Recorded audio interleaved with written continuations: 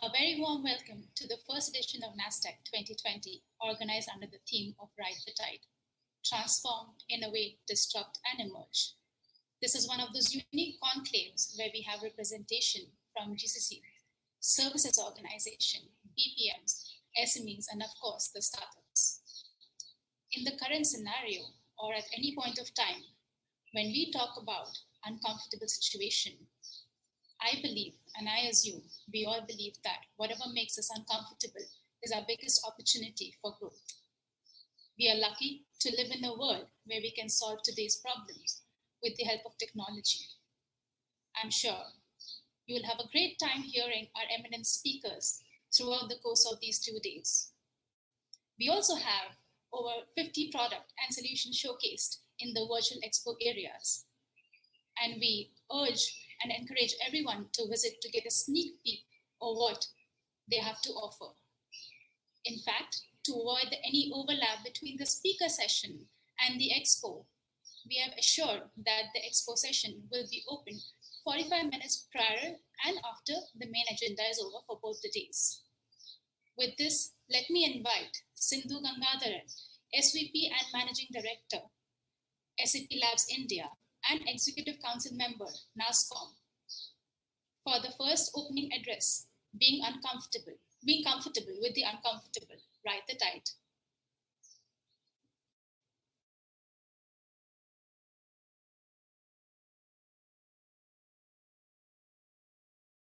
Thank you so much for the kind introduction. Good morning, good afternoon, and good evening to everybody across the globe who's joining us for this first edition of NASTech, a confluence to deliberate on the latest and greatest in technology and its impact across all our industries. Now, it's going to be a very packed and an exciting agenda which we've planned out for you over the next 2 days. And I'm extremely delighted to be kickstarting this event. The topic I'm going to talk to you is going to be extremely relevant for all of us, particularly in this phase of recovery, and is essentially going to be a guiding force as we move on. Now, to move beyond the comfort zone is something that we're all absolutely familiar with. However, to get comfortable with being uncomfortable is something which has now become an essential as well as a key requirement for that collective experience as we continue to strive forward. Now, we often come across several stories of ambition which is powered by sheer determination, but I strongly feel that the grit demonstrated by an athlete is absolutely magical and can be very inspirational to most of us. While there are many such stories of grit and sheer determination, I was personally attracted to this one, which happened during a National Football League match on the 18th of November 2018. I'm not sure how many of you recognize this athlete. I'm talking about Alex Smith, the leading quarterback for Washington football team. Now, Smith was tackled in the backfield by the Texans, and in that process, his right leg was caught in a very awkward angle, and he suffered a very compound fracture that broke his right leg. And things got really complicated for Smith because as he worked on recovering from the injury, he also had a lot of complications like an infection of flesh-eating bacteria after his first surgery.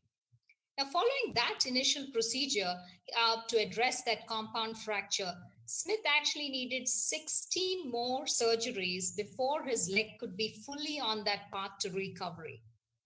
However, from a nearly career-ending journey, Smith came back and came back really strong. His return is even considered to be a miracle by many in the sporting arena, not just in the US, but also across the world.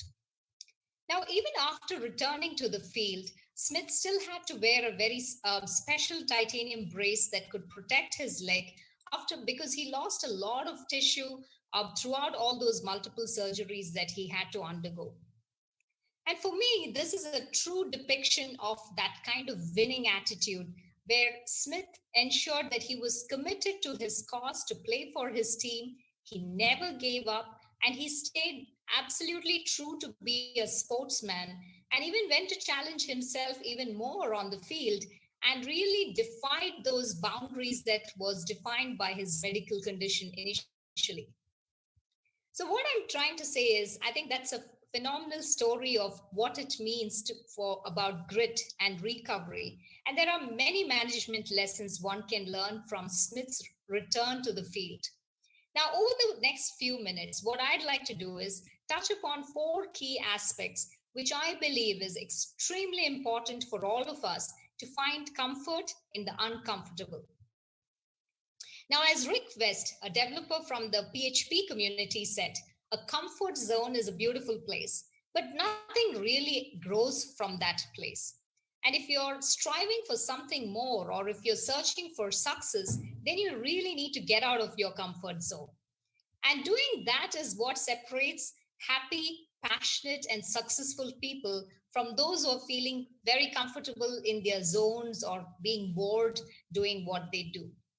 And once we all learn that how we embrace that fear of uncomfortable, we'll be astounded by the progress that we can make, not just professionally, but also personally.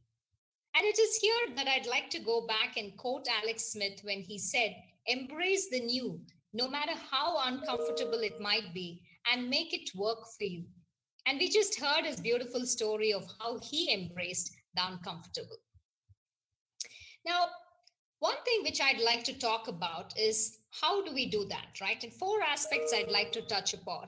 And the first one, which is very important, is being around like minded people. Now, this is a very important aspect, and because it's not just about talking about the challenging situation that you're in, but it's also about looking for a support system. And it's so important to get around people who also supports your vision, your thinking, because these are the kind of people that are going to hold you accountable, but also make sure that you're going to stay on track.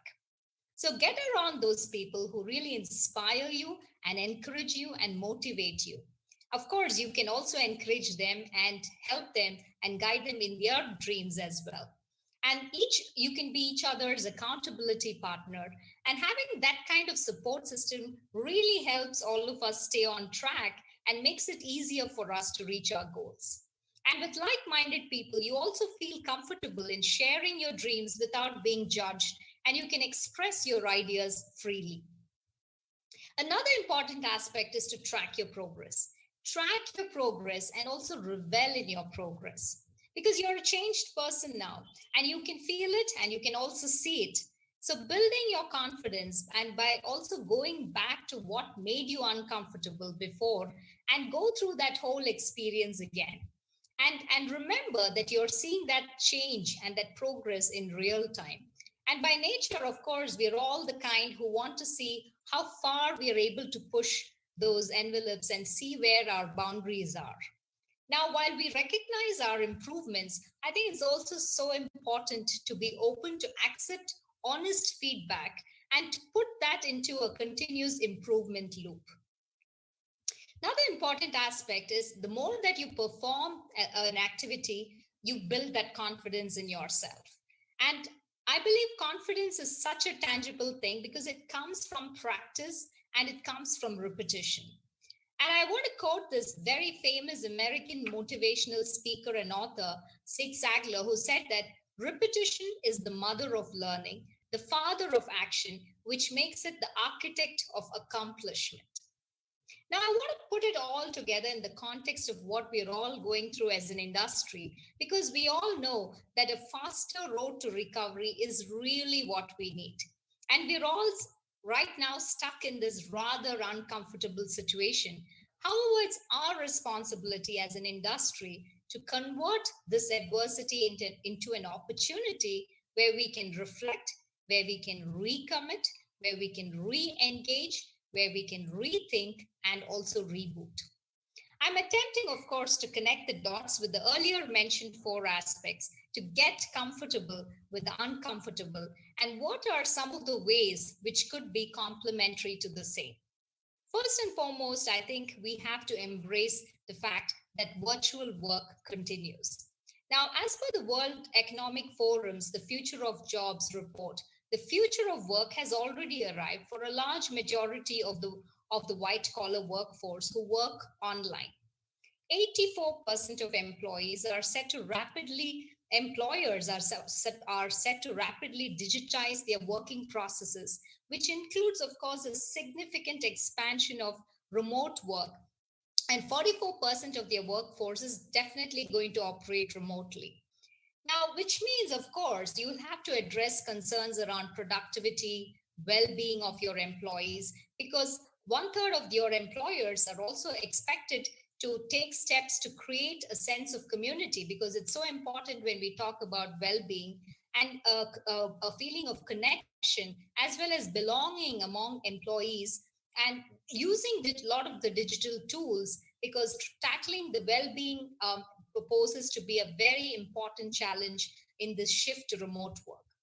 Now, of course, the recovery process is going to create a lot of opportunities for organizations to also redeploy their workforces as well as maximize their contribution as well as the potential of their workforce. Now, while some employees will come back on site, many will continue to work remotely.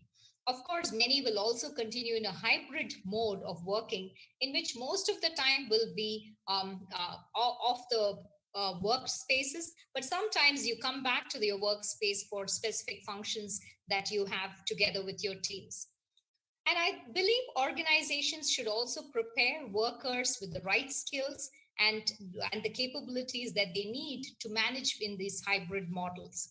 And this, of course, translates into a lot of things like infrastructure, the bandwidth that is needed, as well as all the tools, all the digital tools that are needed for virtual work, and also building up the critical knowledge resources that are also needed, not just for the immediate needs, but also for the future work requirements. And like I said, re engaging and redeploying the workforce will, of course, include both assigning and creating meaningful as well as impactful opportunities for your employees, but also engaging your workforce to apply their potential skills. Which brings me to another important aspect, which is investing in your employees. Now, as organizations begin that recovery process, I think it's so important that we all reinforce our commitment to the well being as well as our commitment to being a purpose driven organization. And this goes beyond things like making sure that you take care of the physical, the psychological, as well as the financial concerns that employees will have. And when I talk about physical well being, of course, we're talking about an emphasis on health and safety of your employees, the cleanliness of your workspaces, as well as the availability of testing as well as treatment. And psychological well being will, of course, include workplace practices such as giving options for flexible schedules, which is so important for the mental as well as the emotional health of employees. And as leaders, we should recognize the diversity of your employees and their individual expectations and support them in this transition phase of from the crisis until recovery. Another important aspect is HR practices and policies. And I think it's important that as our organizations, we need to be cognizant of the newer dynamics at play. And hence, it's so important to reimagine some of the old approaches of policy making, because this is what is going to help organizations to be better suited for the demands of this so-called the virtual employee. And some of the key policy inclusions would, of course, include aspects like revisiting your existing compensation and benefits, because you would need allowances to support an employee in their home office, just as an example. Also, we need to think about innovative leave policies, especially when we are talking about special time off for employees to take care of their family members, or even health insurance needs to be reviewed to include COVID coverage, just as another example, or things like employee vaccination and giving them access to better medical facilities. And these would all become huge value when we talk about policies moving forward. Also, not to forget our policies to support the mental hygiene for employees. And here I emphasize all the time how important it is to have a well-defined employee assistance program within organizations. And another aspect which is also coming in this context is your reskilling of employees. And I talked about earlier the redeployment of employees. And I think we need to do a competency mapping of employees and also look at ways in which you can leverage your employees by reskilling them, because you would also see that depending on the economic needs, you would have different strategic areas of investment that would need that kind of reskilling as well as redeployment of your employees. Another important aspect is owning the narrative. And I think the recovery phase is twofold. Firstly, it calls for very strong leadership and very credible communication. And this is not just external communication, but also internally within your organization. And communication that really bonds together your stakeholders and also alert what is essential to your customers and adapt the narrative towards that, I think is the absolute need of the hour. And the second part is, of course, to reinforce what is your brand standing for, right? And it's not that one size fits all strategy would work, but I believe that the bedrock of success will really for going back to what is your brand story and going back to narrating that with all the transparency, but also the sensitivity that is needed based on the current scenario that we are all facing. And I think the approach should also be to create a density of information and make sure that this information is available across all channels so that people can have access to the right information, irrespective of the channels that they go through, but use them to help them in their decision making as well as making those right actions. So, all in all, I think we're all fellow travelers in this journey of, like I said, embracing the uncomfortable. And I truly believe that with our collective experiences and with our sense of empathy and wisdom, we will all absolutely march forward through this. Now, thank you so much for being such a fine audience today. I sincerely hope that the next 2 days are going to be very insightful and very exciting at NASTech 2020. Enjoy the experience.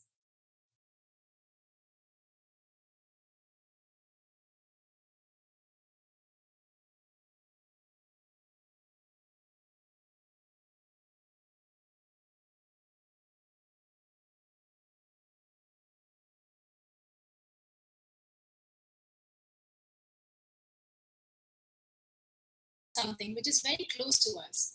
Whether we talk about Delhi, Bangalore, Beijing, or New York, we all are struggling with global warming, traffic jam issues, pollution, air quality.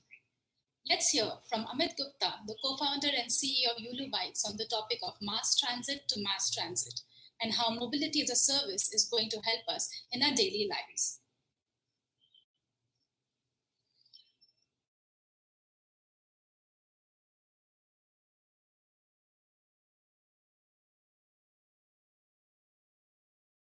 I'm very excited to be part of NASCOM NASTech event, and I warmly welcome all of you to this afternoon. I will be talking about the state of mobility. A lot of things have changed in the pandemic, and we also know we're talking about challenges with respect to air pollution, traffic congestion, global warming, and whatnot. So, how mobility has been transforming, or I will say that how they should be rather transforming in my next 10 to 11 minutes. If you go back 10, 20, 30 years back, uh, mobility actually meant your own personal vehicle. So it was primarily a self mobility where people were driving their own car, they were riding their own two-wheelers in the context of countries like India. And then suddenly there was whole new notion of mobility in front of us, led by Uber, Lyft, Ola, Didi, different part of the world. And mobility started to become more shared and smart. A smartphone actually made that process pretty convenient, and people were very comfortable getting their smartphone, pushing a button, and the taxi will come and take them around. But it was not good enough. And the reason was that while people were hailing these taxis and whatnot, the roads started getting more clogged.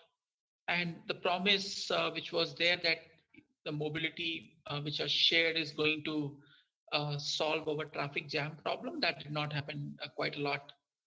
People were still basically using these big cars, and we have very limited space on the road. Not only the traffic jam, but the type of air we are breathing, the air quality is actually very, very bad.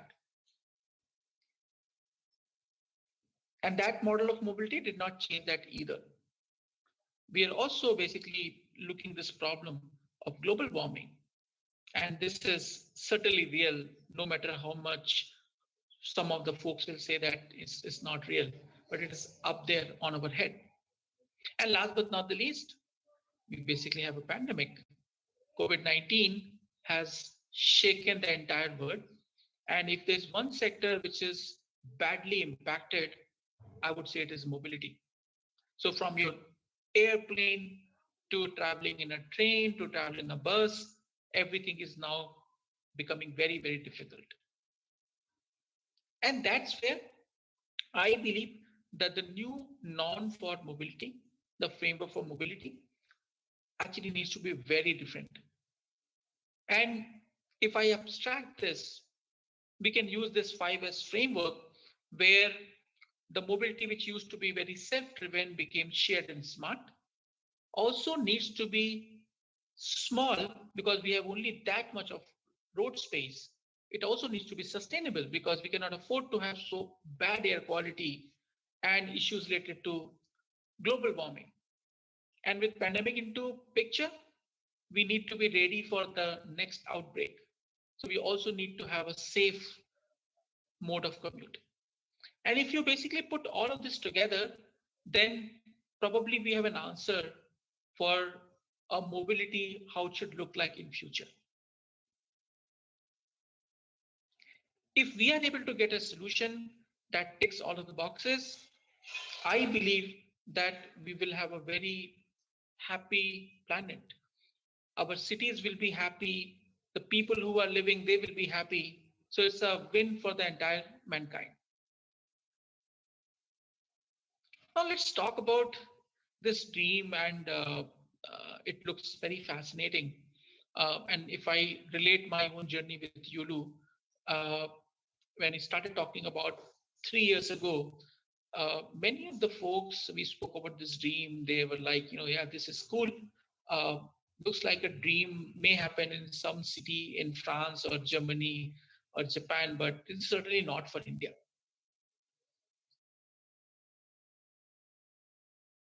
Because when you talk about having an option which is ticking all of the boxes, particularly in the context of India, they will say, hey, where are you seeing these people? Have you ever seen people using these small form factors that too sustainable in India? Have you seen this kind of infrastructure? I went to Paris, I saw these, beautifully lined bikes over there in a docking station. And are you forgetting, the type of temperature and air quality we have in our cities? So this is not going to happen, at least in our lifetime. So this was basically the thinking what we used to hear. And we were a bunch of entrepreneurs, and as you know, entrepreneurs see an opportunity with every problem, and we were no different. And we also believed that this is a complex problem and it requires a simple solution. By the way, Yulu actually means simple in one of the Chinese languages, and we are truly living the name in our solution set and the way we look at the world. When we started our journey, the mascot for sustainable mobility is actually bicycle. That's how we designed a product, put them in the market, and people started using it, by the way, also in Bangalore, which was our first city. We realized, but if we have to solve this problem of urban mobility where close to two-thirds of the trips are below 5 kilometers, we actually needed a solution which can be used in a practical scenario. And if you club the type of temperature and weather condition we get in cities like Hyderabad, New Delhi, Mumbai, then this product is not going to work for sure. And that's where we basically started focusing on a product which is motorized or which is powered by some form of energy. We had a choice of doing something with petrol scooters, but at the same time, we were not convinced that we will make money ever in this kind of form factor and business model. We were also basically worried about we not solving the problem holistically, where the problem of pollution and greenhouse emission, gas emission, we were just moving them from one pocket to another. And that's where we decided to put all of our focus in figuring something with the electric mobility. Solving for electric mobility was also not easy. June 2018, there was no suitable product. There was no design for battery. There was no charging infrastructure in place, and we didn't know what to do with this kind of vehicles. And we we basically manically started working towards the foundation where not only we found a way to park these vehicles. So if you remember uh, those docking station, we did not have those spaces in India. We started going to the city authorities, a lot of corporates, a lot of citizens, and they gave us spaces to us, which actually were made into these Euro zones. The way our service works, you pick up vehicle from one station and then you can leave Yulu zones is 250 meters. So you're never away in terms of the accessibility part. The product is also designed in a manner where anyone who knows how to ride a bicycle can ride this. It does not require helmet. It does not require any other training. So it's very, very simple to ride. We also ended up building charging station network, which we have been able to place them at mom and pop stores. So it's very, very easy for us to do this charging operation. Last but not the least, the policy part, which was not there. So we did not know if what we are doing is legal or illegal. So we also needed to educate the city authorities that this is how they can shape up their city, they can make them sustainable, etc. So we are very proud that we contributed to even policy making for all of the large cities that include Pune, Mumbai, Delhi, Gurgaon, Bangalore, etc. And cities are also basically very thankful because for them, this IoT, this software, this app is all very, very new and complicated thing. We were able to bring some globally, best practice from countries like Singapore, United States, etc.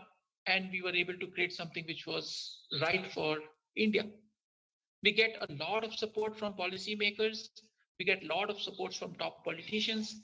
In fact, every state where we are present, we actually have been welcomed by the head of the state, which is Chief Minister, be it Gujarat, Karnataka, Maharashtra, Uttar Pradesh, etc. And to make things better, now people have been talking about the impact of COVID-19 on mobility. Actually, you will be surprised in all in all mobility form factors in India. And why it happened? Because people were worried about getting into a vehicle which has a driver or a co-passenger. They were worried about the the unknown or the risky surfaces to touch. Product like Yulu, which is a single seater, it has only 3 touch points. They are being sanitized every day with a WHO certified chemical, basically made the safety part absolutely taken care of. To make things sweeter, all of the big cities are also putting policies and infrastructure decision to put up this dedicated and empty lanes, non-motorized transport lanes, in which bikes, e-bikes, including vehicle form factor like Yulu is allowed. By the way, the stuff which is happening in India is also happening in the world. where there are at least 100 large cities across the globe who are promoting electric mobility with small form factor and these dedicated NMT infrastructure to enhance the safety, which will increase the penetration and adoption of services like this. We actually done a lot of things, and the numbers actually speak for themselves, covering more than 5 million uh, kilometer distance. We have close to 18,000 vehicles on the road. We have made impact on carbon saving. We have saved a lot of time of people who would have stuck in traffic, in the four wheels, etc. And we have an active user base of 2.5 million right now. And Yulu, by the way, is the largest electric mobility in the country right now. During pandemic, not only people mindsets were changing for a product like us, but in general, if you look at it, there's a much better adoption of sustainable mobility in general. Whether you look at the survey which was done or look at the Google trend, everything was going up. People were using it for fun, fitness, commute, and this is the global phenomenon. Thank you.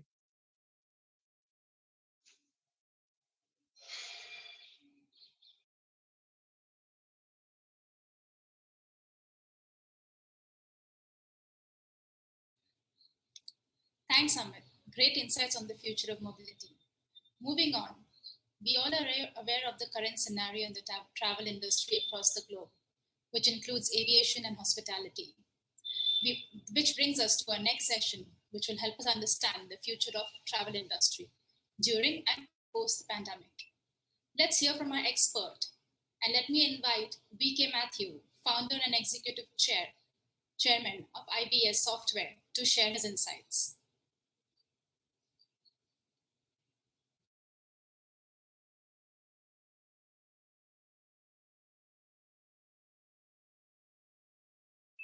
Good afternoon, good evening, good morning, friends, ladies and gentlemen. I am VK Matthews.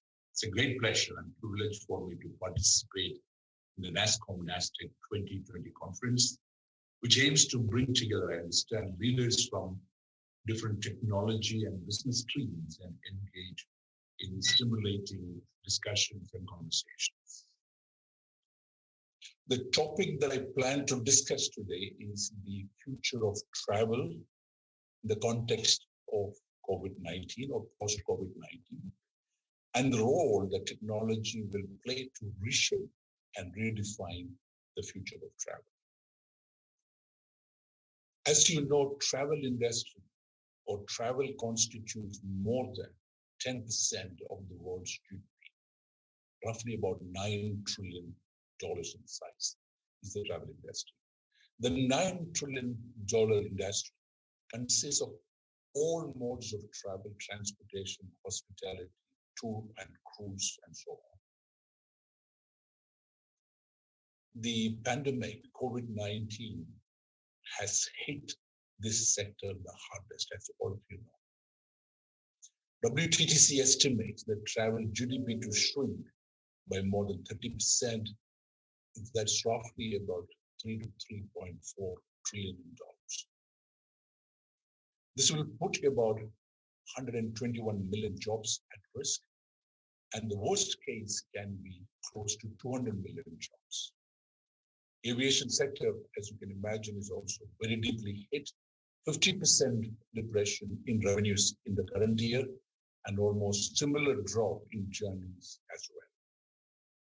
There are a number of airlines, as you would read from the newspapers, have filed for bankruptcy. Virgin Australia, LATAM, Avianca in South America, Aeromexico also in Central America. I was reading the first half yearly reports from Emirates Airlines, and they have reported a 95% dip, that is April to September, in passenger volume, 13 million to about 1.5 million. However, the cargo revenues were much better than normal, though the cargo volumes carried was almost 35% less. But because of the reduction in the belly capacity, the yields have gone up. Hotel industries equally impacted, if not worse. As of 31st of October, just about 15 days before, the weekly average occupancy in Europe was roughly about 25%, and in the United States was slightly better, over 40%, because of the domestic travel. EU countries have announced lockdowns with the second wave of the pandemic coming in. UK is closed for this entire month of November, as you would remember, as you know.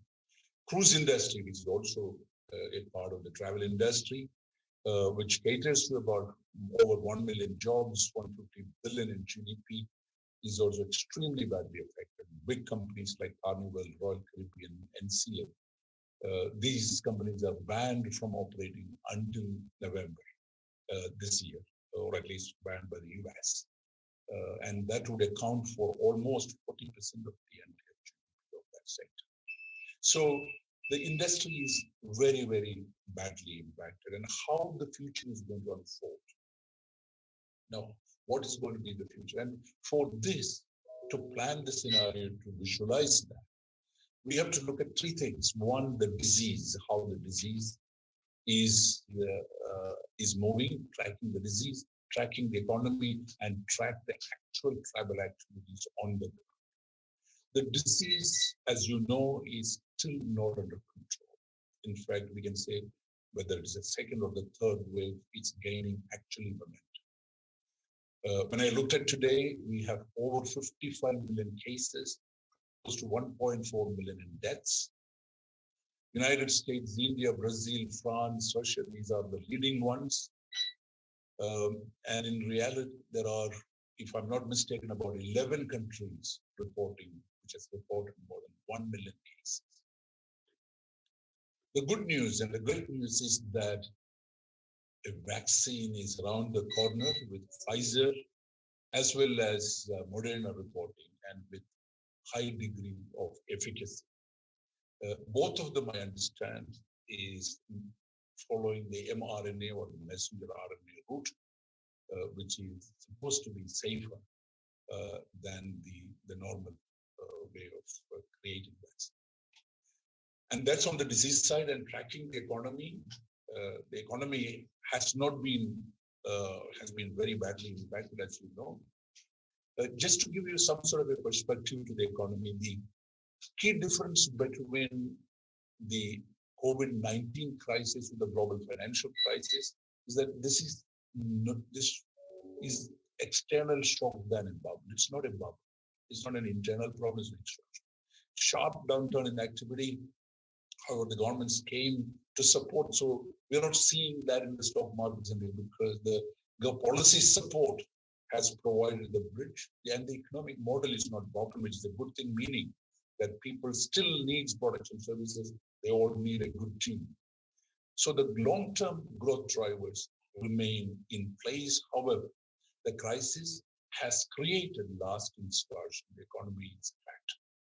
And the last forecast by IMF on the GDP is that we will shrink by about 4.4% in 2020. The only country which will mark progress, is a growth is perhaps China. My expectation is that the global GDP will shrink more, and the growth expectation next year is 5.4% according to IMF, which actually would then mean that we will get to the pre-crisis level by 2022 early part. And with China, India, and US contributing to 25, 12, and 11% of the total growth in 2021 to 2025. 2021 to 2025, the GDP is going to grow, and a considerable part of that is going to be contributed by China, India, and the United States, respectively. Now, so in summary, there are 4 scenarios possible for travel industry recovery based on 2 factors: pace of economic recovery and virus threat perception or fear of flying or fear of travel. Fast economic recovery versus slow, and similarly high threat perception versus low, and four scenarios with a combination of two. For travel, clearly disease control is more impactful than economic recovery. And before getting into how technology can help travel industry recover and grow faster, let me tell you some of the trends that we actually see. So I was talking about a great acceleration of trends. COVID-19 has intensified existing trends, widening the gap between companies at the top quintile and the bottom quintile of performance, or the winners and the losers. And this widening of gap is based on two main factors. One is the business model, the other one is the industry sector. What we have seen is that the companies in the top 20%, if you look at the Fortune 500 companies, S&P 500 companies, and look at the companies which were doing well before the crisis, has done even better during the crisis. They grew in their market cap significantly by about $335 billion. And the companies at the bottom quintile, 20%, has actually shrunk almost by an equal size in market capitalization. You can see this in terms of companies by business models or in terms of industries. The difference is the same. And we can also see a change in consumer expectations. That's another very interesting aspect. Now, people are now redefining new SLAs by the on-demand economy. Your next read in less than 1 second, maybe Facebook, Twitter. Your next movie, less than 10 seconds, Prime, Netflix, YouTube. Your next ride, less than 5 minutes, thanks to all the Uber, Lyft. Your next meal, less than 1 hour, thanks to online deliveries. Your fresh groceries and your e-commerce purchase. So the consumer behavior is dramatically changing. What we are seeing is this acceleration of trends that existed before the crisis. Very important for us to understand. Online deliveries in 8 weeks during the pandemic, in the month of July, August, is equal to the entire online deliveries during the last decade, 10 years. Similarly, tenfold growth in telemedicine in 15 days. And we can see similar acceleration patterns in online education, remote working. Companies with future-ready business models are more resilient than legacy business models. Very clear. 2 years worth of digital transformation in 2 months, and a quarter is the new year and the fastest way. And the sentiment is echoed by Satya Nadella in one of his speeches. And if I take this into the future of travel or to the travel industry, I will put it this way. There are 2 key factors: travel safety reassurance for revival of travel and creating travel excitement. Reviving travel would require more than just making travel safer. So we have to make travel better than just safer. Yeah. So creating the excitement of travel or travel excitement. 3 types of interventions. Companies can look at 3 types of interventions. Companies intervene to reinvigorate travel over the coming years, essentially creating the following emotions or outcomes. One, creating a kind of a feeling in the minds of the traveler to say, yes, I will travel. Then creating a kind of an emotion that I prefer to travel with a certain brand. That is through opportunities to differentiate. And then the third one, which is the best for any brand, is I will only travel with a certain brand. And what are the things that we can think of doing to create this kind of outcomes or emotions? Give customers more choice and control. Being able to build and modify their own itinerary through smart digital tools. helping them to personalize the experience, the exciting and new service focused than competition. Listen to customers and take an agile approach. We've always seen, if you really look at customer experience design, requires co-creation with customers. Cross-functional teams should be able to do this and should be able to implement seamless. Yeah. That's another aspect. And we are talking about COVID-19 is accelerating major pre-COVID-19 trends. And with respect to travel, I can tell you about 3 mega trends, which existed before, but is accelerating now. One is personalization. This is all about knowing your customer and offering him what he wants than what you have. Personalization will amplify the consumption. People will buy if it is easy to buy, and I will buy if you sell me what I want to buy. That's personalization. Second one is disintermediation. That is, companies will try to bypass non-value adding intermediaries and go directly to the consumer. I will take my products and services directly. This is also important to know. This is also quite an important aspect to know your customer, which is the requirement for personalization. The third piece, first one is personalization, then disintermediation, and the third mega trend is virtualization. Virtualization means that if I am the brand, I am the travel company, I would like to provide my customer everything that he wants than what I just produce. And I will do this by aggregating such components of travel from partners. In other words, this is moving towards owning a service than operating or producing all components of that service, virtualization. So the brand stands for fulfilling. Thanks to digital technologies, we will be able to aggregate, pick up travel supplies from wherever that is available and provide to the customer. So these are the 3 trends, and this is accelerating. In summary, every travel company is trying to become a technology company to recover and provide. This quest to become a digital enterprise will lead to lasting changes in the industry, where travel companies will strive to become digital enterprises, a digital airline, a digital hospitality company, a digital cruise company. And what are the attributes of it? That means if I'm a digital airline, I will connect, engage, and service my customers digitally.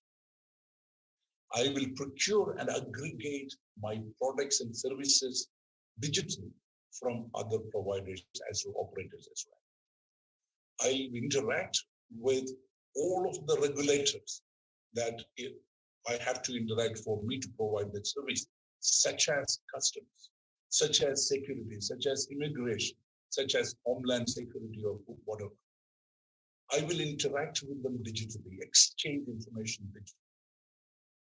And I will have employees working from anywhere.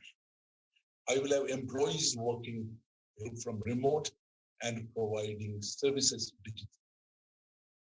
And that in a way, so that means customers serve digitally, products procured and aggregated digitally, employees working from remote digitally, and us interacting with all of the stakeholders and all of the agencies, including the regulators, digitally.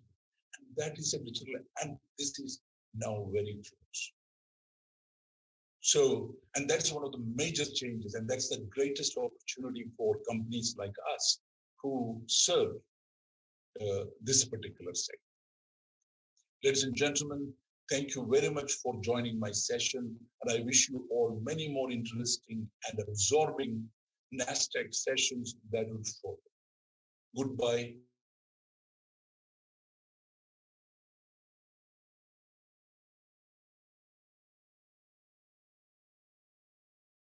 Thanks, Mr. Vicky Matthew. One thing which we have seen change very quickly is the way we talk about innovation and how we are now moving towards accelerated innovation. The next session is a panel discussion which throws some light on reimagining manufacturing operation, accelerated innovation. Let me introduce you to the panel session anchor, Madhurima Agarwal, Director Engineering Program, NetApp Accelerator. Sumit Manocha, Vice President Digitalization APAC Ulmat Company. Sandeep Agarwal, EVP and COO Happiest Mind, and Sanjeev Verma, Chairman Altron India. Well,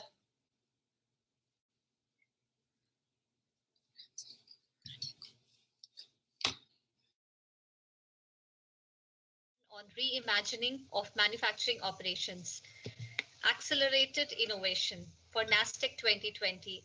This is the first edition of NASTech 2020, and I'm pleased to have a panel of stalwarts with me, Sumit, Sandeep, and Sanjeev. Yeah, that tells you the popularity of the names that begin with S. So with that, I'm going to go around the table and request my panelists to share how they interpret the topic. And Sanjeev, would you like to go first? Sure, thanks. Thanks, Madhurima. It's a pleasure to be here and to be speaking here. I feel that this topic is pertinent, and in my mind, it's more talking about digital manufacturing. And I also feel that this is a topic which, especially in manufacturing, is going to take a lot of significance in the next few years. I think the COVID has just accelerated the whole process, right? So what was good to have yesterday is now a must have, and the whole, I think the leapfrogging of this whole technology and why is it so important for industries to really adopt the Industry 4.0 framework is becoming a pertinent topic, especially in the post-COVID scenario. Yeah, can't agree more actually. So I think the whole reimagining, I think what better time it could be than reimagining it right now. I think the accelerated scope of innovation, we have already seen the innovation happening in the pharma industry, taking the lead in terms of how research and innovation can actually benefit the whole industry as such. And I think same thing will be applied going forward to the manufacturing. So I think this is the best time to discuss about this topic and see what is going to fuel the next reimagination of this entire Industry 4.0. And let's hope to have covered some of those points in the discussion. So Sumit and Sandeep, both of you talked about Industry 4.0.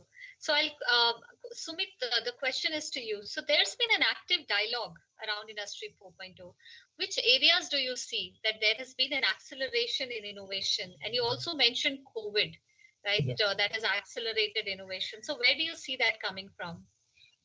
Well, I think so. This whole physical to digital to physical, right? So the whole the digital. So across industries, it has happened, but in manufacturing, which is not generally the pioneer on the technology adoption, because of the need of the business, has become a pioneer. So whether it is the supply chain management or whether it is actually doing a remote factory operations, all of that, or whether it is the whole maintenance and repair into various operation center, all of that has taken a leapfrog where using IoT and using analytics, how do you make sure that the operations run without any hindrance? So I think this whole COVID has made sure that the manufacturing industry is not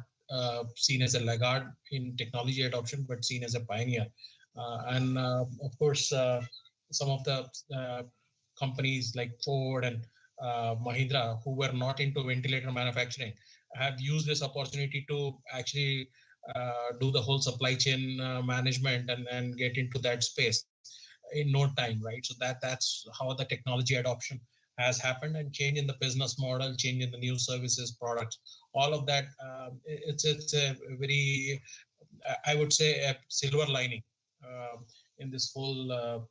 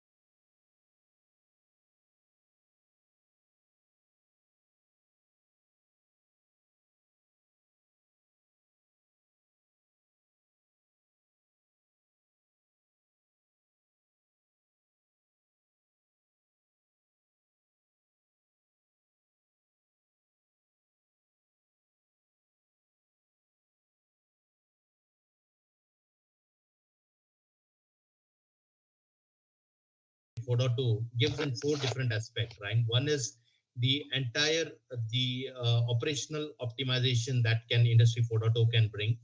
The second is the empowered workforce that can take the decisions with the data that is made available to them, so that they are not just actually doing a routine work which is left to the automation to happen.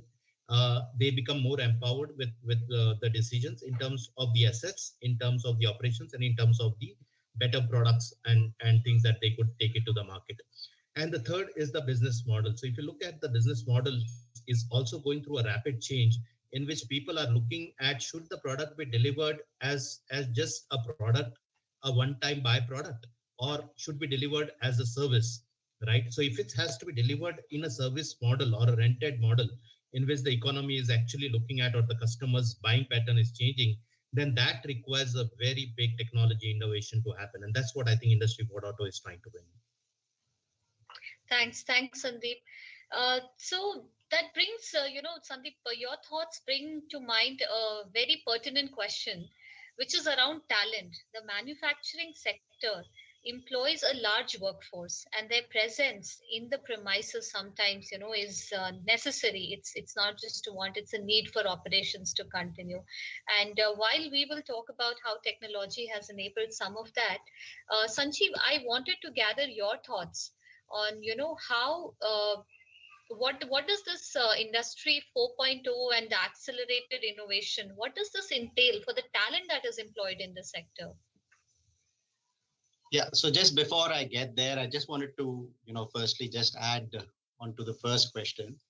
There, I think there is one very significant shift that's happening, and to me, that's design-led manufacturing. And I'm purposely limiting myself to manufacturing, really, and saying that, therefore, the digital engineering and design-led manufacturing is something that we're going to see.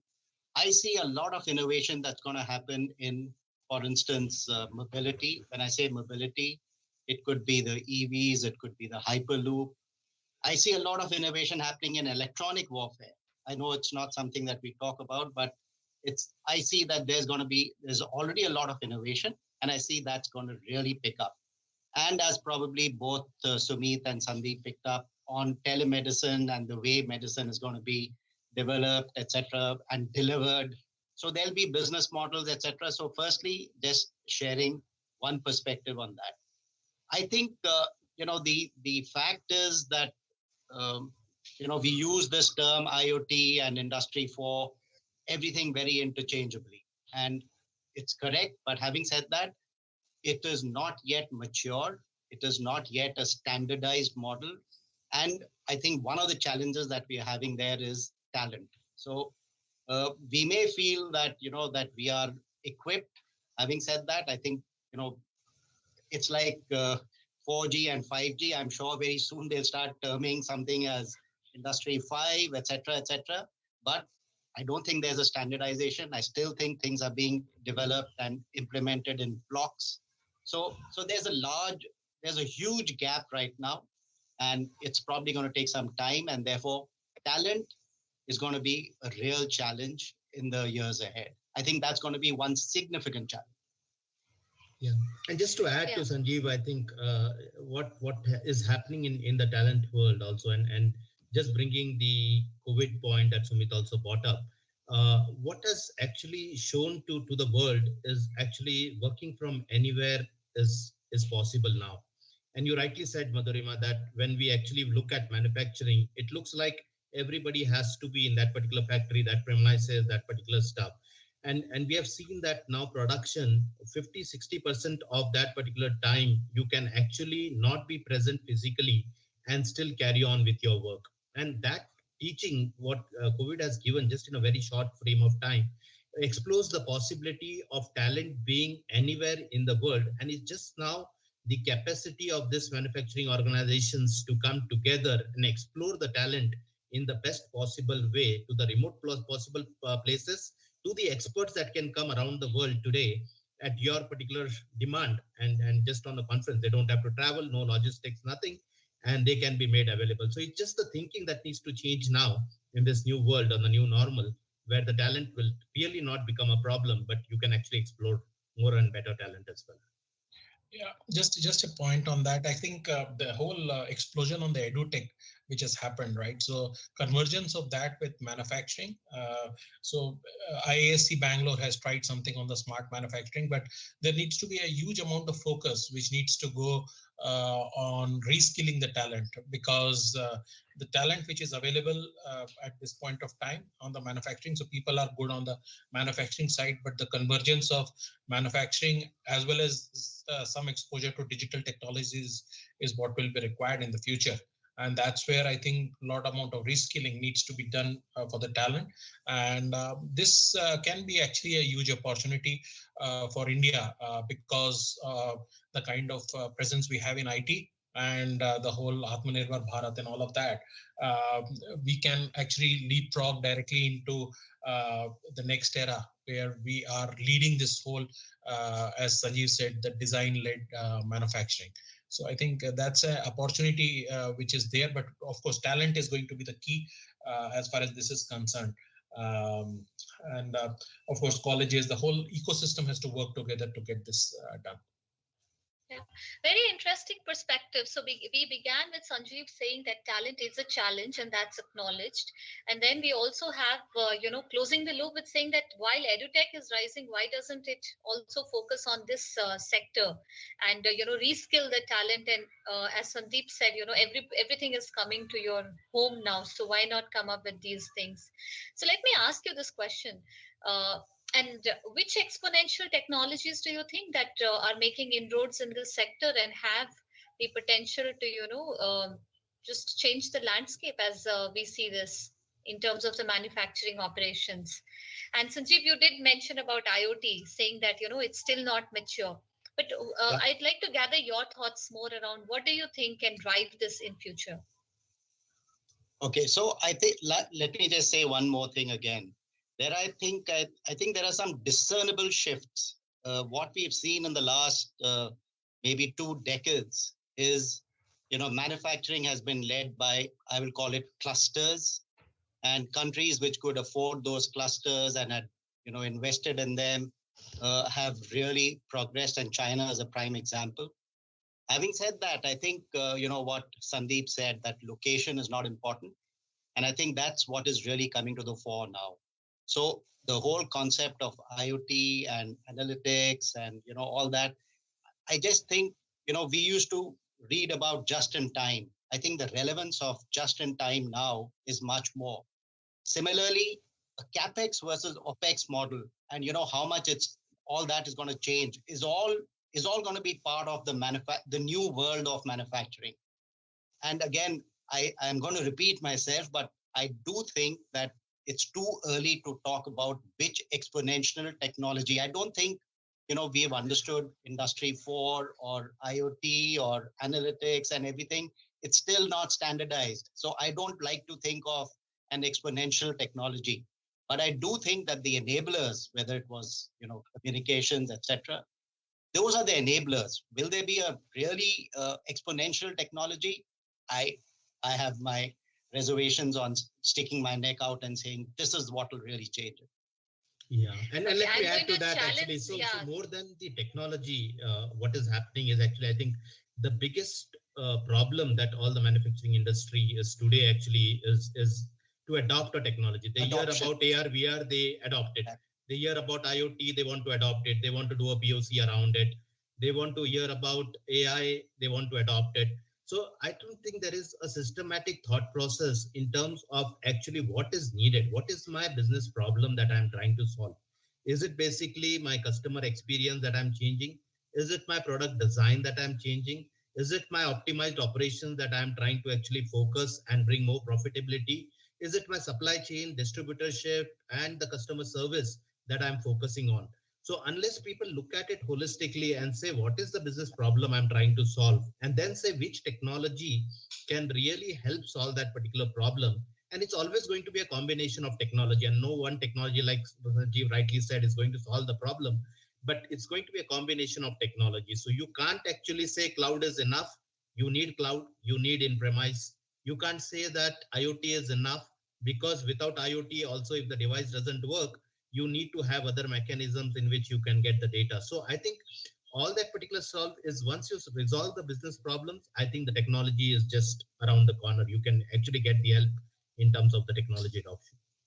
I couldn't agree more. Adoption and standardization, and I use that word very, very loosely. But if a conglomerate is trying to do this only in one division or only in one stream, example, you do it in manufacturing, but don't do it in supply chain, or you don't do it in warehousing. So you still haven't cracked it really.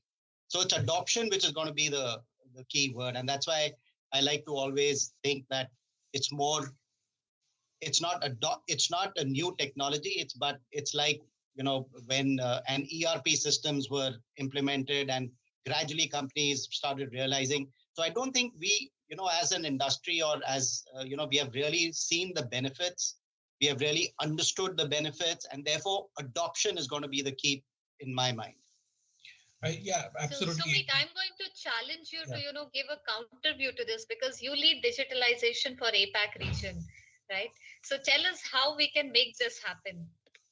No, I think while I agree to what Sanjeev and Sandeep said, right? So, but um, the process flows, right? So there has been, like, ERP has done the basic process flows. Now the next level of the process flow, because any digital workflow has to happen, the whole processes using design thinking as an approach, right? How do we make sure that the whole process is enabled to serve the customer and also serve the suppliers? So each of these process workflows have to be realigned to keep the interest of the consumer in mind. And how do you then shorten the life cycle? How do you shorten the product development life cycle, the supply chain, and all that? And then you top it on with technology. So whether it is the AR VR to augment the whole experience, or whether it's IoT to do the sensing, or putting that whole thing on the cloud and then doing the analytics around it, or using algorithms of machine learning and AI to really make a model out of it, right? But the whole thing has to start from realizing the benefits. There are some large companies who have done the process alignment, but the whole thing that process alignment which has happened has to converge to the digital workflow, and then using various technologies to really extract the value out of it for benefiting the whole supply chain. So that's what is my perspective to it, right? So one of the examples I'll give you, so airline industry, which is going through a big churn at this point of time because of this scenario, right? So whether it is Boeing or Airbus or any of this, they are leading this whole thing with complete digital design manufacturing, and this how they're using this opportunity to actually realign that whole design-led manufacturing, which Sanjeev said. I've actually seen that in reality converging on the, and this whole process is happening very, very fast. So what could have taken years will now happen in maybe a year or so, because that is the need of the business, right? So that's my view of how I see things evolving in the future, to really get the ROI of the technologies which have been put in place, and also the technologies which are also these big buzzwords. How do we get value out of it? Yeah, very rightly, as you said, get value out of these buzzwords that we are seeing today floating around. And we also, have seen that COVID has accelerated the rate of adoption of technology, right? Especially in sectors like manufacturing, where it might have taken years. Now they've been forced to do it, in a very, very constrained time frame. And probably that rate will increase as we go, because now that they've got a taste of technology and how it can change things. But yeah, the challenges, as Sanjeev talked about, standardization and adoption, those are something that we yet have to see how the industry overcomes that. So talking about that, let me switch gears and ask you, what are some of the areas where you think regulation can make a huge impact? And if you had the opportunity to ask from the government, what are some of the things that you think can help us drive the standardization, the adoption, and overcome the other challenges that we see today in the tech adoption for manufacturing industry? And So in my mind, anybody can take this. Yeah.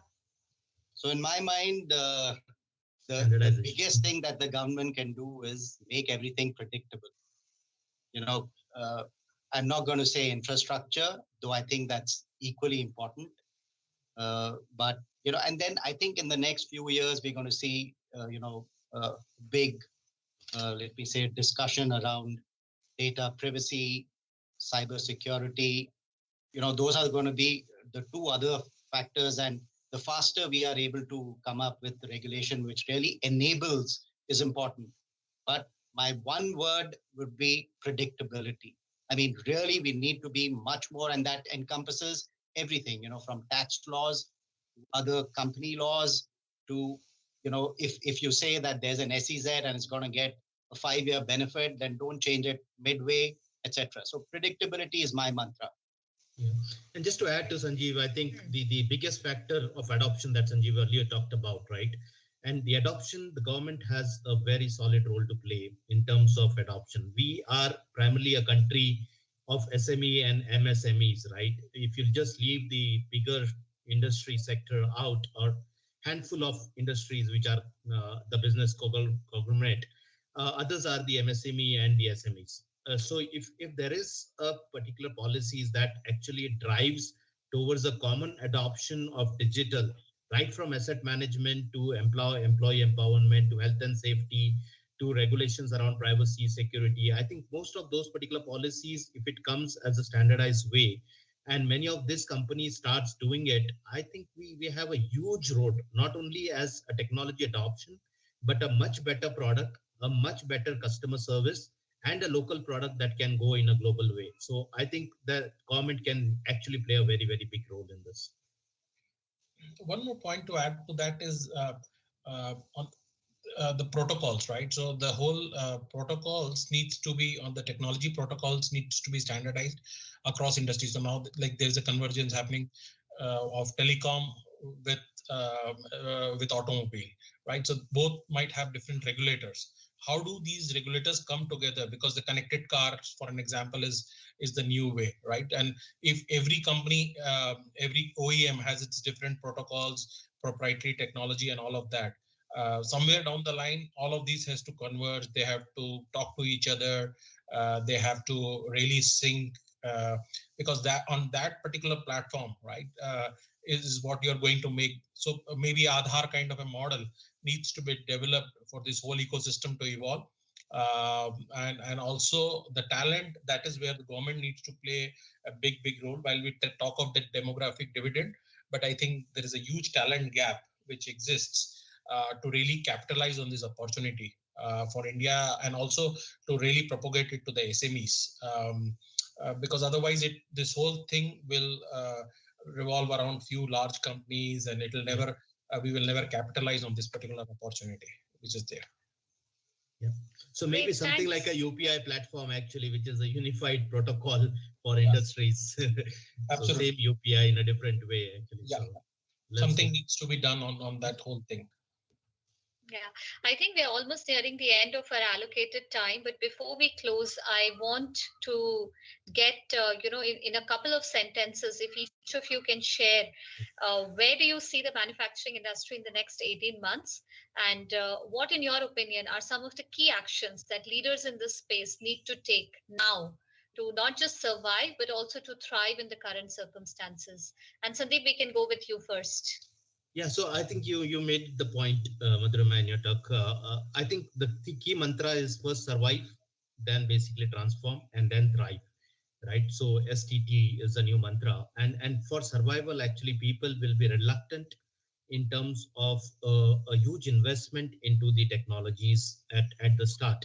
But again, they realize that without use of technologies, they are not going to basically transform, and there is no question of thriving. So only those industry which are really looking at a long term is what is going to adopt the technologies. And 18 months is a pretty short time, I would say, actually. But 3 years, I will see that if policies comes together, and if some of the industry really become that standard, we need labs in India. If we look at IoT labs, we need the standard labs, we need the standard gateways, we need the standard systems, standard devices that are India certified, which are basically made available to this particular manufacturing industry so that they don't have to do the POCs every time. These POCs have been tried and tested in the world. It just need to be adopted into the India-based scenarios and basically applied. So I would say that if government can little bit make a push in terms of this labs getting available for this particular industry, we will see the leapfrog in Industry 4.0 in India, and actually we will jump ahead of the curve. Sanjeev, you want to go next? Yeah. So again, agree absolutely that 18 months is too short. I still think it's an adoption and standardization phase. So I really don't see anything, going to happen in 18 months. Even 3 years, I would say, is a bit of a stretch. So, but therefore, again, what is it that's important? It's going to be how far the government and other, private players are able to collaborate, are able to cooperate in making this, a win-win game. I think India is uniquely positioned now because of everything else that we've already spoken about, COVID, the other angles. I just feel that, that again, the same thing of that, the cluster period is probably over. We are uniquely positioned. The government is giving it a push. It's how far we can leverage this and how efficiently we can leverage this now. Sumit? I think 2 points. One is the whole public-private partnership. That is very critical. There are various industry clusters across India which are there. So I think government can really focus working with some of these large private companies to really catapult those industry clusters by adopting these technologies, and also working with the academia, so to really bridge that talent gap. So I think 18 months, although it looks short, but maybe these 18 months or 2 years is going to define the next 5 years of whether we are able to move to Industry 4.0 or 5.0, whatever we want in the future, and really make a success of Atmanirbhar Bharat. Thanks, Sumit. Just for the audience, quick summary. I think this was an extremely interesting discussion. We had a conservative view that, even 3 years is probably not enough, while Sumit says that 18 months can make a huge difference. And we talked about, some of the key things which can make this happen. Some of the things being predictability that can be provided by the government to fast track things. Standardization and adoption came up again and again. We all seem to agree on that. That is the way to, make mass changes across the sector. Public and collaboration was a key word, whether it is with the public-private partnership or whether it is with academia or whether it is with labs opening up. In fact, to that point, I believe NASSCOM does operate IoT labs across the country where new technologies get to be tried out and then ease the adoption. We talked about data privacy, cybersecurity. We talked about how AR, VR, IoT, they are all nascent, still need to grow. But yes, there is huge potential, and some of these technologies allowed us to operate even during COVID times. And, the mantra, as Sandeep said, STT, survive, transform, and thrive. To all of you who had the chance to listen to this panel, I hope you got some great takeaways. I did. And we should go back and apply it in our industries and see how we can survive and then thrive through these times. So with that, thank you, everybody. It was a pleasure hosting this panel. Thanks once again for joining and your time. Bye. Thank you. Thanks a lot. Thank you, everyone. Thanks, everyone. Thank you to all the audience for watching so patiently. Due to lack of time, we are not able to take your questions now, but please feel free to share your questions. We'll take it offline with the panelists and ensure that they address your questions. And don't forget to post about this on social media channels if you like.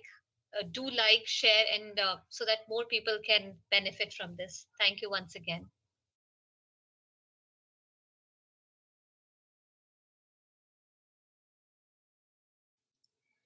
Thank you to all the panel members. Moving on forward, next industry segment, how technology is disrupting the retail industry. Our next speaker is Sally Gilligan, Chief Information Officer and Head of Strategy GAP, and she is going to share her insights on Retail 4.0, how next-gen digital could enable retail enterprises to adapt evolving paradigms. Welcome, Sally.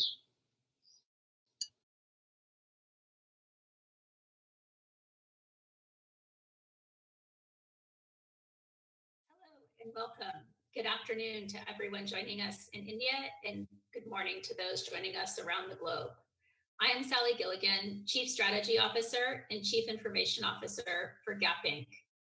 Gap Inc. is a global Fortune 500 retail company comprised of a portfolio of purpose-driven lifestyle brands. Among them, many that many of you have grown up and recognized: Old Navy, Gap, Banana Republic, and Athleta. Together today, I'm excited to explore how next-gen digital will enable retail. Retail at its roots is always evolving. It evolves with customer preferences and behaviors. In recent years, we've seen major paradigm shifts as consumer behavior has moved online with widespread mobile adoption. Omni services have accelerated how customers shop across channels, and e-commerce continues to be distributed across multiple digital outlets, enabled with innovation and payments. Consumers continue to adopt integrated social media and shopping platforms, and underlying all of this has been innovations in technology that have made it possible. Among them, and by no means limited, has been big data, enabling the application of machine learning and AI, edge computing, and the cloud. These consumer behaviors and preferences, coupled with the technology innovations, have accelerated the change curve. We have seen even further acceleration as all of us have navigated 2020. The global pandemic has taken that change curve and brought it even faster forward. As we at Gap Inc. pivoted to respond to the pandemic, similar to so many global companies, first and foremost was establishing safe retailing that ensured our employees and our customers were safe. This included having to adopt many innovations, but among them, and probably most critical, was figuring out contactless payments.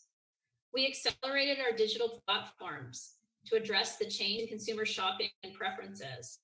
This included for us curbside pickup, scaling our buy online and pick up in store, scaling our ship from store. As the table stakes, these became table stakes as we managed closures globally. The evolution of payments was also critical. As I mentioned, contactless payment, but also installment payments as we met the consumer where they were. Many of these innovations would have been delivered over future years, but they were accelerated to market in under a few weeks. How?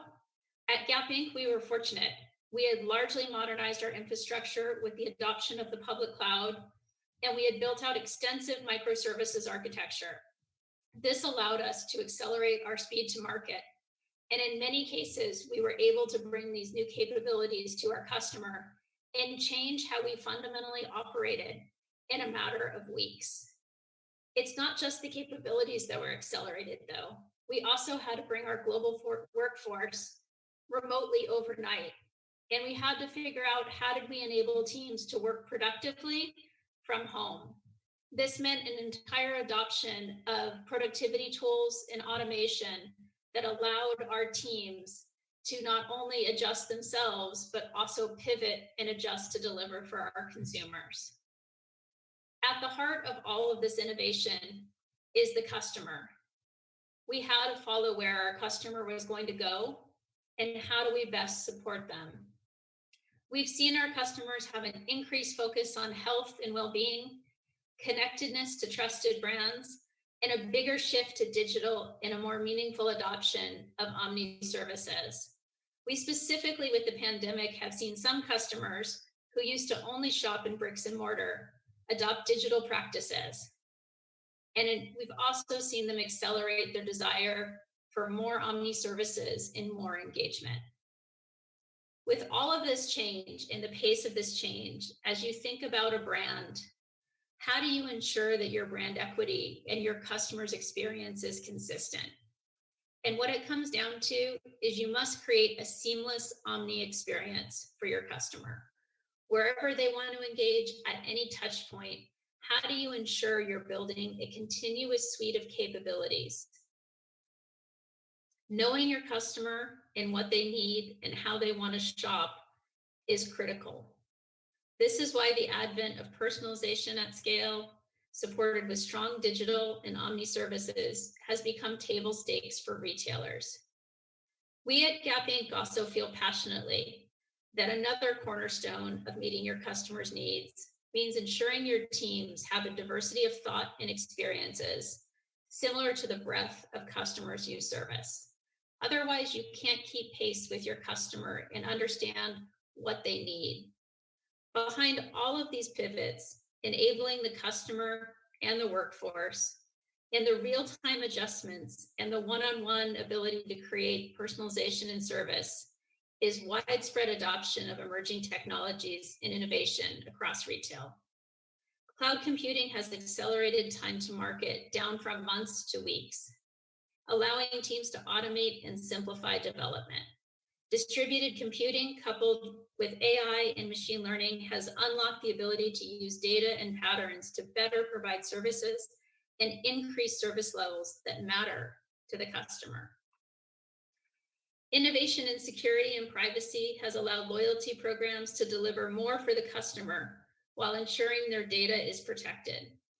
Evolution in the secure payment technology has increased credit access and enabled distributed commerce.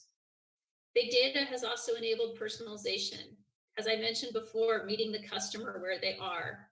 And there's much more to come. As 5G continues to build out, it will unlock access and speed. This is an exciting time to be part of where technology and retail meet as we accelerate how we deliver the best service and outcome for our customers. It's important we keep listening to our customers and evolving and adopting the emerging technology to meet our customers where, when, and how they want to shop. Thank you for joining us today, and I'm excited to spend this time together.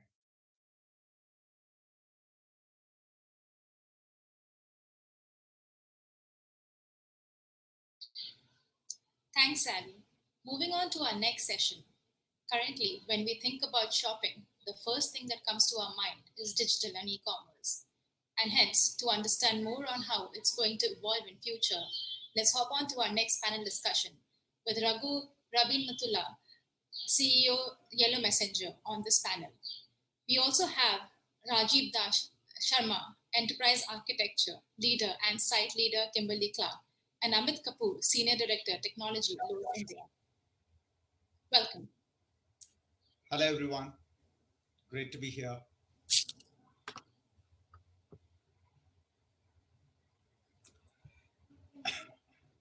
Thanks a lot, Meenakshi.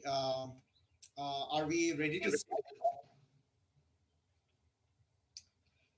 Thanks a lot. Yeah, thanks a lot, Meenakshi, for the introduction, and great to meet you here again, Rajiv, and great to meet you, Amit. So excited about the upcoming discussion. So to give an introduction about us as a company, Yellow Messenger has been providing a conversational AI platform right now being used by about 500 plus enterprises across the world.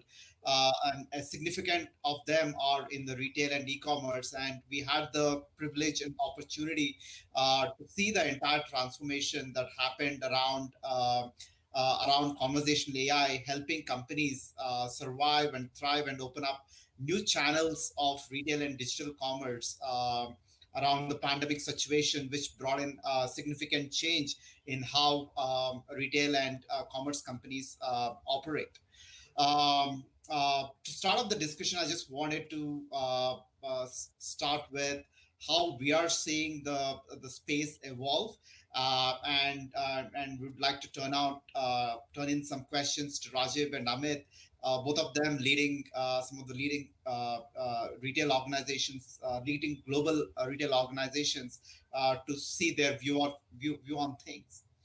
So one of the things that we noticed during the last 7-8 months since COVID has turned out is that there's been a disruption in the entire distribution chain for retail and commerce companies. Either the deliveries were not happening, the distribution centers were not available, the end retail shops were not available to distribute products and services. But the customer demand kept surging because everybody needed necessities. They were trying to put the supplies in the house. and the companies had to really deal with taking in the demand, directly interacting with them, and at the same time overcoming these obstacles. And we have seen companies adopt platforms like WhatsApp, Google Messaging, Apple Business Chat, and quite a lot of those messaging platforms to reach the users and engage with them as fast as they could at a huge scale. The predominant challenge that these companies saw was that with the traditional way of going through websites and mobile apps required 1 to 2 year rollout times, getting adoption, having people to download them, interact with them. Whereas directly going through conversational channels like WhatsApp, they were already reaching billion plus users on day one. These were all available right now, downloaded.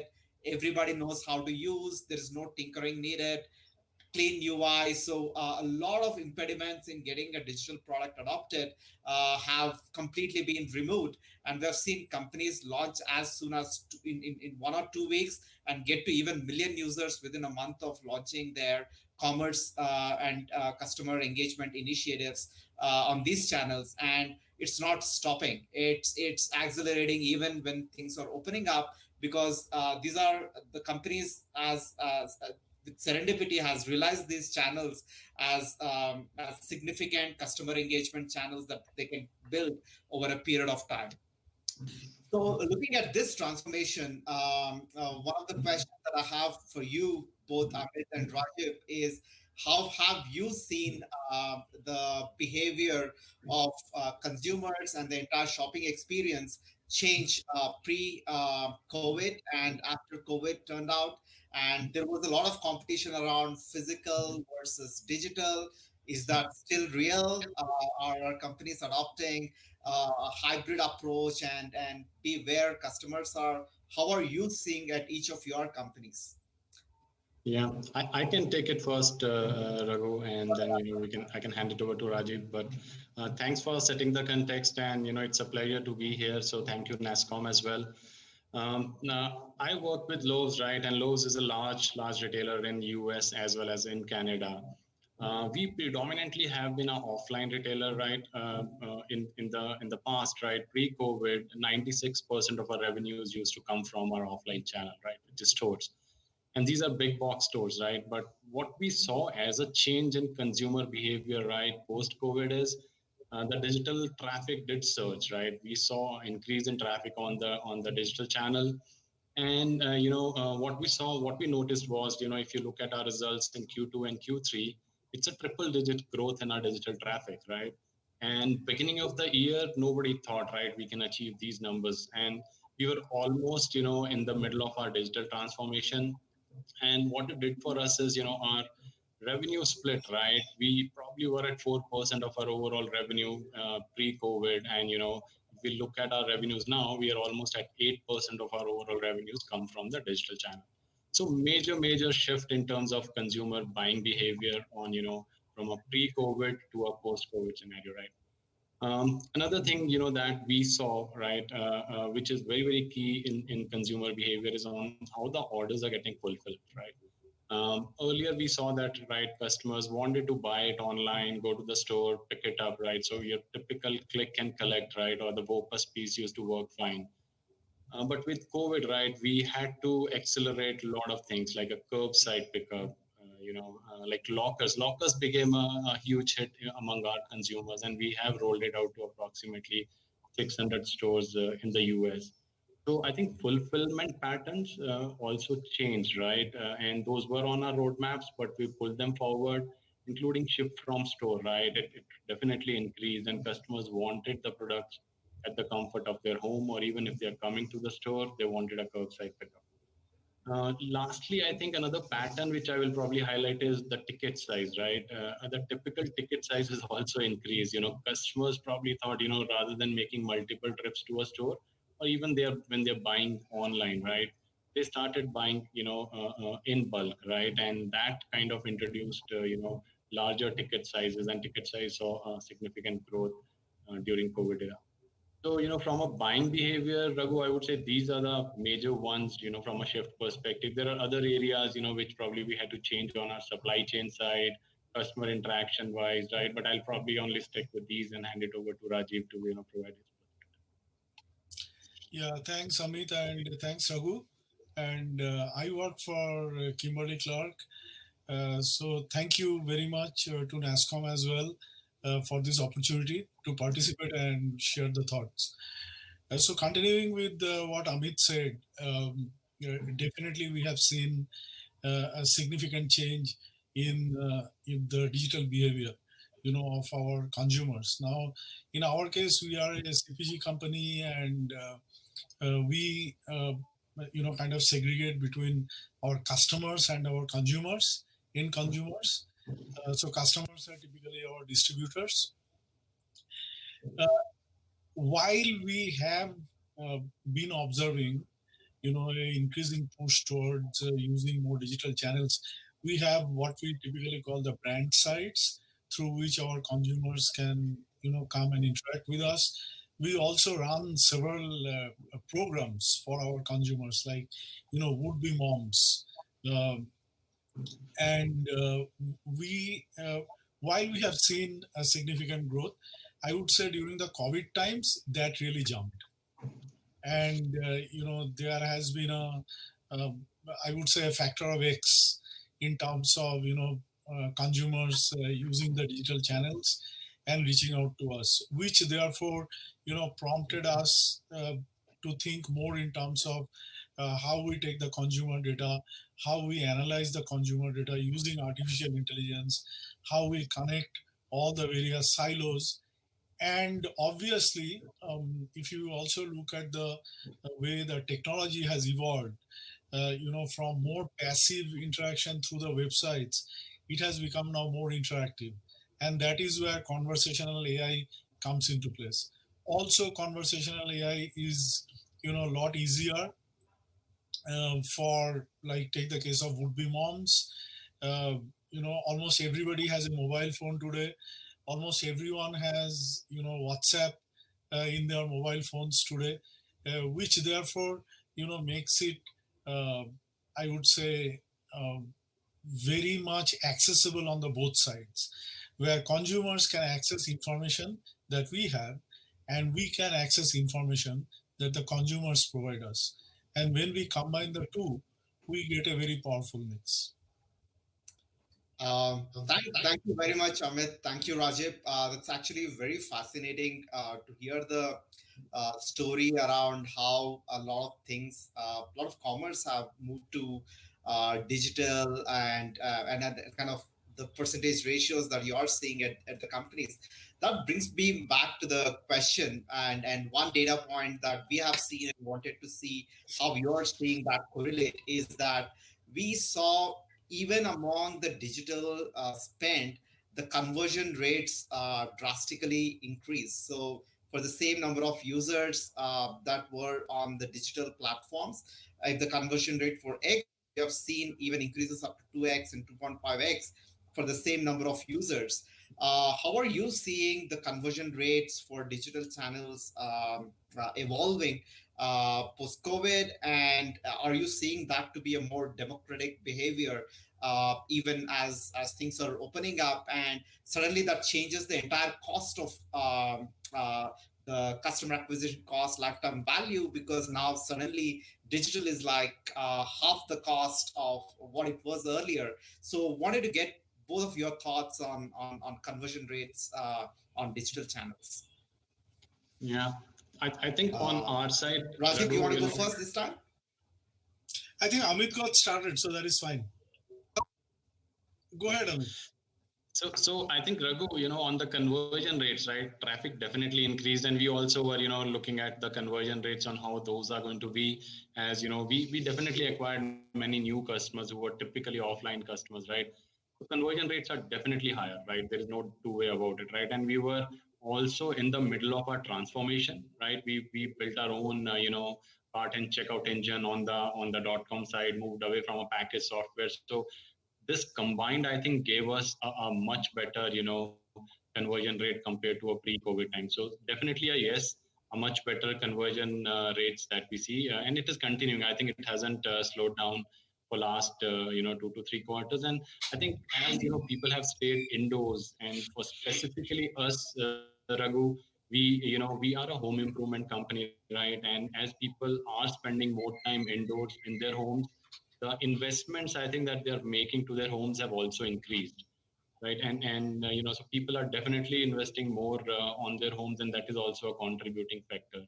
But yes, to answer your question in short, yes, conversion rates have definitely jumped upwards, and for the good.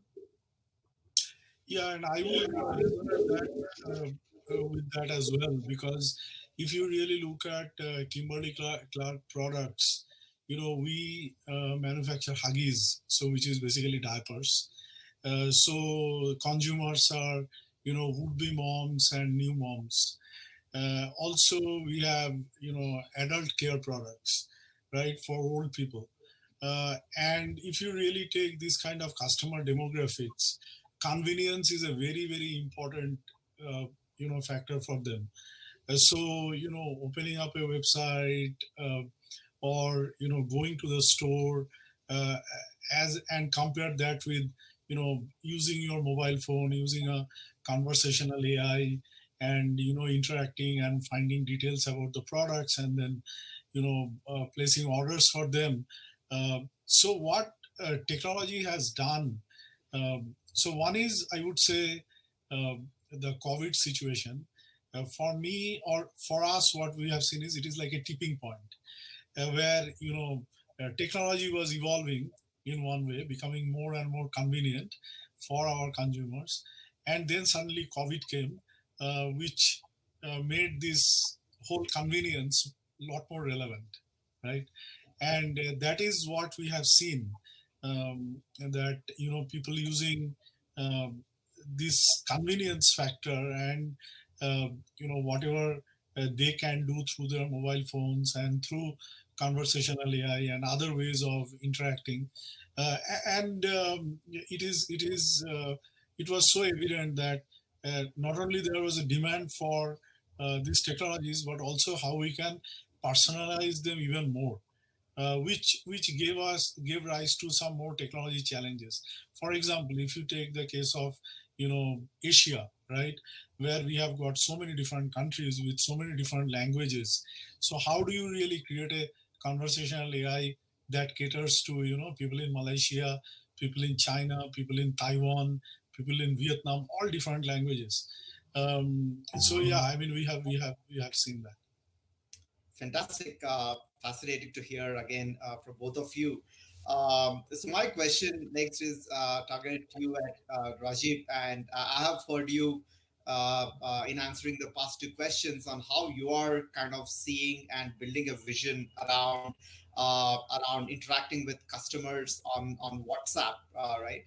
And one of the things that we keep talking about the company is our goal is to make enterprises personal. So if I can kind of relate to how we interact with our friends, we never go to our friends' website and submit a form for them to connect back, or our friends never put us online and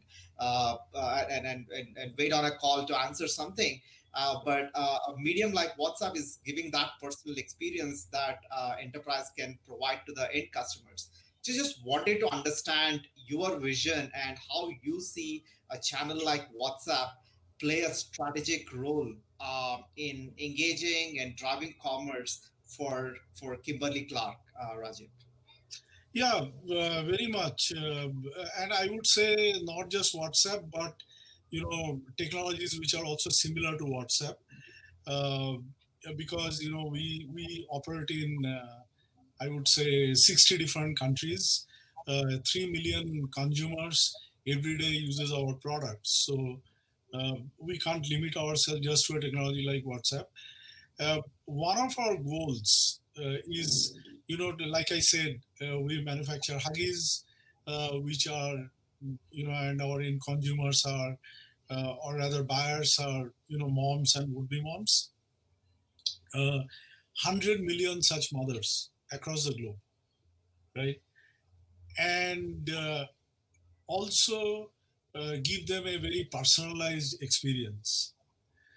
also, collect the data um, related to, the diapers. Because if you think through it, the babies across the world, they all are not of the same size. The newborn babies, right? If you compare between the Western countries, the United States, India, Southeast Asia, and therefore, the sizes of the diapers will also vary. If you want to give that little newborn baby a great experience, when it comes to diapers. So uh, reaching 100 million mothers, collecting the data, analyzing the data, and giving them a personalized experience, also using that, to innovate more our products, and how can we create diapers which are customized for babies, for a specific region, for a specific weather, for a specific baby size. These channels, uh, I would say, again, very personal, very convenient channels, will play a very big role, to uh, for our strategy of reaching out to 100 million mothers. Absolutely. Absolutely. Great to hear that. And I think I believe that conversations are the best way to get high resolution of customer interest. If it's on a mobile or website, you're essentially have an opinion that somebody has clicked something, so he might be interested. Whereas here you're getting the direct intent Exactly. and the resolution of the personalization that the consumers want. So fantastic to hear your vision, Rajiv. So coming to you, Amit, I specifically asked this question to you because predominantly you have been most of an offline retailer, offline channel, and there are technologies that are coming up to digitize the end mile experience with offline stores as well. I think you are aware, and just to kind of let the users know, Google Business Messaging enables customers to directly start messaging a store after searching on Google, or even searching on a map. You find a Lovis store or any other store, you can start messaging, and that experience can be completely digitized. And even for Apple Business Chat, people can use iMessage to message a specific store, specific brand. How are you seeing technologies like these coming and actually impacting an offline retailer, and helping them digitize and easing the last mile shopping experience? I would love to hear your thoughts on that, Amit. Yeah, I think this is very, very interesting development that's happening, right? Both with Google as well as Apple, right? And including the Google's pointy solution, right? Where you can integrate your inventory with, and when a user searches for your product, even prior to going to, our website or our app, right? They can see what's available, what's not available, and could be you're driving by and you're working on your, home improvement, project, and you are thinking of looking for something. So I think this is another avenue, I think, which probably we will continue to look at and explore and see, how we can integrate this in our model, right? And this probably is very interesting, knowing that we can acquire additional customers also through this, right? When somebody searches for a product without even worrying about, okay, where do I buy this from, right? It appears on the search, and if your search is really, really good, and our search is, I think, working out well for us, and we do acquire a lot of customers through the search. This probably takes it one level deeper, right, where the product information is also available, and on the single click, right, you can end up acquiring the product. You can get it delivered to you. So it's very interesting space. At this point, we don't have it on our roadmap, but looking at how this is evolving, I'm sure at some point this will definitely come on our roadmap. Great to hear that, Amit. Thank you very much. So the next question again to both of you is, as we heard from both of you, there is a lot of work going on in personalizing the customer experience, and we have had examples of companies looking to bring in personalization both at offline and online experiences. Some of the examples have been these QR codes on the offline products where somebody scans and directly gets connected to a expert for that specific product, and they can chat and drive conversions. On the online space, we are seeing that post the interaction on the website, there's an interaction that can happen on their messaging platform, and help them drive the usage, and use it better and stuff. So how are you seeing the adoption of data driven personalized experience as an operating model for retail and digital commerce companies, to kind of work with the evolving customer needs where they are expecting more and more personalization every single day? How are you looking at kind of leveraging this, Amit and Rajiv? Amit, you can go first on Yeah. this. I can go first on this one, Raghu. So this is very, very interesting space, right? Experiential shopping for our customers. And I'll probably share one of the examples. We do sell products, right? But we also work with our customers as they are working on their home projects, right? And one of a very good example is a kitchen remodeling project, which a lot of our customers back in US pick up, right? And one of the challenge that our customers face, right, is if I'm going to remodel my kitchen, right, how it is going to look like. I'm going to, if I pick this countertop versus this color scheme versus this appliance, right, how will it look like? So currently we are working on a program to introduce something called an infinite kitchen, which can, I think, help our customer visualize the possibilities of remodeling their kitchen, right? And what it does is, when a customer walks into a store, it puts Lowe's also in their consideration set, right? And this entire program is an immersive and an interactive experience for our customers, and it expands on the physical in-store vignette, wherein it enables our customers to see a life size and a personalized version of what they can expect of their kitchen, right?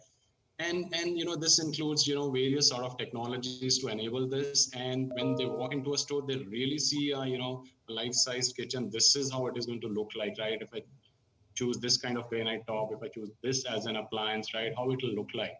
And that is overwhelming, right? And before you walk out, you can get a quote on the entire kitchen remodeling, and you can even convert that into an order, right? You can share it with your family saying this is what it looks like, right? And it can even get converted into a project and can be executed in a time frame, right? Either with us, you can pick it up as a product from us, you can pick it up as a project for us, right? And that kind of experience, I think, is something which customers really appreciate. So we are working on it, and hopefully if this works out really well for us, it will be great experience from an end customer perspective. I'll definitely look forward to modeling our home, and I would love to use the technology like that for myself. So great. Rajiv, you want to share some comments? Yeah, sure. So I can also use an example. So one of the things that we are working on is, can we put IoT sensors, in the diapers, and through that we collect information, regarding the baby's habits, and so there comes your IoT, and through those devices, you collect the data and you analyze the data and you predict the data, and then predict from the data, and then you give some recommendations, to the parents, that this is the behavior of your babies, and this is how frequently you need to change the diapers. So this is how you need to keep your diaper supply, and maybe you should try this kind of diaper and not this one, because that could be more suitable for your babies. And also, have an app on the mobile, through which the parents can interact, and we can then add some voice conversation to it, maybe integrating with something like Alexa, and so that the parents will not have to type anything, but rather say something, which will get eventually notified. So I think if you take what we have today, in terms of how we collect the data, the kind of devices, because the form factor, how small they are getting, so that actually you can put them in the diapers, because you will have to think about the baby, right? The baby should not be inconvenienced in the whole process. Yeah, that is one example, I would say, where we are using all these different technologies to create a great consumer experience. Oh, that's so beautiful to hear that. I'm sure a lot of interesting findings will come out of that. Yes. Unfortunately, I might not be able to use it for my family. My daughter is 5 years old. I wish I wish I could use something during her diaper days. What an insightful session it has been, Amit and Rajiv, and really great to hear the vision that you have around the companies. And I just go back super excited about what the future can be, because retail and commerce affect every single person, not only as a business for us, but as an end consumer. All these experiences are so exciting and so valuable as we step into the future. So I really thank you for this discussion, and I'm sure the audience would have carried several valuable insights from it. And I really thank NASCOM for providing the opportunity for us to discuss on these topics, and then providing us the forum for it. And overall, we as a company believe in the vision of making enterprises personal, and we believe that over a period of time, the CRMs as such will evolve from being a data store and providing just information, to CRMs being the providers of experience to the customers, so they interact and actually manage the personalization for the end customers, and we see the world moving in that direction. And thanks a lot, audience. And as a last note, we have our booth. You can go to the booth section, visit us. We have a free enterprise WhatsApp business API that's available for 3 months trial. You could avail of that. We have the entire platform available again on a free trial. You can look at those, and to expand on the conversational AI as a more democratized solution. We are enabling our platform to be open for developers to develop their products and conversational apps on top of it. And we are conducting regular build your own bot sessions with NASCOM. So would recommend all of you to avail of that. And thank you very much, Amit and Rajiv, and look forward to keeping in touch and learning a lot about retail and commerce from both of you. Thank you. It was a pleasure. Thanks a lot.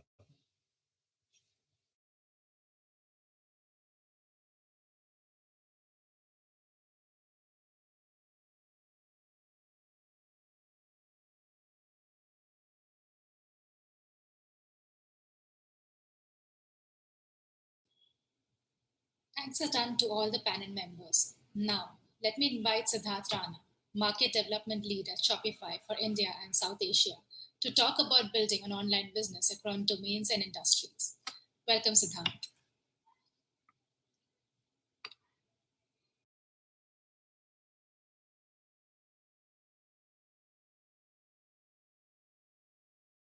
Good afternoon to you all, and it's great to be here at NASCOM's NASTech conference. I'm excited to be speaking to you about the direct-to-consumer commerce opportunity. Today's session is about why that's an important channel outside of traditional offline commerce or the online marketplace e-commerce business model. I wanted to sort of start off with a quick introduction to Shopify, who we are, what's our mission. So Shopify is we're a product company. We love entrepreneurs, and our mission is to make commerce better for everyone. Commerce is all kinds of commerce, whether offline or online. And everyone includes sellers, buyers, and the partner ecosystem that supports them. In terms of us, we are a product company. We started in 2006. Today, there are more than 1 million businesses on our platform across 175 countries with their online stores on Shopify. So we power commerce, pretty much across channels, across devices. We help merchants start their business, sell everywhere, and market themselves to drive more sales, whether it's through their online store, which is mobile optimized, or Facebook, or marketplaces like Amazon, Flipkart, or Google Shopping, or even other social channels like Instagram and Snapchat, right? You can pretty much manage your business from one platform, which is Shopify. I always like to start by talking about online commerce and how it's a growing opportunity. I think I think most folks here are already aware of the fact that online commerce is a big opportunity. It's growing fast, but it's still important to understand where we are and where we are headed, right? So in India alone, in 2019, the overall retail market was about the online retail market was about $33 billion, growing at about 20% CAGR, year on year. That was a projection. I think some of that has changed because of COVID, but that's a very healthy number. And that too, with a very small base of sellers selling online, right? So I think it's still a very, very largely untapped opportunity, but a very promising one, considering $33 billion is only 3% of our overall retail. And this becomes even more attractive when you look at the entire world, beyond India. A lot of online sellers restrict themselves just to the domestic market or to the market that they are from, and I think that's a little limiting in the view. So if you look at the overall market, the projections were very strong, almost $4 trillion in 2020, and because of COVID, that number has obviously gone up. I think it's very important to also call out the impact that COVID has had, right? These are strange times in the world. We are in a new normal, which has reset consumer preferences, buying behaviors, and fortunately for online sellers, in favor of online consumption. I would also want to call out that while this is true pretty much everywhere around the world, this is especially true for India. And retailers and sellers in India should now adapt to this norms and invest into the online selling, into the online sales channel. And this behavior is here to stay. It's not just like the behavior to buy online happened suddenly and consistently for a long time through the pandemic. I think when we're finally out of it, I think it'll take a while for buying behavior to revert, and potentially may not. Another important aspect of online consumption and why this is here to stay is that online consumption has pretty much increased across categories.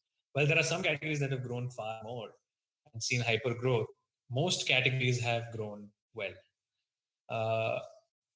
Categories like home cleaning supplies, healthcare products, all of which have done well. But almost all categories have done well when it comes to online consumption. So this behavior feels more permanent. So now that we know that, hey, as a seller, online is here to stay, online is going to grow. How do you start? Where do you start? Today there are really two distinct retail movements at work, right? There is the online marketplaces, which are less capital intensive, low barrier to list, where you don't really own the customer, but you end up leasing or renting the customer from marketplaces like Flipkart or Amazon. The other option is to go direct to consumer, where consumers and brands communicate with each other directly, bypassing the third-party intermediaries that historically have controlled the ways brands generate value. New tools and services have made it easier than ever to start your own business. I think it's very important to now dive a little deeper into DTC, right? And really understand what is driving this trend. So to start with, the drivers for this, the first and most important is the emergence of new technology tools, right? Tools like Kickstarter, PayPal, HubSpot, GitHub, and of course Shopify have really lowered the barriers to entry for people with limited resources. Tools that were once reserved for large organizations are now pretty much easily accessible to all merchants. Second is social media, right? Platforms like Facebook, Instagram, Snapchat have not only changed how consumers interact with each other, but also how brands interact with consumers. And that has been a game changer. And third has been the thirst for niche. Today's consumers crave niche products, differentiated buying experiences. And therefore, they love it when they go to a website which gives them far more than a basic product page, far more than basic listing information. They love connecting with their brands far more. And that thirst for niche is another big driver of DTC. It's also important to understand the business impact of direct to consumer. Needless to say, it's a simple fact. DTC results in better margins. I always like to take the example of Vadam Teas, a tea producer and seller who basically decided to go online and direct to consumer. Traditionally in the tea industry, right from plucking to consumption, there is a long life cycle in terms of time, in terms of number of middlemen, which results in very little in the value chain for the producers. So what Vadam Teas decided to do was go direct to consumer and were successful in delivering freshly picked tea to their customers without any middlemen, ensuring that consumers receive and enjoy India's finest teas. And on the other hand, the tea farmers that they worked with benefited from the higher prices that they were able to receive for their hard work. So it was a complete win-win. Second, direct-to-consumer brands can demonstrate far more creative control in their shopping experience, right?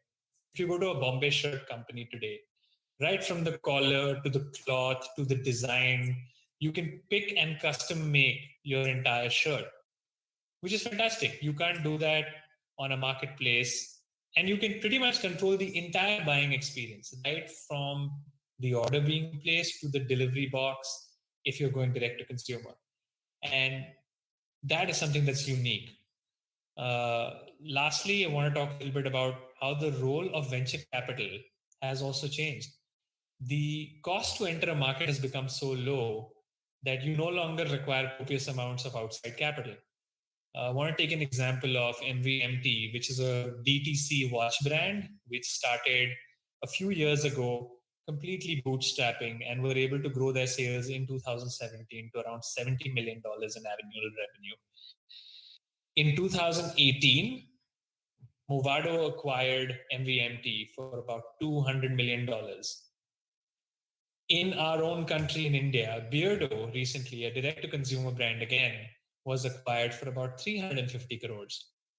Just goes to tell the future that these new age brands that are going direct to consumer, what I like to call challenger brands, have. The third is consumer impact, right? And two parts to it: affordability and brand connection. John Jacobs used the online channel to sell high quality glasses at affordable rates. They basically replicated the try and buy features that are in store online and without needing to set up a store, saving them time and on top of that money. And over time, they were able to build a large business which was acquired by Lenskart.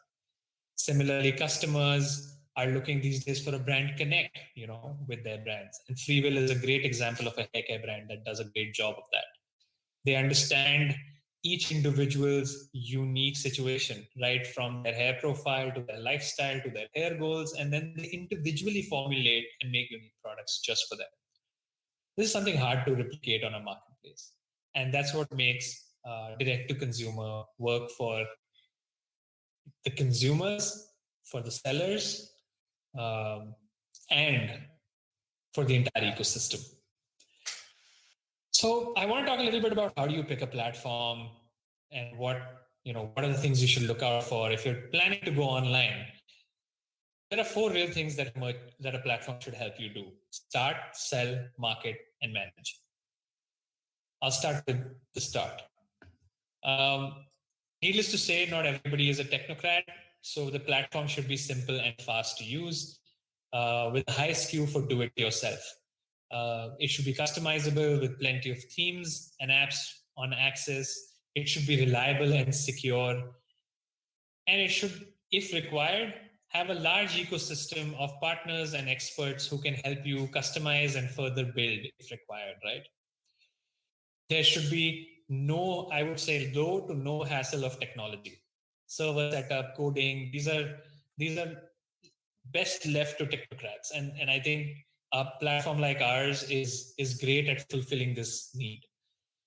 There's a brand called Gourmet Garden, which during the lockdown um, was wanting to go online and start selling organic vegetables to their consumers, and were successfully able to go online on Shopify within a short time period of 7 days. Second is to be able to sell online, right, and sell across channels. Needless to say, platforms should be able to help you sell on your own online store, on social channels. If you're doing a pop-up, then pop-up store, and also marketplaces. You should be able to accept payments and do order fulfillment, all of which are critical features for commerce. Man Company is a great example of a brand that is using our platform and is able to do all these using one single solution. Marketing is so critical for brands, especially when they're starting out, whether it's through email, whether it's through conversational commerce, using buyer chat or support tools, whether it's social media, whether it's paid marketing. We have great integrations that have actually helped merchants do this. And I think it's a very, very critical part to ensuring that you are going to be successful. So pick a platform that helps you do all these. Bunai is a great brand that used a pure social media marketing strategy and was successful in scaling their business to where they are a very well-known ethnic brand today. Managing your business is absolutely critical. Once you start selling, whether it's managing operations with your staff, whether it's analytics, whether it's seamless third-party integrations that you want to do, it should be a scalable platform. The last thing you want to do is to re-platform, and a platform should have the ability to grow with you. Wow is, I don't need to do an introduction for this brand. It's one of the largest personal care brands in the world today. And they've been with us right since the beginning. And it's been great to see their success and how they've grown to a multi-million-dollar brand that they are today.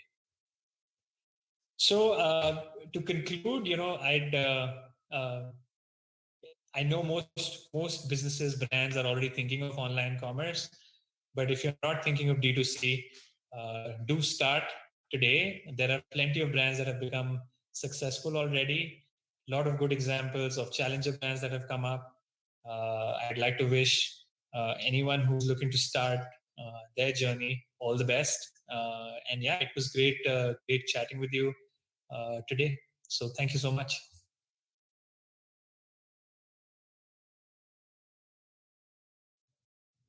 Thanks, Siddhant. For our next Tete session, let me invite Pani Kishore Bure, Senior VP and Global Head CSS Corp, and Indra Upuluri, SVP Engineering CDK Global, to talk about digital business and commerce. Over to you, Fani and Indra.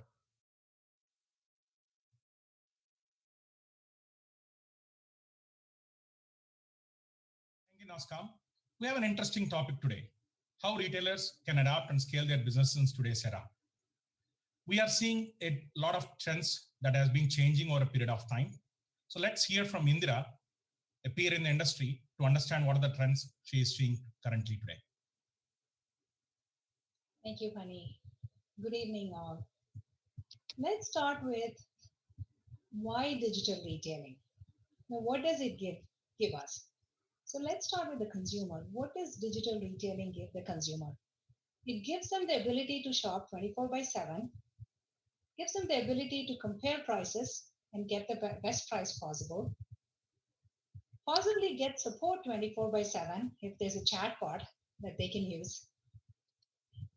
And it gives them a safe way to shop especially given the pandemic that we have right now.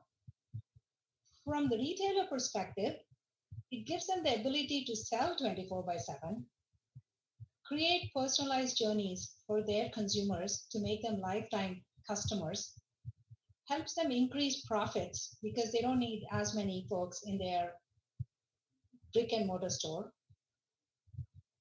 And it also allows them to spend more time with anybody coming into their store.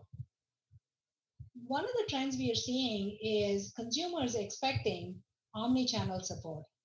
When we say omni-channel, we mean the ability to either fully shop online, fully shop in the brick and mortar store, or the ability to shop partly online and then go finish the transaction in the brick and mortar store. So I'm from the auto industry. So as an example, if I look at the omni-channel support, either a person can buy a car end-to-end online, or go to a dealership and buy the car. Or the third is a hybrid approach where you shop online initially, but then you go into the store, test drive the car, and finish the transaction. Now, this is being enabled by SaaS applications, as we all know, with support from mobile and video technologies. So, Funny, what are you seeing from your perspective in terms of trends? I think you have a great auto story. So I think from an overall industry perspective, if you look at how e-commerce has emerged over a period of time, it has grown a lot. And what Gartner feels is, I think 95% of the purchases would be made online by 2040, which means it's growing rapidly. But the pandemic, what we have seen in the last 8 to 9 months, it has shifted the growth trend like any time. So it is growing very fast. And I also see augmented reality coming in, which is playing a major role as it can merge the offline and the online experience. So one of the leading international furniture enterprise offers a mobile app that help you to see how furniture looks at your home. A leading cosmetic retailer whom we support today as a vendor enables the customers to try them virtually. A lot of those cosmetic products are enabled to try them virtually. I also see a lot of live streaming commerce, which has come as a latest trend. And China is way ahead of the game, and the West is need to catch up with that. Where we see some of the platforms give a live streaming where you have an influencer or a peer who help us in driving more sales, which is very predominantly famous in China, and it's catching up. And if you also see the other trend that we are seeing, the B2C e-commerce occurred almost 59% of that via marketplaces in 2019, and it will increase to 66% by 2023 as per Forrester. As you are rightly said, a lot of enterprises are investing on omni-channel and omni-channel delivery and analytics to generate customer insights and to identify improvements, opportunities across the customer journey as per all the leading analysts in the industry. Chatbots, video platform, voice search, all these are new avenues to enable give a customer a better customer experience, right? And while we look at these trends, some of the challenges I think are come with these trends that are coming in, which would enable us to look at how we need to address those challenges. So some of the challenges, Indra, that I am seeing today are there is a lot of inability to proactively predict the ever-changing customer needs. So today, if you look at how the customers' buying trend has changed, it's no more a window shopping and then do a shopping. It's only a need-based buying. A lot of research is being done before they buy a product. There is existing technology and existing platforms, and the business models won't support to these changing trends. We, as industry leaders, need to look at reinventing of shopping experience with a faster time to market. A lot of enterprises lack putting in the right kind of digital investments. And last but not the least, the security and compliance plays a major role in the e-commerce, which is very important for us to adapt to the ever-changing business needs as well. Indra, what else are the challenges that you see in the industry? Yeah, you covered a really good list for me. So, one of the challenges that we see as the software vendors for retailers to provide digital retailing is the ability to map the software solution to the business processes that the retailer has. Because not every retailer, even in the same industry, has the same processes. I'll give you an example. If you talk again about the car industry and the retailers you have there, who are the dealers. So if a consumer goes there, depending on the dealership, they may first put together a deal for you before you apply for a loan.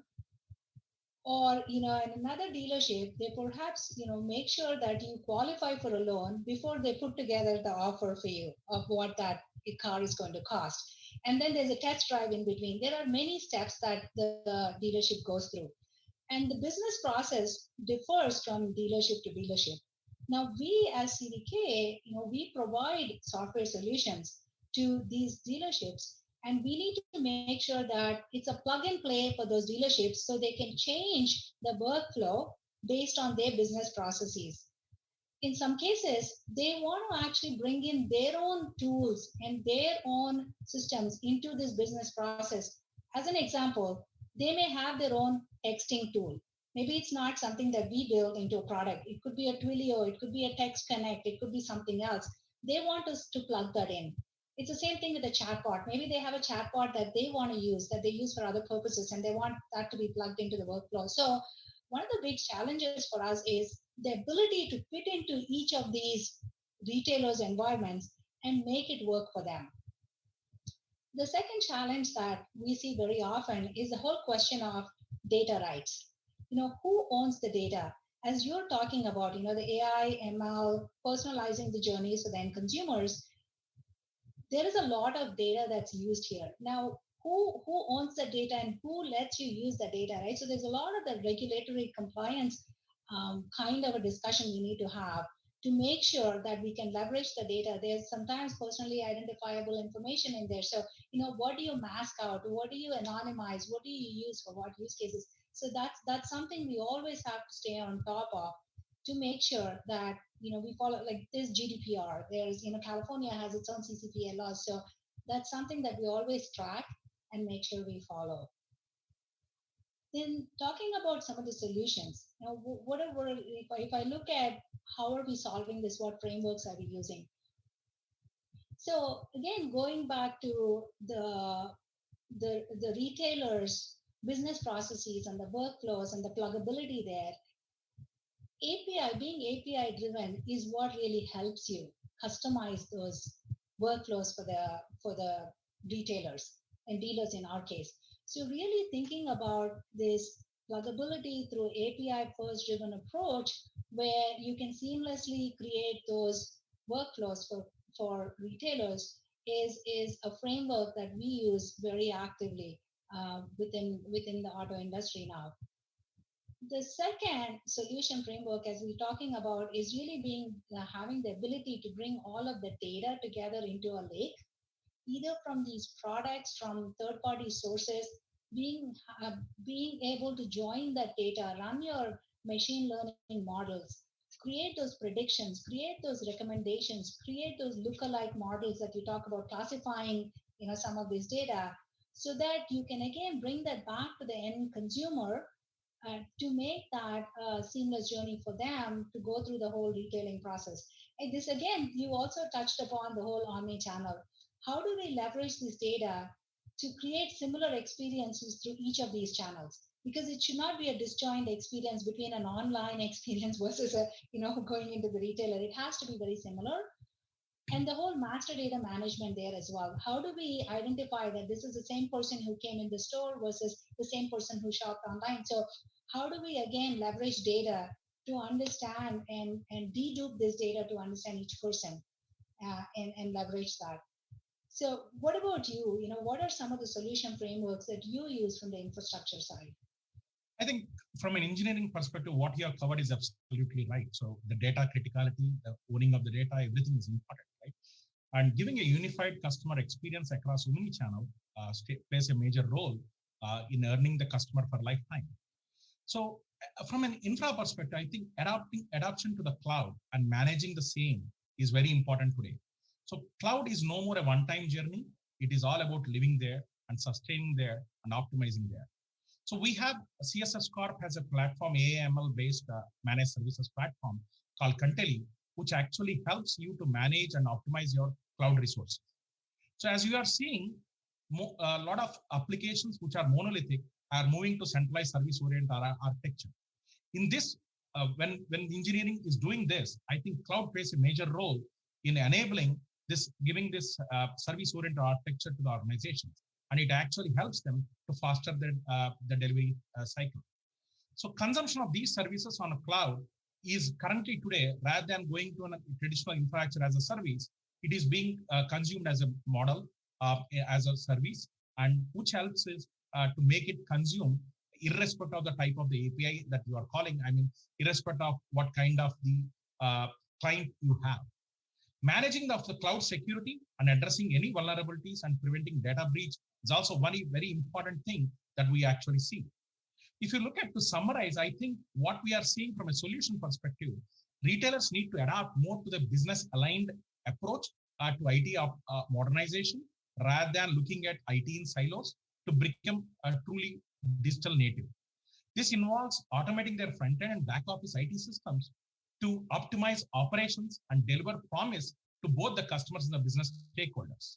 So some of those technologies are also enabling us to come up with innovative ways of payment gateways and things like that, like digital, contactless, or different payment options. If you look at from a solutions perspective, as well as what we understand from the trends and challenges, Indra, I think it makes it very important for us to create an environment which is cloud friendly. And as an enterprise for retailers, I think we as service providers need to provide them to learn to live in cloud with continuous optimization, help them build a CI/CD pipeline using Dockers and Kubernetes wherever possible to enable the faster time to market, cut down the traditional SDLC life cycles so that they are able to match up the customer needs, ever-changing customer needs. Building of a data lake to farm and get insights into data is very important to understand the customer behavior, to optimize your supply chain algorithms and things like that. And last but not the least, setting up access or network controls and hardening that is required to prevent any data breach or vulnerabilities in infra or application is very important to ensure that your e-commerce or a digitalized enterprise retailer has a secure, provides a secure environment for a customer to shop. Please add on, Indra, on what you want to conclude. Thank you, Pani. You covered the infrastructure side really well. Honestly, it's the infrastructure that's enabling this transformation in the retail industry. If we look at the retailers, what they're really trying to do is provide the best-in-class service to their customers through personalized journeys. This is what helps them become lifetime customers for the retailers. So our goal as software vendors is to enable these retailers to let their customers choose what to buy, when to buy, through the channel that they prefer. Thank you. Absolutely right, Indra. I think earning a customer loyalty for lifetime makes it very important for a retailer to succeed in what they do today. Thank you. Thank you, Indra.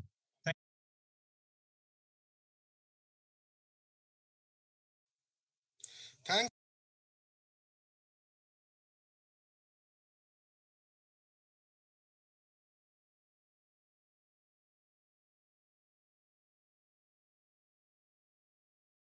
Now let me invite our fun master for NASTech 2020, who will come and share what he got for us and fun and entertainment side of it. Over to you, Tanmay. Hi, good evening, everyone. I hope you all are having fun. Just bringing you a quick fun quiz.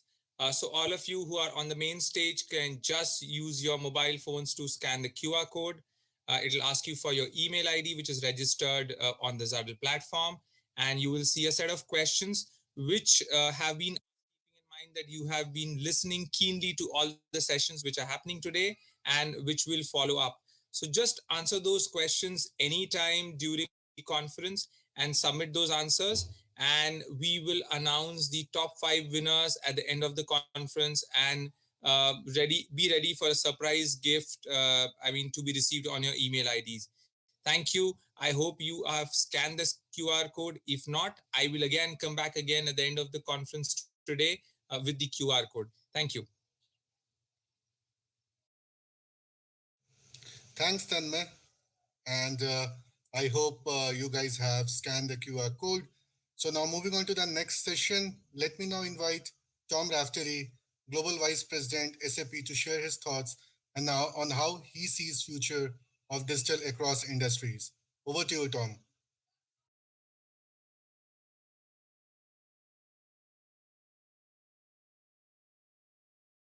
Thank you for inviting me to speak to your NASTech 2020 event. My name is Tom Raftery from SAP, and I am going to be speaking to you today on the topic of the future of digital, the way digital is transforming our society and the trends that is going to impact in business and in real life, frankly. If I show you this picture first, this is a picture of my 2 kids, Enrique on the left and Tomas, my older son, on the right, along with our 2 dogs. And a couple of years ago, my older son, Tomas, was diagnosed with type 1 diabetes. And if you're unfamiliar with diabetes, it's the one, type 1 is the one where you have to prick your finger 5 times a day, extract a bit of blood, measure the sugar content of the blood so that you then know how much insulin to inject, and you inject your insulin 5 and 6 times a day. And, you know, for a kid, that's kind of hard. But more recently, my son was transitioned onto this device. It's called a Libre Freestyle sensor, and it's a sensor that he attaches to the back of his arm. It stays on his arm for 2 weeks, and then he removes it and applies a fresh one to the back of the other arm, stays on for another 2 weeks, and so on and so on. And this sensor does the blood sugar measurement. And instead of 6 readings a day, this does 1 reading every minute. And it has built-in Bluetooth, and it has built-in NFC. So my son just has to pass his phone over this sensor, and it downloads the last 8 hours of information onto his phone, which is then uploaded from his phone to a personal private health cloud. And it comes with a suite of analytics that looks like this. This is 2 weeks of data averaged over a 24-hour period. And you can see there that for most of that time, he is well within that target range there of 70 to 180. For context, when he was diagnosed, he was 453, so well off the chart. But this, while it's a personal example, it's for me a wonderful a kind of microcosm of what's happening in the world of digital. We're shifting from an analog world to a world of sensors and communications and IoT and big data and analytics, as we see here. And in our case, this means that, you know, we have a much better grasp of the data and the information, and we can see and take action, and therefore my son's blood sugar levels are well within where they're supposed to be. But if you think that we're actually moving to a world where more and more people are wearing sensors on their watches, on fitness bands, on, you know, connected devices, whatever it is. This is happening because the cost of sensors and connectivity is falling every year, year on year on year, as the technology improves. And so the watches you see here are the latest Apple Watch, and those come with blood oxygen measurements. Those come with EKG devices. Those come with fall detectors and all those kind of things. And so you can imagine in time, and, you know, not that long, you can imagine that we will all start to wear sensors on our body that monitor our health. And though that data from those sensors will be uploaded to personal private health clouds, where we allow our trusted healthcare practitioners access. And so the model that we're working towards in that scenario is one that's already in place in industry today. It's the model of predictive maintenance that we're all well aware of. But this would be predictive maintenance for people, because we would be publishing that data to these personal private health clouds, and our trusted healthcare provider will get an alert when our vital statistics go above or below particular thresholds.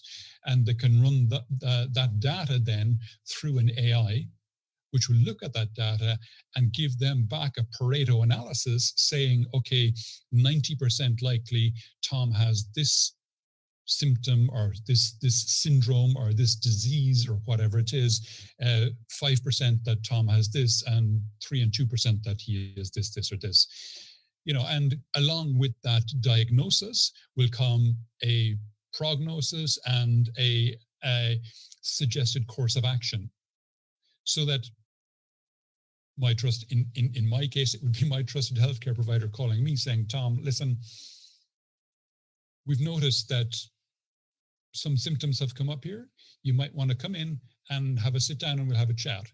And as I say, 90% of the time before going in the door of the doctor's clinic, I'll already have a diagnosis for what's gone wrong, as well as a suggested course of action. That is where healthcare is ultimately headed these days. And when you combine that with other things like gene therapy, we're headed to a world of a completely different form of healthcare, one that's a lot more proactive than what we have today. Other things that are happening in the world, down to sensors and connectivity, are these huge shifts we're seeing in manufacturing. We're seeing a shift to mass customization with lot sizes of 1. And we saw this first in manufacturing of automobiles, for example, because these are big high-ticket items where you can endlessly customize the vehicle that you're ordering from the manufacturer. But because the costs are being driven down again from technology, we're now seeing that even small ticket items like sneakers, this is the Nike by You page, where you go on to the Nike by You page and you completely design the sneaker you want to get from Nike. And all this is possible because the cost of digital manufacturing is falling year on year on year. And it's not just the digital manufacturing, we're also seeing a shift to 3D printing, 3D manufacturing, also known as distributed manufacturing. Lots of things happening in this space. Airbus, for example, are the first airframe manufacturer to fly a commercial plane with a 3D printed part. They did that in 2015, so that's 5 years ago already. And they're now routinely using 3D printing as part of their manufacturing processes. In fact, here in Spain, during the lockdown that we had in April, May, and June, the Airbus factories here, they shifted their 3D printers to printing PPE, personal protective equipment, for the healthcare workers who were short of that equipment for the pandemic. And then the third big shift, and I think this is probably the most important one that we're seeing in manufacturing, is the shift to product as a service. And we're seeing this throughout. And this is important because it's a huge win-win. It's a win for the manufacturers and it's a win for the customers.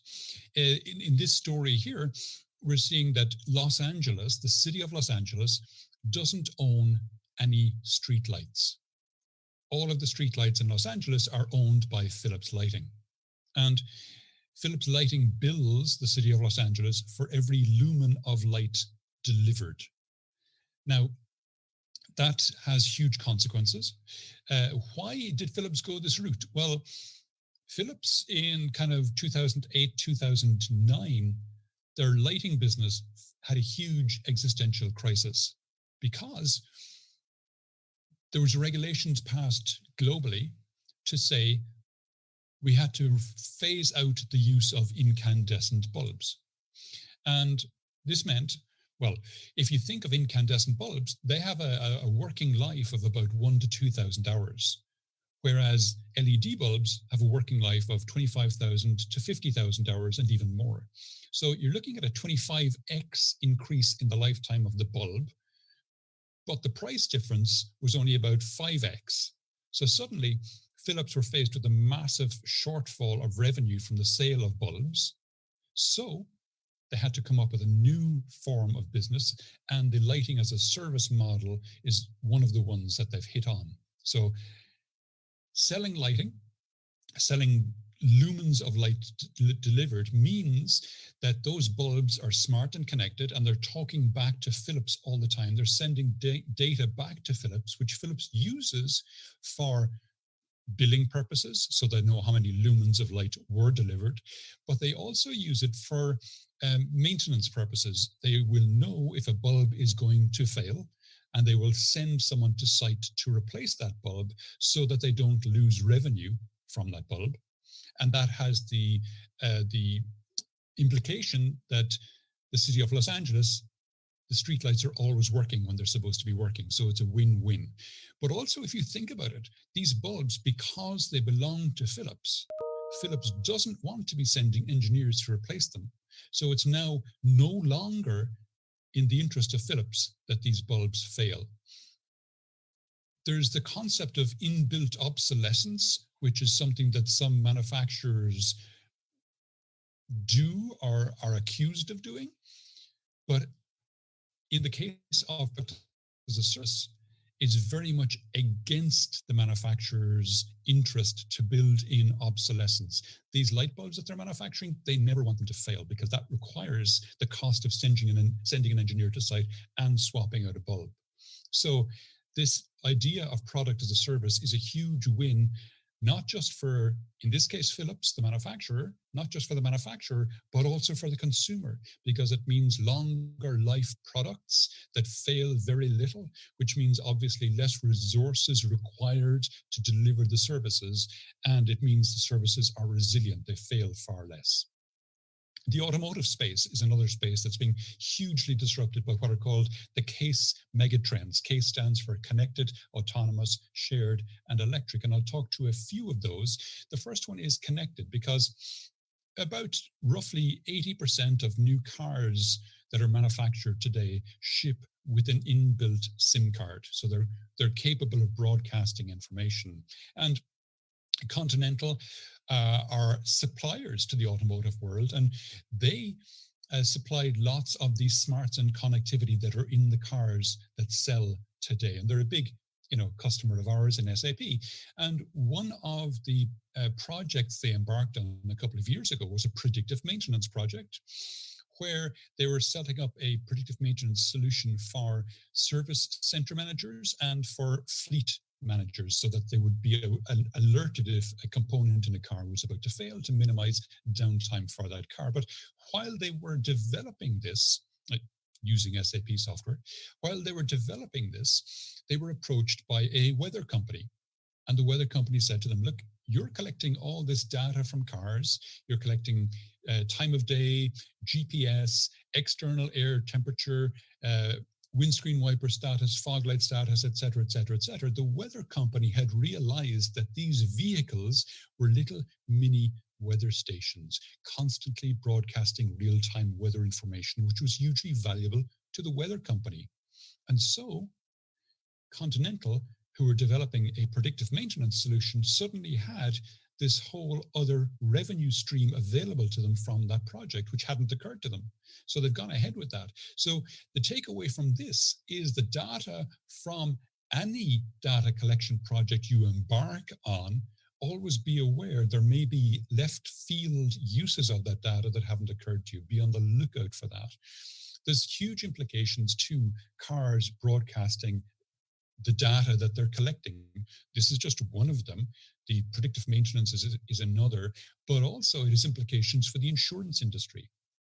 Insurance is now capable, on connected vehicles at least, of being pay-as-you-drive insurance. So I drive about 10,000 kilometers a year, which isn't very much, but my neighbor drives around 30,000 kilometers a year, and we pay roughly the same insurance, which makes no sense. But if there was pay as you drive, I should be paying about, half to a third the amount of insurance as he is. That'll come slowly, but there will also be, in some cases, there'll be a pay how you drive. So a pay how you drive would be, you would be charged based on your driving style. If you brake hard, or if you accelerate hard, or if you take corners very fast, that would ramp up your insurance. If you drive more carefully, your insurance could come back down. So that kind of thing would encourage better driving habits. So all these kind of things are starting to be a thing. There are now many insurance companies now are starting to offer the pay as you drive, and slowly they'll work into the pay how you drive option as well. And then we see things like this, the idea of having cars that do over-the-air updates like your phone. Tesla have pioneered this, and to date, they're the only ones that do it at scale and using the entire system of the car. They're capable of changing everything. But they've gone a step further, and they've gone a step further than anyone else is or can do today. They're now starting to sell over-the-air updates. Not all, most of their updates are still free, but they're selling extra functionality. So for example, if you bought a basic Model 3 from Tesla, it ships with no heating in the rear seats. But for $300, they'll turn that on just at a flip of a software switch, because the cars ship with the hardware for heating the seats already built in. It's just turned off in software. So Tesla have realized that the hardware of the car is a platform for software sales. I call this the iPhoneification of automotive, and I wrote a blog post about that recently. And this is something that so far only Tesla can do, but others will start to mimic them. There's a huge shift in the automotive industry because of this. As I say, the others are scrambling to follow Tesla. But it's not just that the cars are a hardware platform on which to sell software. There's nothing stopping Tesla from opening an app store similar to the app store on your phones, the Google one or the Apple one. There's nothing to stop Tesla from opening an app store to third-party developers, so that people can sell software for your vehicle. So this is something that's likely to happen as well. And as I say, other companies will follow them. But then we're seeing a shift as well to product as a service in the automotive space. So one of the things that has become apparent from the electrification of vehicles is that the battery life of those vehicles is a lot longer than anyone expected. We're all used to the battery life in our devices, our phones and our tablets and so on. Those batteries die over time. That's not what happens with the batteries in cars. Currently, the batteries in the Tesla electric vehicles last for between 500,000 and 600,000 kilometers. And at that stage, they're still at 80 to 90% of their original capacity. So they still have a useful life. Now, that's at 600,000 kilometers. The next generation of batteries that Tesla announced in September of this year, academic studies have shown that they will have a useful life of 3.6 million kilometers. Now, when the batteries of vehicles start having a lifetime of 3.6 million kilometers, this potentially changes completely how you think about vehicles. Because in that scenario, it becomes attractive for the automotive manufacturer not to sell the vehicle, but to do a product as a service, give the vehicle out on rental, for example, for 4 or 5 years, then bring it back, swap out some of the components on it, put in new components, maybe new electronics, maybe a couple of panels if there are scratches or a bit of paint, and then sell it out again as nearly new. Not sell, but rent it out again as nearly new, and so on, because the battery that's driving it will go for 3.6 million kilometers. So we're already seeing a shift. This isn't Spanish, but this is the website, for example, of Volkswagen Spain. And these are all the models that they're doing rental today. And similarly, this is Volvo Spain, and they're, and so on and so on. All the manufacturers have realized that they need to shift to product as a service. And why? It's because, like Philips, they are also experiencing an existential crisis, because the shift to the electrification of automotive, the shift to autonomous vehicles, the shift to ride-sharing services, all means the automotive manufacturers are facing a massive loss of revenue, and it's coming straight at them. Similarly to Philips losing revenue from the light bulbs, the car manufacturers are losing revenue because the maintenance for electric vehicles costs less.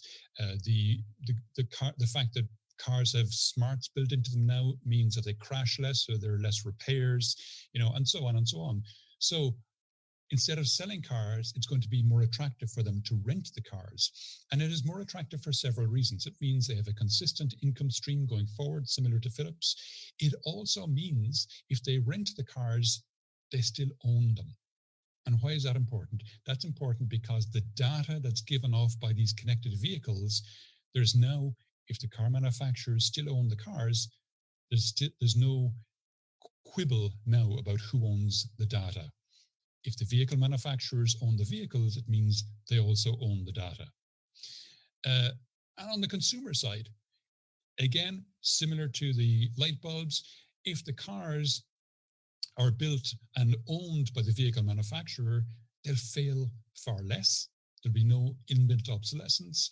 And every 3-4 years, you'll be able to get an upgrade, a new vehicle with new electronics and new parts, and it'll be for a flat monthly fee rather than having to lash out, in euros, it would be, 30, 40, 50,000 euros. I'm not sure how that translates, but it's a set single monthly fee which covers the use of the vehicle, it covers maintenance, it covers insurance, it covers road tax, and so on and so on. So this becomes very popular for both parties. And of course, if the manufacturers can manufacture a nearly new vehicle every 4 years with 90% fewer parts, it's a huge sustainability win as well for the planet.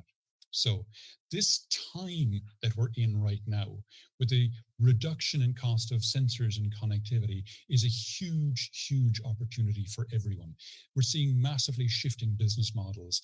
We're seeing huge reductions in the cost, as I said, of smarts and connectivity and the new business models that's enabling. So now is absolutely the time to jump on board and become that innovative company and leave your competitors in the dust.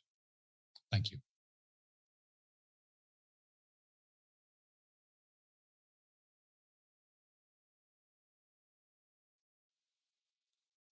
Thanks, Tom. Our next session is going to cover on how we can take innovation to individuals and initiatives taken by industry and academia and support required. With that, let me introduce you to our panel session anchor. We have Rover, Chief of Staff, Society Generale Global Solution Center, India, and panel members Dr. Harsh Kanai, Senior VP, Entity Data Services, Jim Thompson, Chief Engineer and VP, UNICEF, Professor Anand Nankumar, Associate Professor, Strategy and Entrepreneurship, Indian School of Business, Anna Kuruvilla, Head of Steering and Innovation Management. Over to you, Neha.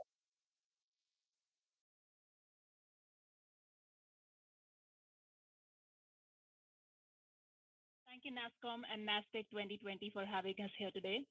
Creating a successful partnership between local and global partners to foster innovation that helps accelerating growth and transformation and acting as differentiators for organizations has been a much talked about topic these days.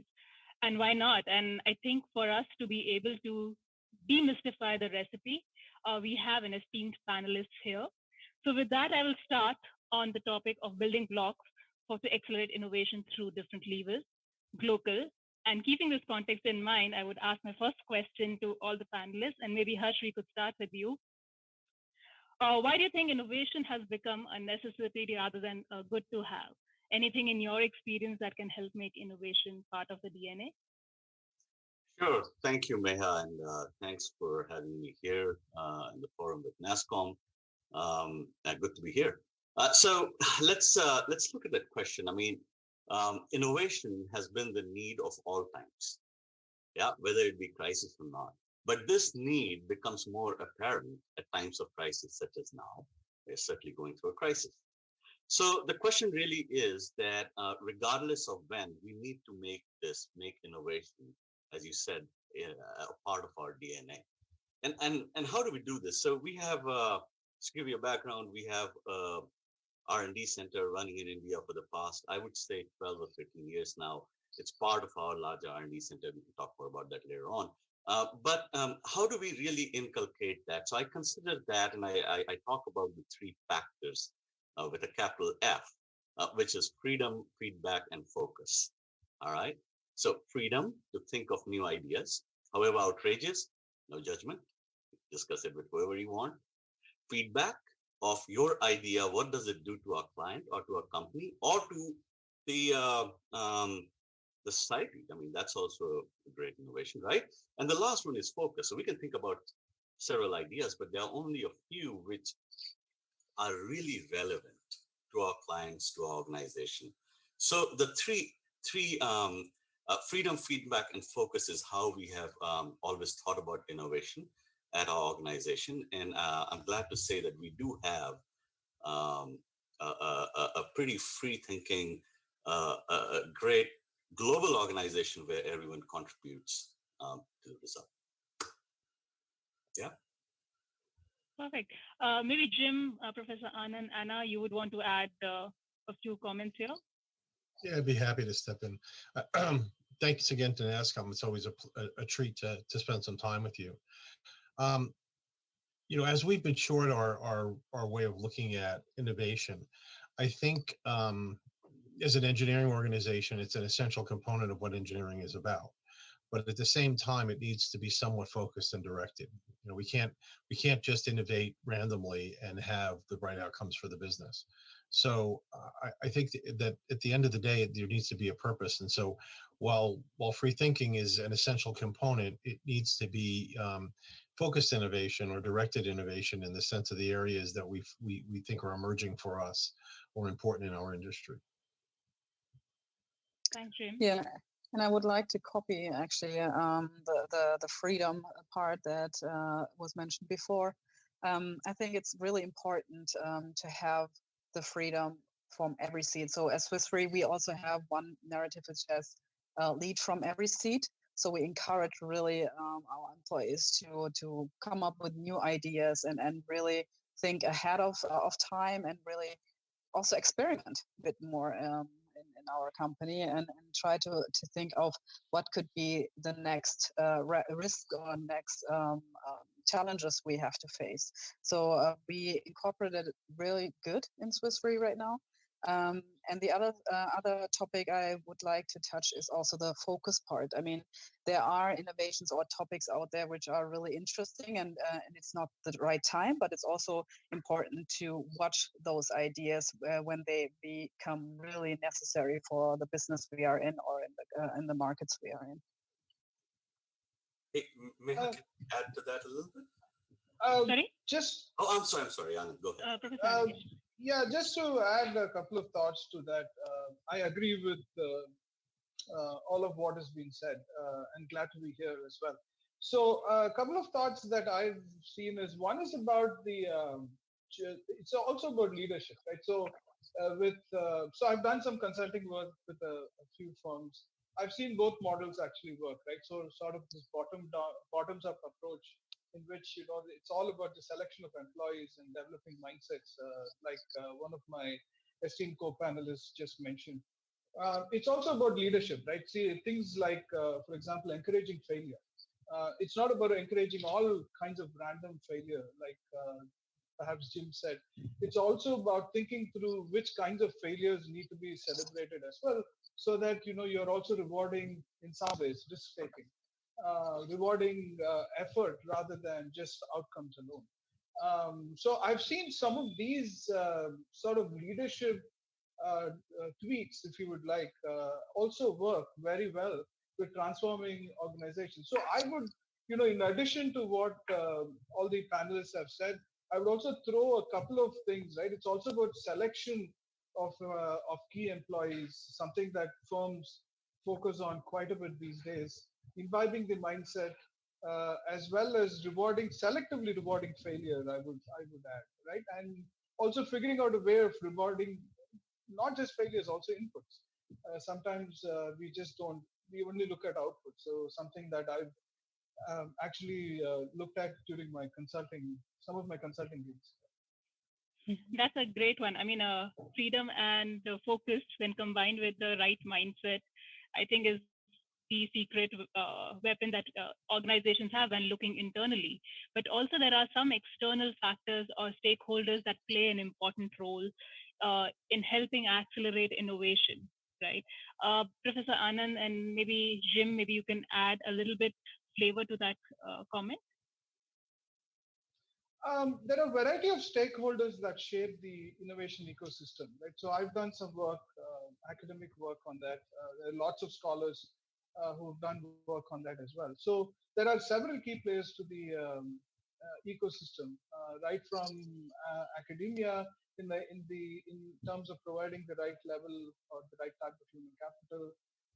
It's also policies that we are talking about the new education policy, for example, which is probably going to seed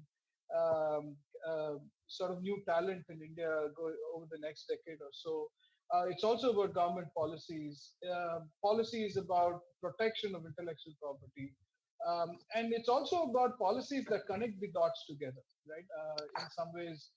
So because there are different players into the ecosystem, there are startups, there's government, there are firms, there are multinationals, there are domestic firms as well. It's about policies. I think policy might be the glue. Maybe there's a separate question on policy, but I'll just leave it right here in sense that to put all of these together, which is, I believe, is what is happening right now, especially in the context of India. It's about connecting those small pieces of the puzzle so that collectively they actually add up a lot to the ecosystem. So while there are these players that are equally important, startups, universities, firms, domestic firms as well, but it's also about the glue, the policy glue that essentially combines all of these to make them greater than the sum of the parts. Yeah, I'd come in behind that with a couple of things. I mean, the first is I think that there needs to be an ethical framework around innovation. And so we touched on IP and IP creation and IP protection. Unisys has been running a program called Cloud 2020 in India for well over a decade, and it's really about fostering innovation from universities and having participation. And one of the things we found was that oftentimes there was a high degree of what I describe as non-original thought in some of the submissions that we got, and that's a problem. That's, you know, we've even had that in the context of campaigns that we run inside the company, where folks have used source material that was not their own, and in the middle of an innovation campaign. So there's a I think an underpinning that needs to be injected into the DNA of the culture, that you can't do that kind of stuff. And so that's I think a big barrier or a big concern, you know, in my mind as I'm trying to drive innovation on a global scale at a corporate level. From a stakeholder's perspective, and I don't want to go too long, you need a sponsor. Innovation can't be always a push; it has to have a pull. And so, not only do you need it in the context of the greater company needs to be on board with innovation and innovation infrastructure, but they also have to be prepared to adopt it.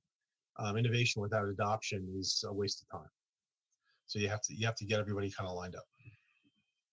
Thanks, Jim. And I think you perfectly put it there, that while we are looking at all the aspects, and like Professor Anand and yourself mentioned, policies and an ethical framework that actually really helps put it all together.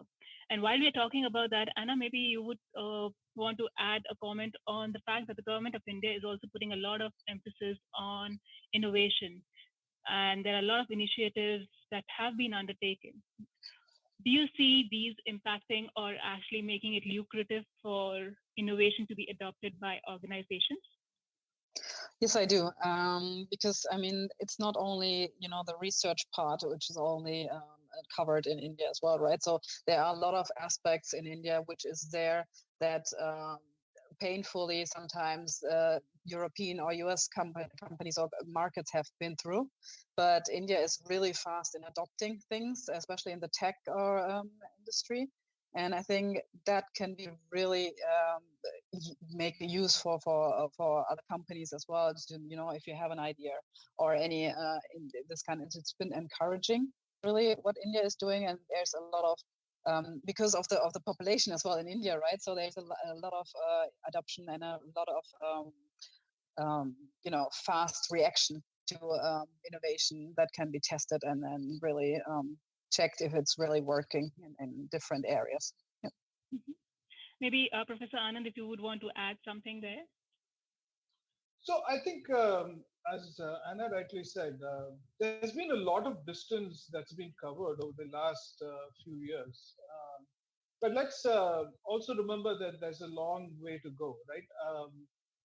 Including, I would like to sort of touch upon what Jim just mentioned, including imbibing an ethical framework among the innovators, right? Sometimes there's too much of me too sort of ideas floating around simply because they don't trust perhaps their ability to come up with new ideas. I don't know. But what I think is important, the distance I think that needs to be covered from now on is not only in terms of building these individual players in this ecosystem, but I suspect it's also about connecting all of these elements together. So what, for example, might make Israel very good, or what probably made the Silicon Valley is probably the combination of these different players of the ecosystem rather than these individual players themselves. So I think that would soon change. There's a lot of focus on that, I think. But that connection needs to happen if all of this needs to sort of add up, both at a national level as well as at a global level, right? And in such a way that it's all about it doesn't matter which countries we are from. It's all about trying to solve a big problem in some ways, especially sitting in the background of the pandemic.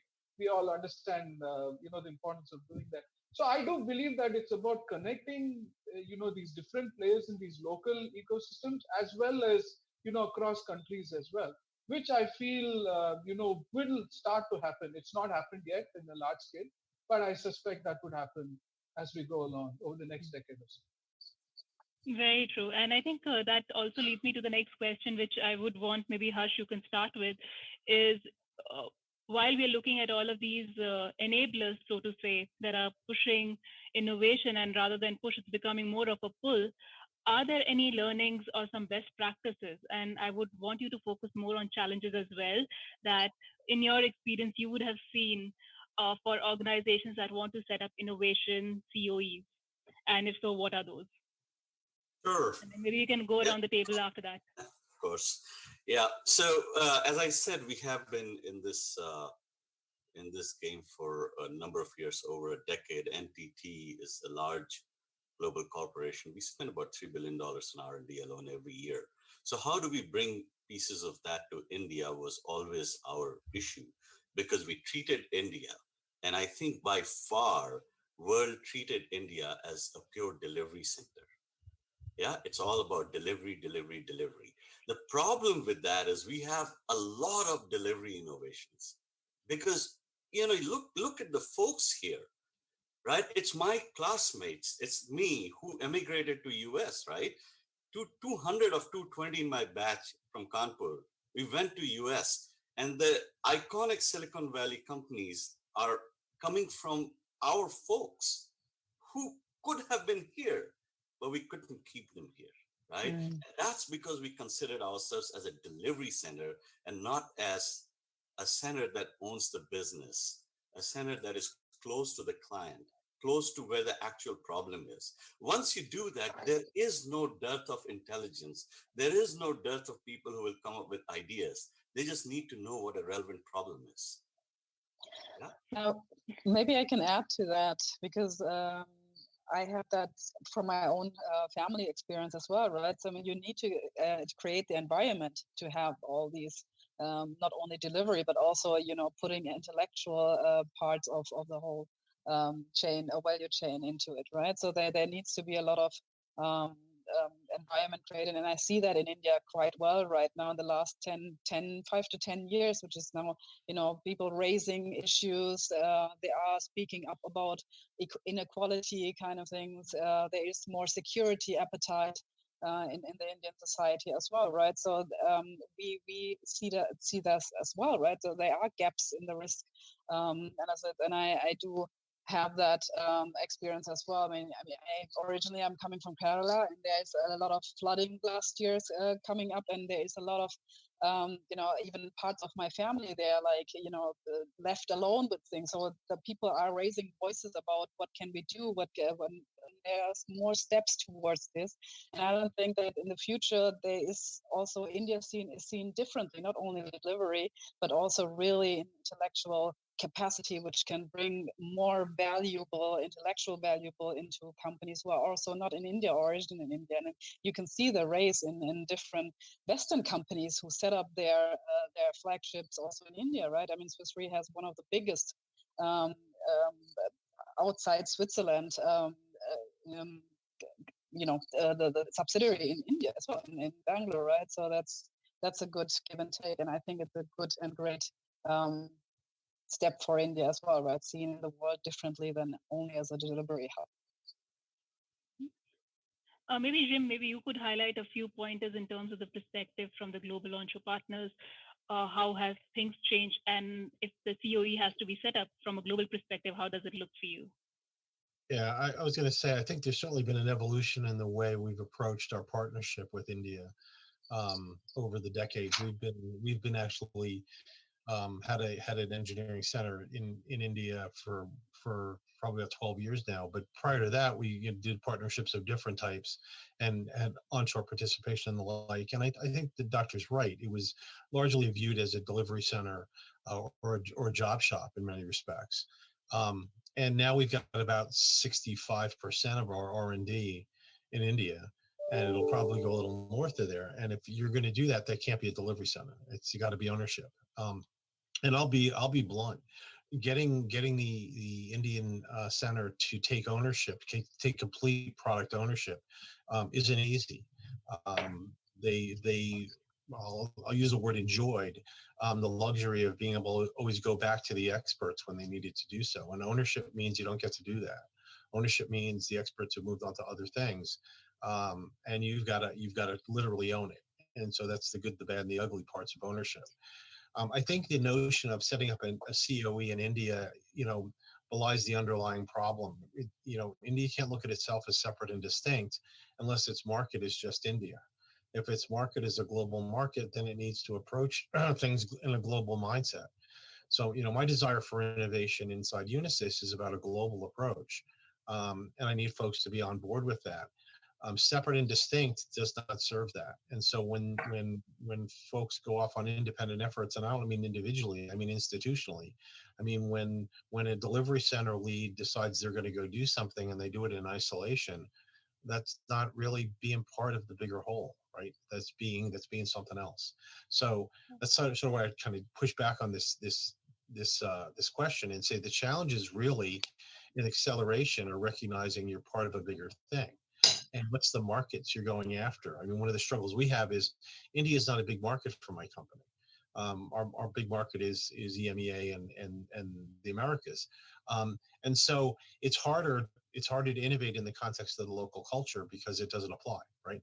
So you have to get that context right among everyone. So it's global or it's not effective is sort of the punchline to that statement. No, I think you actually really put it really well, Jim, that it's global or it's nothing, because I think that's one of the aspects which we really wanted to emphasize through this conversation here with all of you experts around the table, is the fact that this is a partnership between global or the onshore parent organization and the local offshore center, which can really lead to be establishing a successful innovation hub.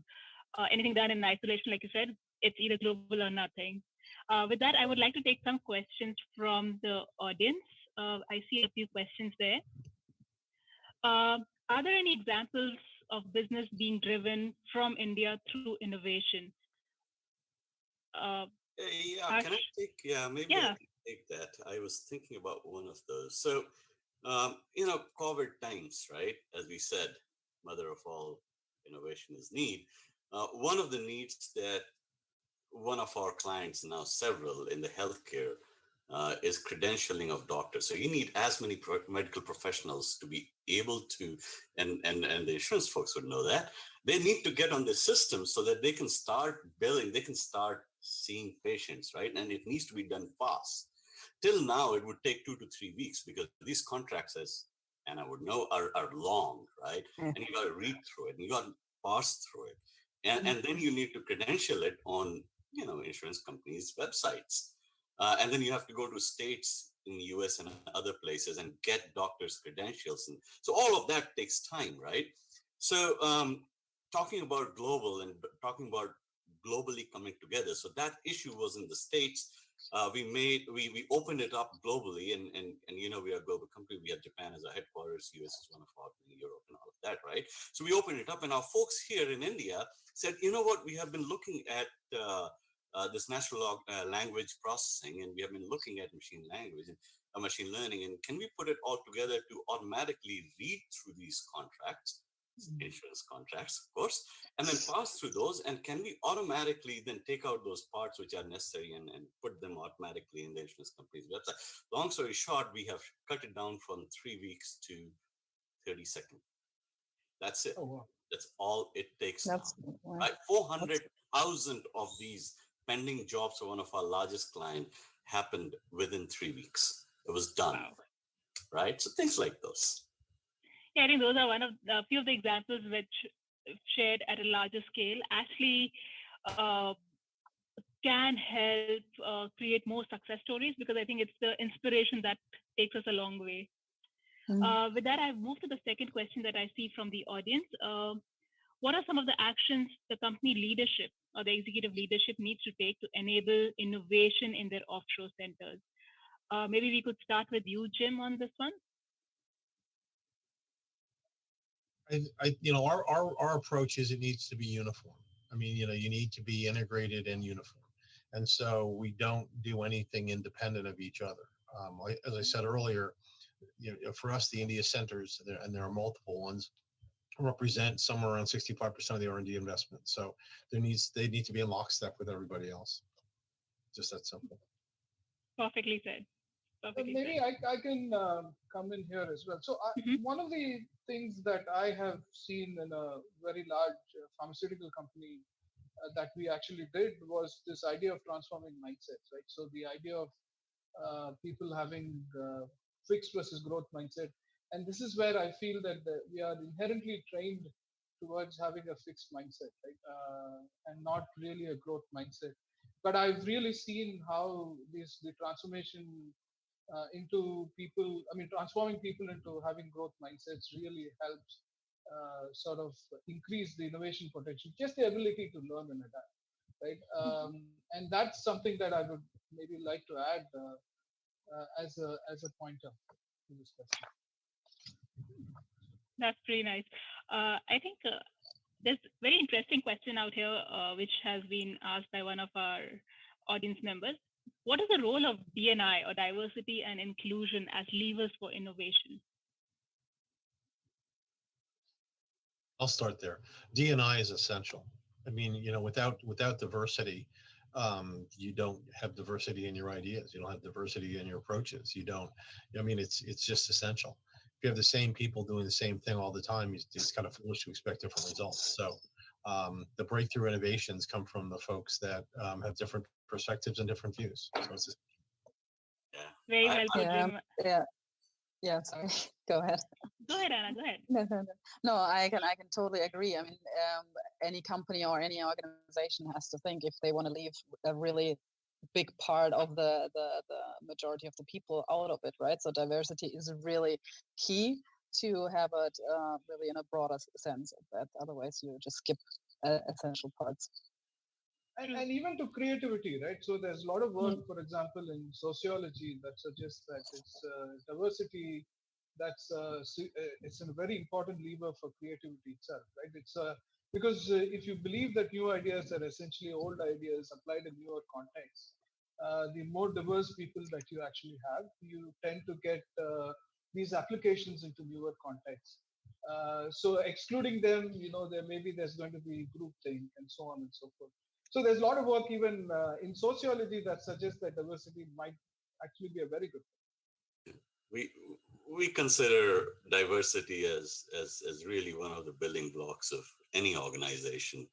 And the way I put it is that we bring in diversity in a group, and diversity is everything, right? People, geography, skills, everything, culture, and you really have what I call a veritable cauldron of bubbling ideas. It's bubbling. It's passionate. They're passionate discussions, right? And that makes ground for a very fertile, innovative environment. Absolutely. I think that's the essence of everything that we undertake or we would want to deliver. It's saying that we would keep looking at the same problem zillion number of times, expecting a different output, rather than looking at it from a different perspective and then expecting a different output. Very well put. There's one more question that I see from the audience, and this is specifically for you, Anna. As the head of technology and innovation, how does the headquarter of a global Fortune 500 see their extended delivery centers in India with respect to innovation value chain, and what do they expect from them in the next 3 years? Yeah, exactly. Thank you for the question. And to be honest, I just wanna move the focus from the delivery area again away from it, because what I do when I stepped into the role as a tech steering and innovation management, it's a global role, right? So it's not focused only in Switzerland or in the headquarters or around Switzerland. It's really with a global reach, and we work really closely together with our Bangalore subsidiary there, because what I really want to have is how can we accelerate ideas that we have, and also have test ideas. How does that work in different industries, in different markets, and also to use it as a front runner, right? Sometimes if you look into traditional companies, the processes and the approval cycles that take a long time, and I see India as really an accelerator for fast results, to be honest, and then really test things also with universities, right? So I run a program to make more use of really intellectual case studies. How can you address some needs, some problems into university, and really work on that, and then use this really in a broader sense? Because if I only have European problems to tackle, then I'm really fine, right? So I don't have to have the global reach, but as a global role, we need to have also different kind of aspects into it, and I think that brings in India that comes together. Yeah. Thanks, Anna. I think we're just reaching at time. So any final comments from any of you? Let me take a crack at it. I think there have been, like I said, lots of changes that have happened over the last few years. But it's critical, I feel, to keep the momentum going. And the early signs are that the momentum is likely to continue. But I would just like to end with one thought, right? I mean, although we did speak about different players in the ecosystem, a significant change that I'm, being on the ground in India, like some of the other panelists, I would like to see is the global mindset, right? So I still look at some of, the startups coming in and trying to solve local problems. While that might be good, but there might be a bit of a tension in terms of trying to cater to the aspirations of these global companies vis-a-vis solving these local problems. Let's be clear that local problems sometimes are local, and India might be very different from the rest of the world. So I do see that there might be an additional need to sort of imbibe a global mindset right from very early stages of education, even for that matter. Is a closing thought that I would like to leave the panel with. Thanks, Professor Anand. Jim, Harsh, Anna?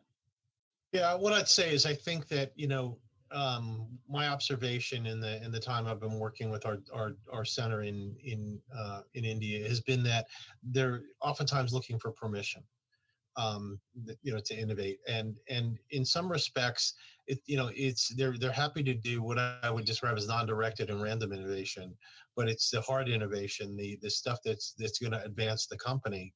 that makes the difference, and it's harder for them to embrace that.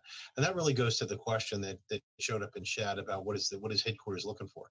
Headquarters is looking for results, and they want return on investment. And as associates in a company, we need to recognize that we are assets, and as engineers, our job is to innovate and produce.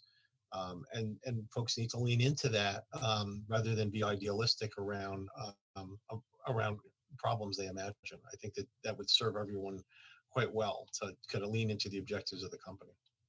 Thanks again for having me. I always enjoy these sessions. Thanks, Jim.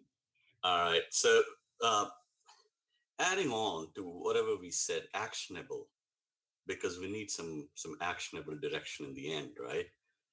Actionable direction is organizational change in such a matter that it's not local. Yeah, I mean, our engineering department is not Indian, not US, not Europe. It's one engineering department. That's how it needs to be. So organization and process, as Jim said, and as we have been saying, there can be random innovative thoughts which either are of no use or get lost, which are of use, right? So if you can have, and we have a process in place where things get collected, things get passed, they get evaluated. And in the end, there is some kind of incentivization. It might not be monetary. True inventors really don't care about the monetary part. I mean, they do, but not really, right? It's the other parts, maybe a patent or maybe a paper in their name, right? Those things really excite us in India. That's my parting thoughts. And thank you again. Maybe I can close it with my comment. To be honest, we talked a lot about local kind of things and be more global. I think the world is growing together. This pandemic showed us actually that we are tackling the same challenges in the end. That's about health, about people, keeping parts of our society safe. So these are coming all together, and I think it's really valuable to have outside in view and treat people as asset, as Jim said before. And I also think that sometimes the fact of that we countries or other markets are tackling actually the same challenges, maybe in a different time or a different area of time, but in the end it comes all together, right? So it's much more about how can we combine really the good energy that has been there, and it's also always helpful to have an outside in view in the end. So thank you for having me, Oswald. Yeah. Thanks, Anna. Thank you, each one of you. I mean, it has been a really enriching session. It really brings out, at least for me, it has been three main things that we need to focus on.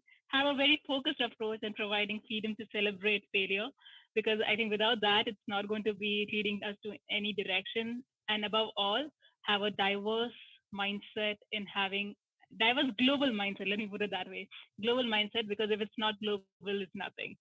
So with that, thank you everyone for taking time out to be on this panel. And I hope to see you guys again on a similar panel. Thank you so much.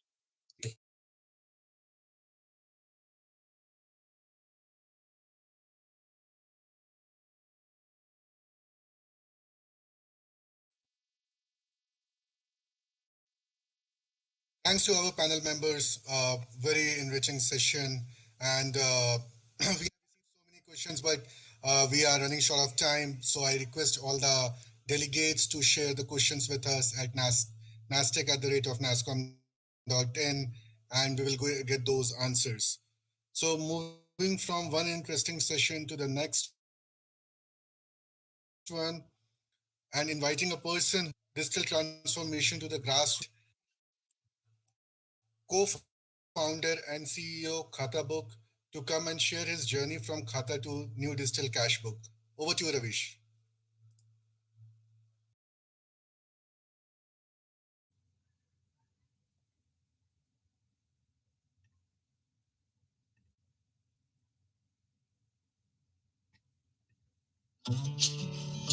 देखिए, ये हमारे धंधे में referral के customer हैं। कभी काल इनके पास पैसा नहीं रहता है। Ravish, you have to share your screen. Okay.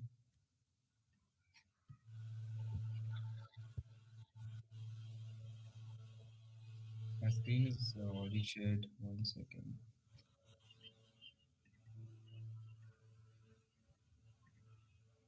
Can you try again, please? Because it's not. Can you Yes, see now? now we can see that. Yes. Over to you. Um,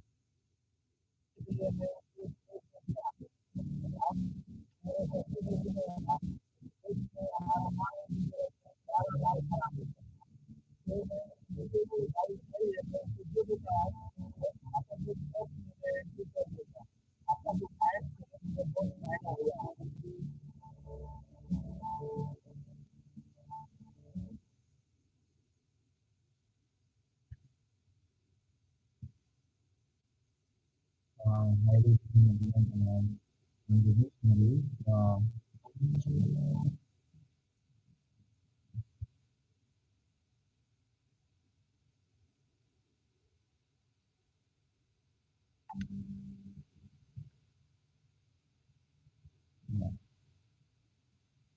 yeah, I'm Dinesh Maloo, CEO and founder of the company. I wanted to take you through our journey of building the company today. At Khatagir, we're actually a team of basically digitizing and nurturing interface, uh, there are actually 60 million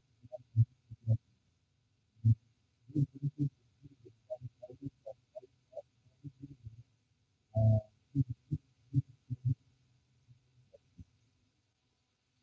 this login is constitute this basic login that we put up enabling five different values of being managed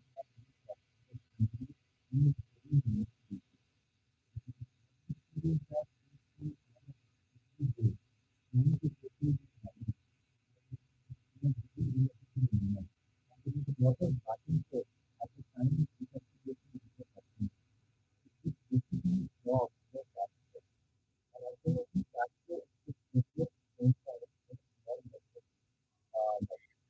Ravish, sorry to interrupt.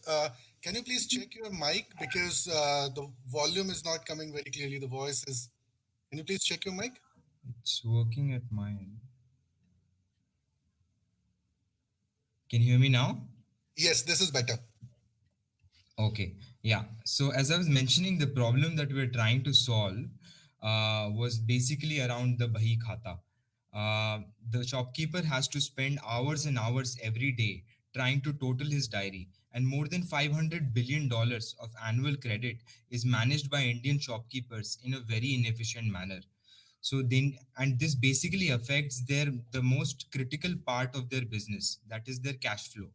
So what we came up with is basically a very simple Android app that basically, you don't we didn't introduce any new behavior, we just upgraded an existing behavior. So instead of entering your entries into your offline diary, the shopkeeper enters it into our Android app, and then we automate the entire rest of the process. So we basically send automated reminders and there is no ambiguity at the time of recollection with the customer. When a shopkeeper starts using us, within the first 6 to 8 weeks his pending udhari comes down by a factor of half due to the automated reminders that we send. So we are basically impacting a major part of their major part of their business, that is their cash flow.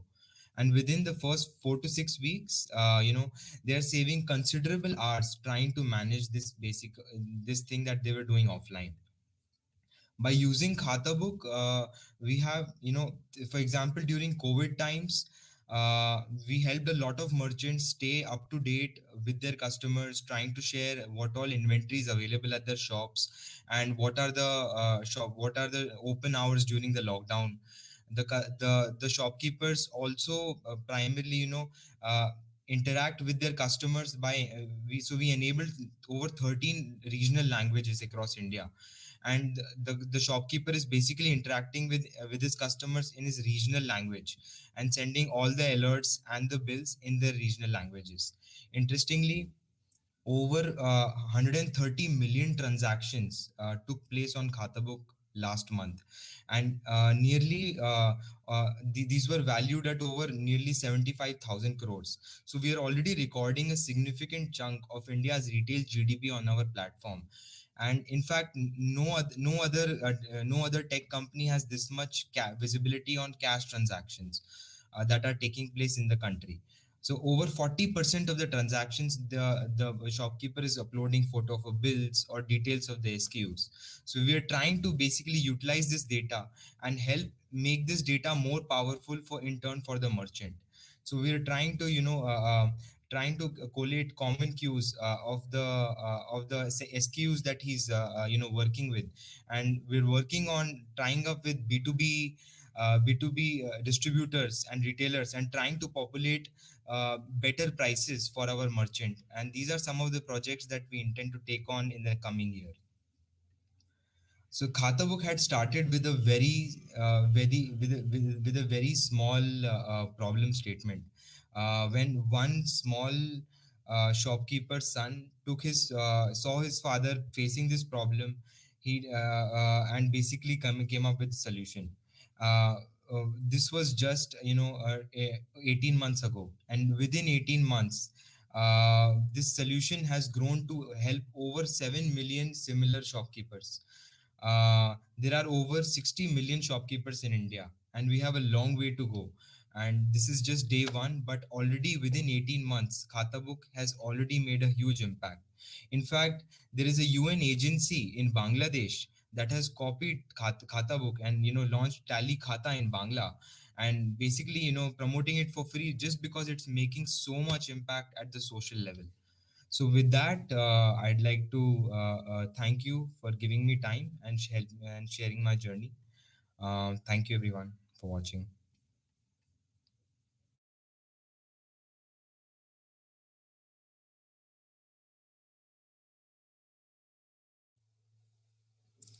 Thanks, Ravish, and wish you all the best. Moving on to the next session, which is very close to my heart, let's try to decode what would be the roadmap for India to become the epicenter of innovation. To decode this piece, let me invite Sanjeev Malhotra, CEO NASCOM, COE IoT and AI, Varadrajan Srinivasan, Global Business Head FSS Prime Service, Sunil Shah, CEO and Global Head of SG Solution Centers in India and Romania, Rakesh Ehrat, Senior Vice President and Business Unit Leader at CGI. Over to you, Sanjeev.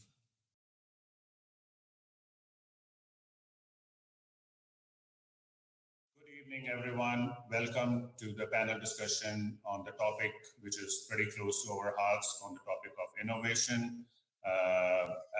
One of the prime focuses on the NASTech event, focusing on technology and innovation. So welcome to all the distinguished panelists here. So the topic of innovation, as you know, has become, while we hear a lot about it, the importance of it cannot be stated more than what we can do here. So the strides that India has seen in the IT industry, the dominance we have seen in the IT industry, starting from the back office and IT operations to the development work to the innovation topics that we are talking about now. So we have come a long way from in the last 3 decades as our IT industry continues to expand its global footprint. In India, we have seen a lot of measures by the government, by the private sector. We are having one of the best telecom infrastructure. We are having the third largest startup ecosystem, which is key to the innovation index of any country. It's key to the rise of economies, and the emphasis that we have seen both from the corporate side as well as from the government side has been remarkable. The number of unicorns we see is on the rise.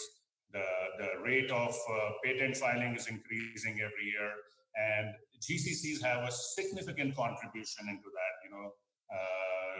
The culture of innovation that they have brought, the incentives they have brought to the innovation to the employees. I think I'll just applaud all the initiatives from the GCCs in the country. What we are going to cover as a part of this topic is, as we make strides in our journey to innovation as a nation, what are the key achievements we have done so far, what are the key missing links on that, and what are the new initiatives we can do as a part of our journey to be a more innovative nation, and image that we develop for ourselves as a nation which is known for innovation, development, R&D in the fields, in the different domains, and IT, of course. So with that, we will start our discussion. Since all of you are heading your organizations and lead this as practitioners of innovation, actually, it makes the discussion very interesting, and really fortunate to have all of you here, to hear about your experiences when it comes to implementing policies, initiatives, and programs within your organization. So I would like to start with you, Sunil, to hear about the initiatives that you have as a part of your organization over the years. I know you have done a lot of work on the startup side, and like to hear some of the success stories and things that have gone well, things that have not gone well. So over to you, Sunil, for your perspective and your sharing of experiences from your organization. Thank you, Sanjay. Thank you, Sanjay, for this opportunity. Thanks, NASCOM, also for this opportunity to be in the panel. Good evening, everybody. After with the introduction of Sanjay, he mentioned about the startup ecosystem here in India. India being one of the third largest startup ecosystem. So as a GCC, we are Societe Generale. So we have a center here in India catering to the various activities of our global bank.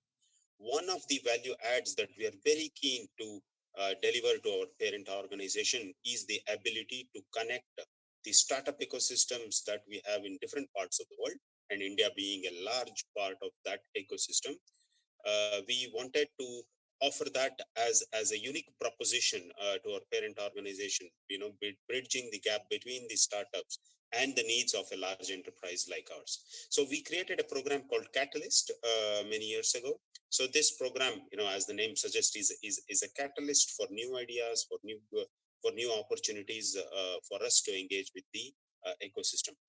So it's a very simple concept. So the way it works is we scan internally inside our businesses for global challenges, for problems that we would like to be solved, for persistent, nagging challenges that we continue to have in our organization. We simplify that and present that as challenges or problem statements out in the startup ecosystem.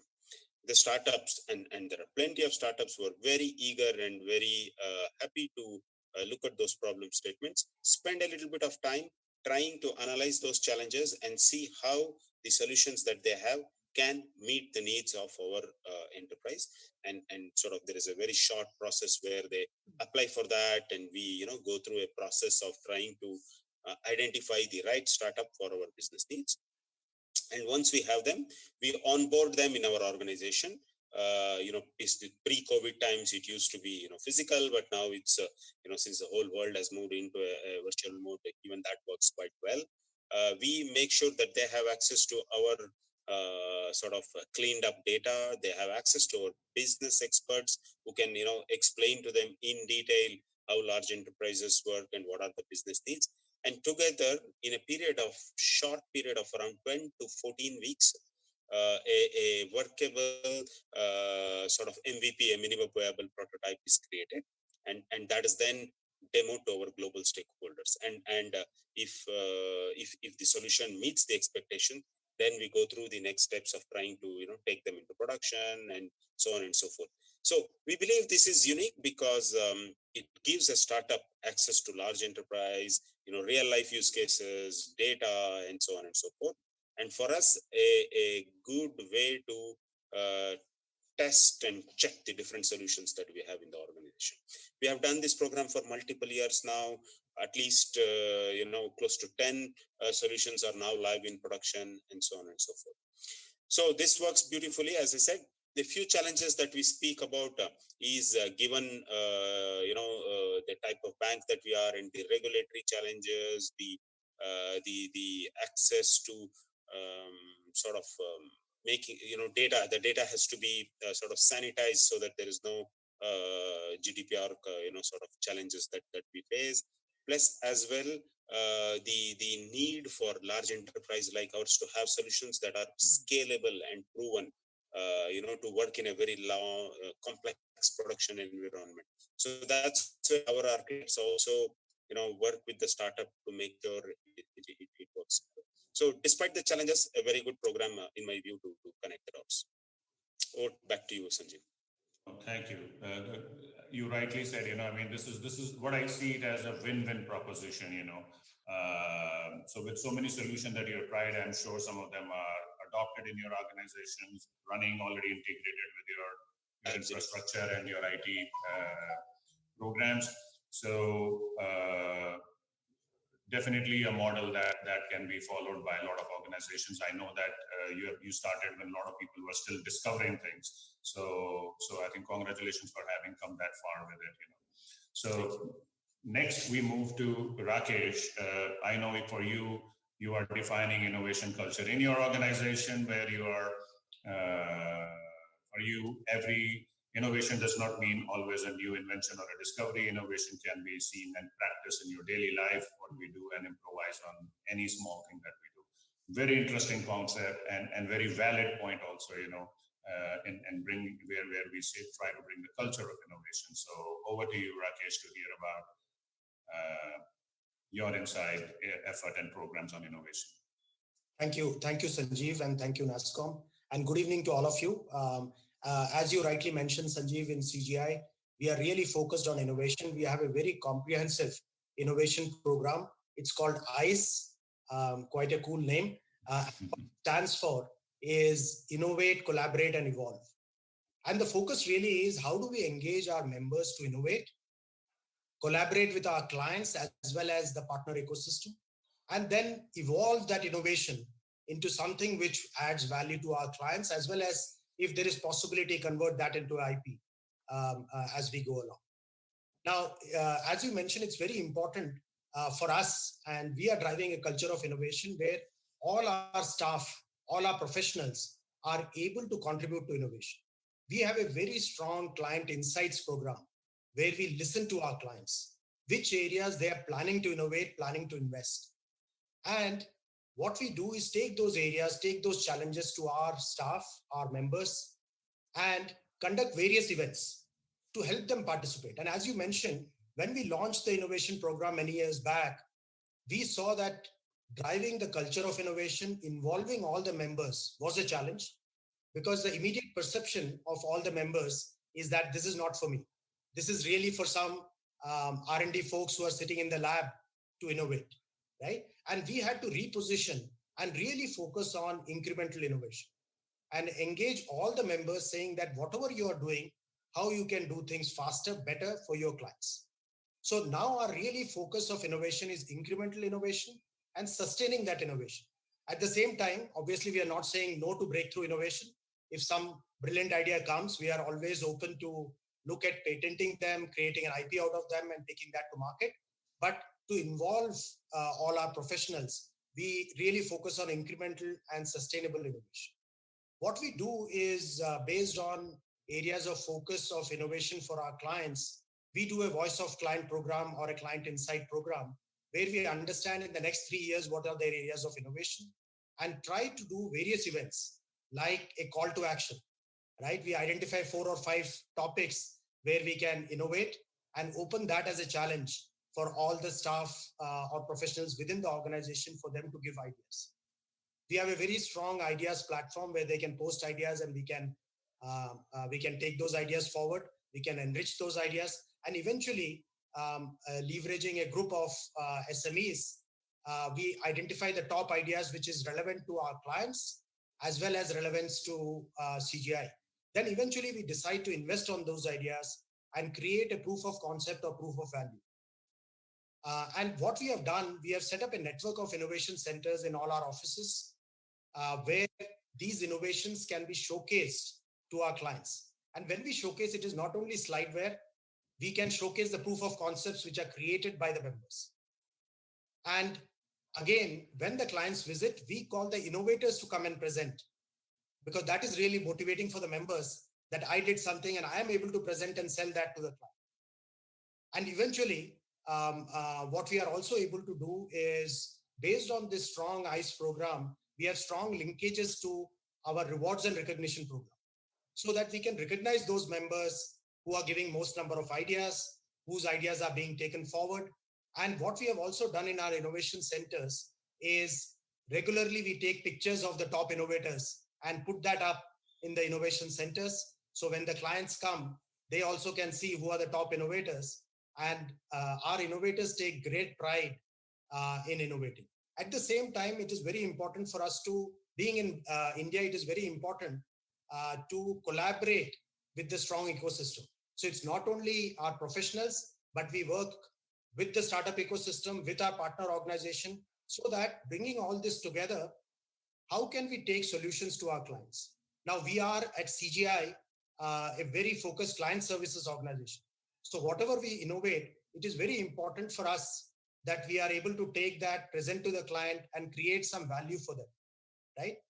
So the entire innovation program, we are able to leverage our members, partners, startup ecosystem, but eventually the central focus is our clients. How do we add value to our clients? Great.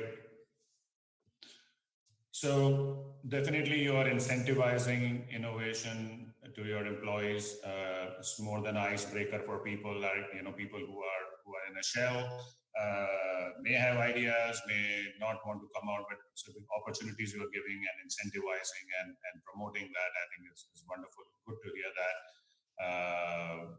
And couple that with external collaboration.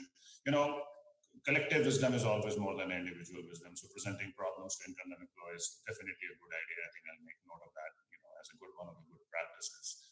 So thank you, Rakesh. Over to you, Vardarajan, on some of the initiatives in your organization and some of the good things happening in Chennai and in your organization in particular. Thank you very much. Thank you very much. And thank you, NASCOM, for this opportunity. A very good evening to all of you, all the panel members, and very interesting insights provided by the people till now, right? It is quite nice to hear the things which have been done across Society General or at CGI. So representing FSS, which is a paytech organization, which is specifically in the payments domain. So representing a product as an organization, the concept remains that we need to continuously evolve as an organization to keep up with the current trends, whether it be it in regulation or be it in technology, and thereby adopting the innovation as part of the products becomes like I would say, like it's like a hygiene. If we don't constantly innovate ourselves in the way that we present our payment products to our clients, make it simpler, make it easier for adoption. So having led this space for more than 30 years, at least within India as an organization, we realized that payment is a race to zero, right? So race to zero in terms of time, in terms of simplicity, in terms of price as well, and thereby getting the concept of anyone can be a cook, right? So, and that's the concept that we promote within the organization. It is not necessary that you need to be a data scientist or you need to have passed out from IIT in the in honors program to really innovate. Everyone has an opportunity to make that difference in the product, in the way that we have positioned that product and the solution, whether it is in issuing space or in acquiring space. So those small changes have made tremendous amount of difference till date.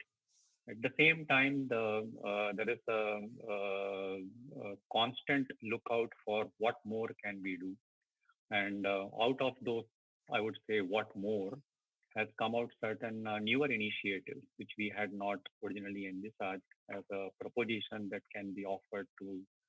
There's some things that we are working on, like a concept called Embark. How do you make it easier and simpler for merchants on scale to accept payments easily? How do you make it much more convenient for every corner shop. Yeah? So to make it easier for them. It's also the fact that the organization has, I mean, it's a default.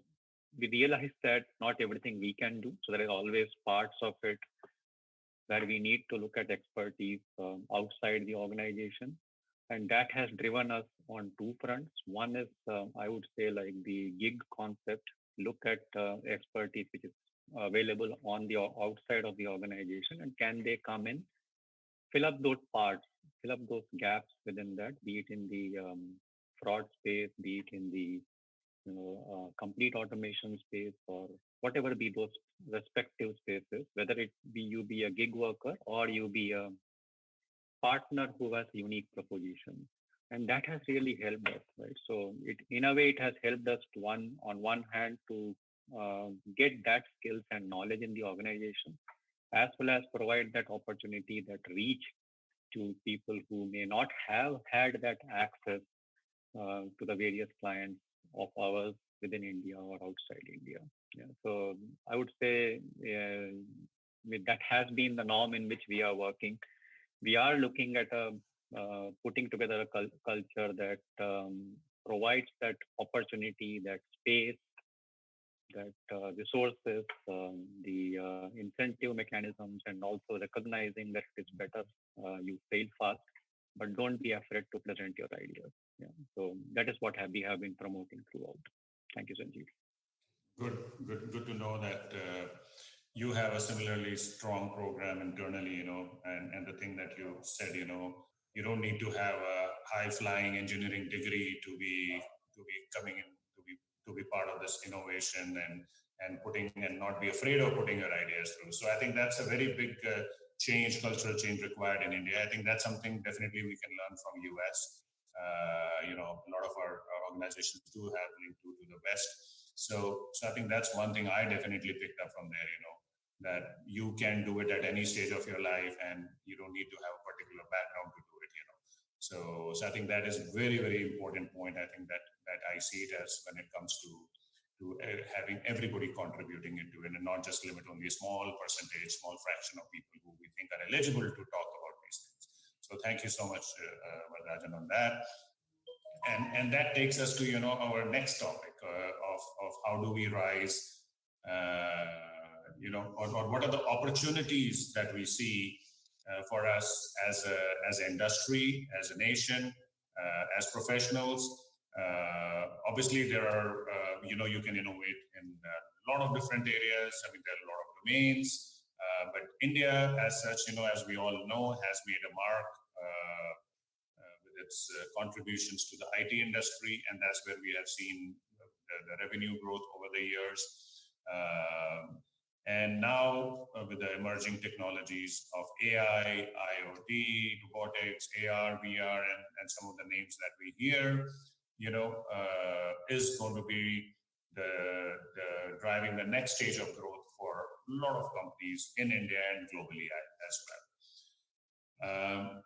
Do we see that, question is, do we see that as one of the areas that we believe India can make a mark? That's the area that we focus on, where we already have a momentum, and or there are other opportunities that we see, for ourselves. Is digital the focus that we should keep for ourselves? Well, I just want to get everybody's thoughts on that and what you see your India's position within your global organizations, and what does people think about it. So, Sunil, over to you. So let's make this round very quick.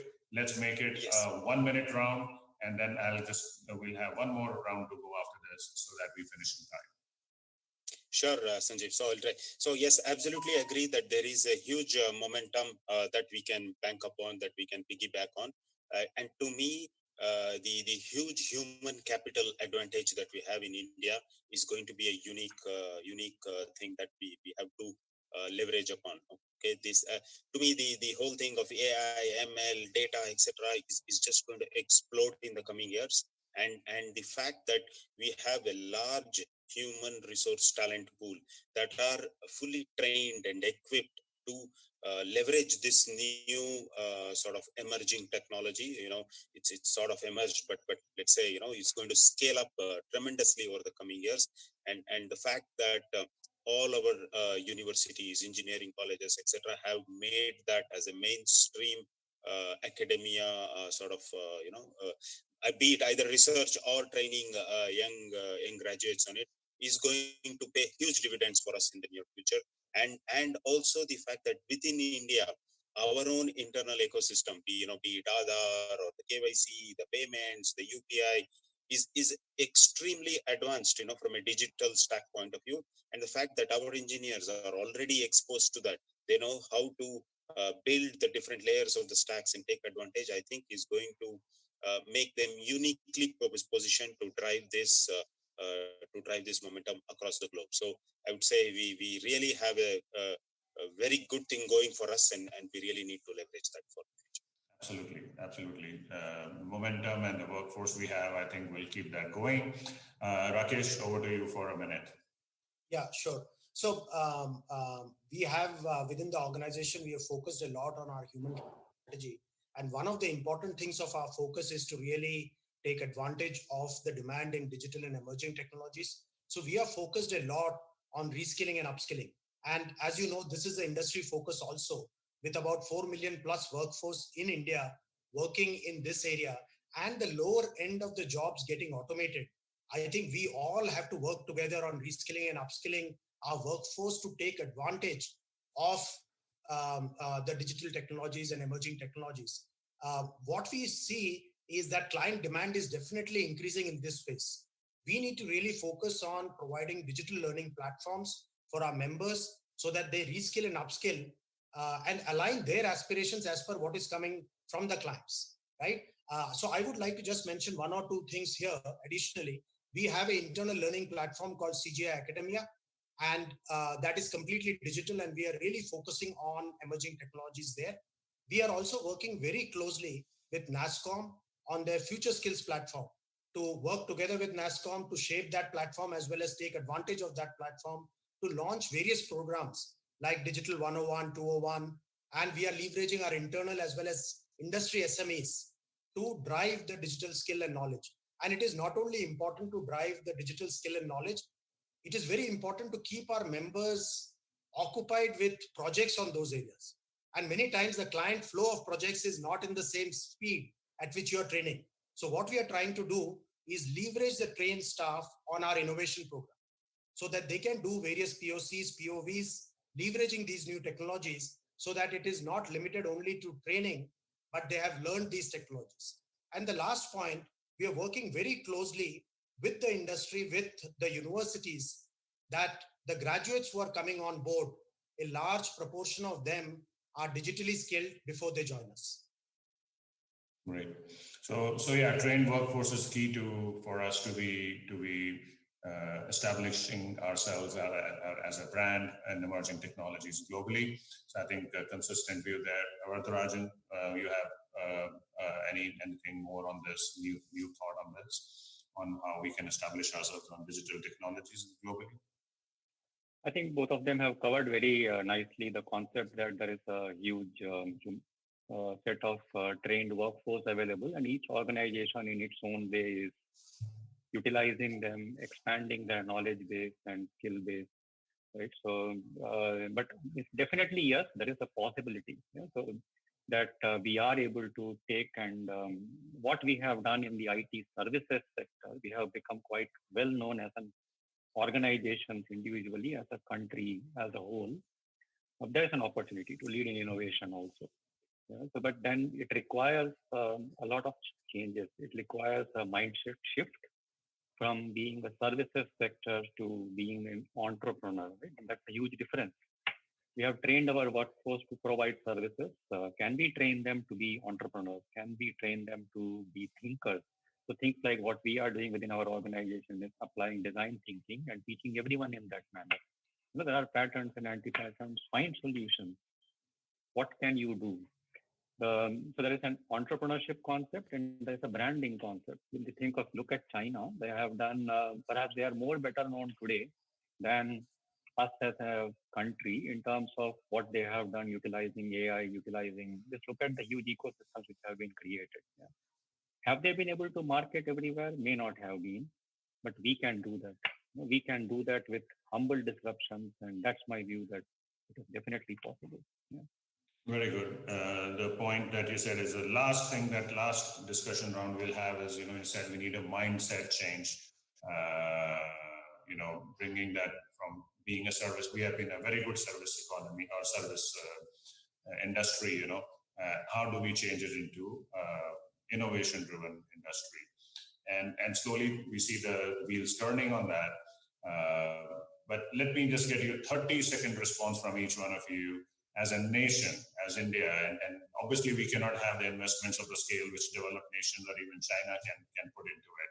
What is it that we can do to bring about the changes in the ecosystem around us, in the colleges, and the people around us, culturally? 1 point from each one of you, I think, will really help, because we are trying to say that what is our roadmap to India being the epicenter of innovation? So what do you think in your mind? 1 point from each one of you, 30 seconds each, please. Sunil, you go first, please.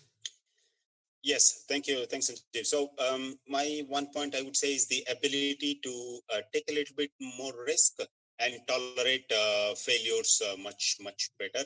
I think, as you said, the services industry, our emergence using that phenomena has trained us a little bit to be risk averse and not let's say structured towards accepting or even thinking about failures. I think that this new era calls for a little bit of the shift of the balance towards the middle, where of course you look for successes, but also equally embrace failures and be very comfortable. Thank you. No, wonderfully said. I'll just tell you a small anecdote. I was talking to a founder of a service company, and he says one of the good things about being part of the service industry or a company that I opened, you're profitable from day one. So obviously the risk taking definitely doesn't figure in that list. So over to you, Rakesh, on 30 seconds for you on one thing that we can do. Or we can do. Yeah, from a country perspective, if I have to think of one thing, I would say that we need to really partner with our education infrastructure so that we bring in this innovation culture and mindset right from the school and colleges. So we are doing some work with schools in our community outreach program to focus on STEM education, help them with labs for innovation. And I think Atal Tinkering Lab also has done innovation, huge work in that space. So I would say both at a school level as well as at a university level, how do we change the mindset of our students to be more innovative so that when they are in that environment, as well as when they come into the corporate environment, that innovation thinking is already there. And we don't have to change their thinking after they come into the corporate life. Absolutely. I think the innovation, startups, etc. The point has been driven right from the top in the country. I think that emphasis at that level definitely has galvanized the entire government machinery. Some of the secretaries in the government have told me we have never talked of technology as much as we are doing now in the history of this country. So with that, I think, Vardarajan, let's hear last point from you before we close the discussion. Okay, thank you. My view is very simple, that innovation has to be inclusive. We have too much focused on technology. Technology is an enabler. And inclusive innovation would mean that we are able to include the 100+ million, let's say, the entrepreneurs working in the MSME, SME sector. Yeah, so close to more than 60% of the workforce, which is between the age of 20 and 60. How do you include them? Why focus only on IT alone? An inclusive innovation which reaches out to everyone, goes beyond technology into other skills, is the concept, and adopting skill development similar to an example of Germany, which has a dual system where vocational training is equally recognized. That helps to build the entrepreneurial culture. That helps to bring innovation in everything that we do, not just services. And I think that will improve services, definitely. That will improve technology, definitely. That's my view. Thank you. I think, and the new education policy, I think, has been brought about with keeping exactly those thoughts which you said, keeping that in mind, that we turn our minds into learning minds and not the minds who are just gathered some knowledge in the school and receive degrees. So I think all steps are being taken. I think very good discussion, very good ideas. And, you know, with NASCOM putting its focus on innovation as one of the pillars of NASCOM, you know, among the three focus areas, all the efforts being made in NASCOM in association with all the members like you, I think we're going to propel this program forward. We're going to propel the thought forward. We are going to bring out newer programs, newer initiatives together with the government, together with the industry. And I think we, all of us, have that, you know, we bring our experiences to the table to take this initiative forward. Thank you so much for your time and wonderful conversation. And I look forward to carrying this thing together with my NASCOM colleagues, the programs and the discussion forward. And with that, we come to the end of today's session. And thank you, each one of them, for your time and wonderful thoughts and contributions, not just in the panel, even in the time that you're spending with us in the other programs. So with that, thank you and good evening to all of you. Thank you, Sanjay. Good evening, everybody.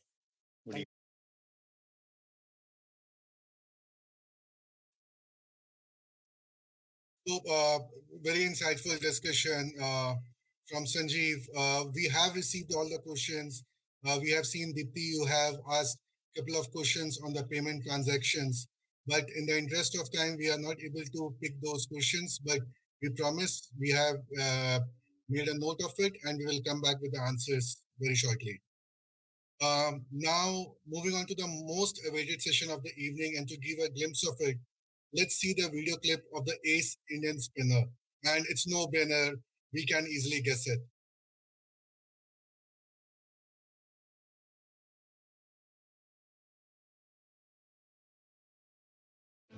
I started playing on the streets of Bangalore. The under 17 was a decisive moment for me. I did really well for Karnataka, did well for the South Zone, and then I was selected in the national camp. At that time, I realized I may eventually go on to play for India. Most of the people remember me for that 10-wicket haul. I was fortunate. I was probably destined to get all 10. Cricket has always been a sport between bat and ball. Experts talk about batting, but nobody has been able to prove that, look, he is more powerful than the other batsmen. And that's why Spectacom was born. This is a Spectacom power bat. It has a lightweight smart sticker, the size of a credit card, at the back of a bat. It transfers real-time data, the velocity of the bat, impact location, the twist, and the power of the shot using Microsoft technology. This is a compelling tool because you hit the shot, you get the answers to what you have done on a phone. We believe that it can create a better fan experience, bring in the fan closer to understanding the nuances of the game itself, the science behind the art. The sport today, the way it's being played and consumed, is evolving. The more data you have, the better equipped you are. I wish I had this technology when I was batting. I would have probably got a few more runs. We have taken our first steps in my sport, which is cricket. I'm looking forward to taking this technology to other sports and bring the fans closer to the game.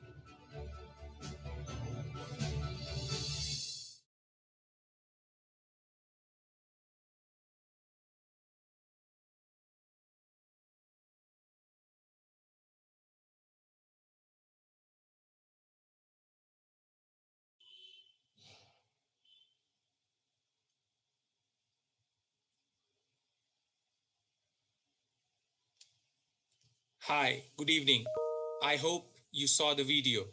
And to talk more about it, we have the people themselves. So let me invite Mr. Vijay Rajgopalan, Head of Products Engineering, Azure, Partner Experiences and Marketplace Platform, Microsoft, and Abhishek Binakia, Chief Product Officer, Spectacom Technologies, to take you behind the technology in this innovation.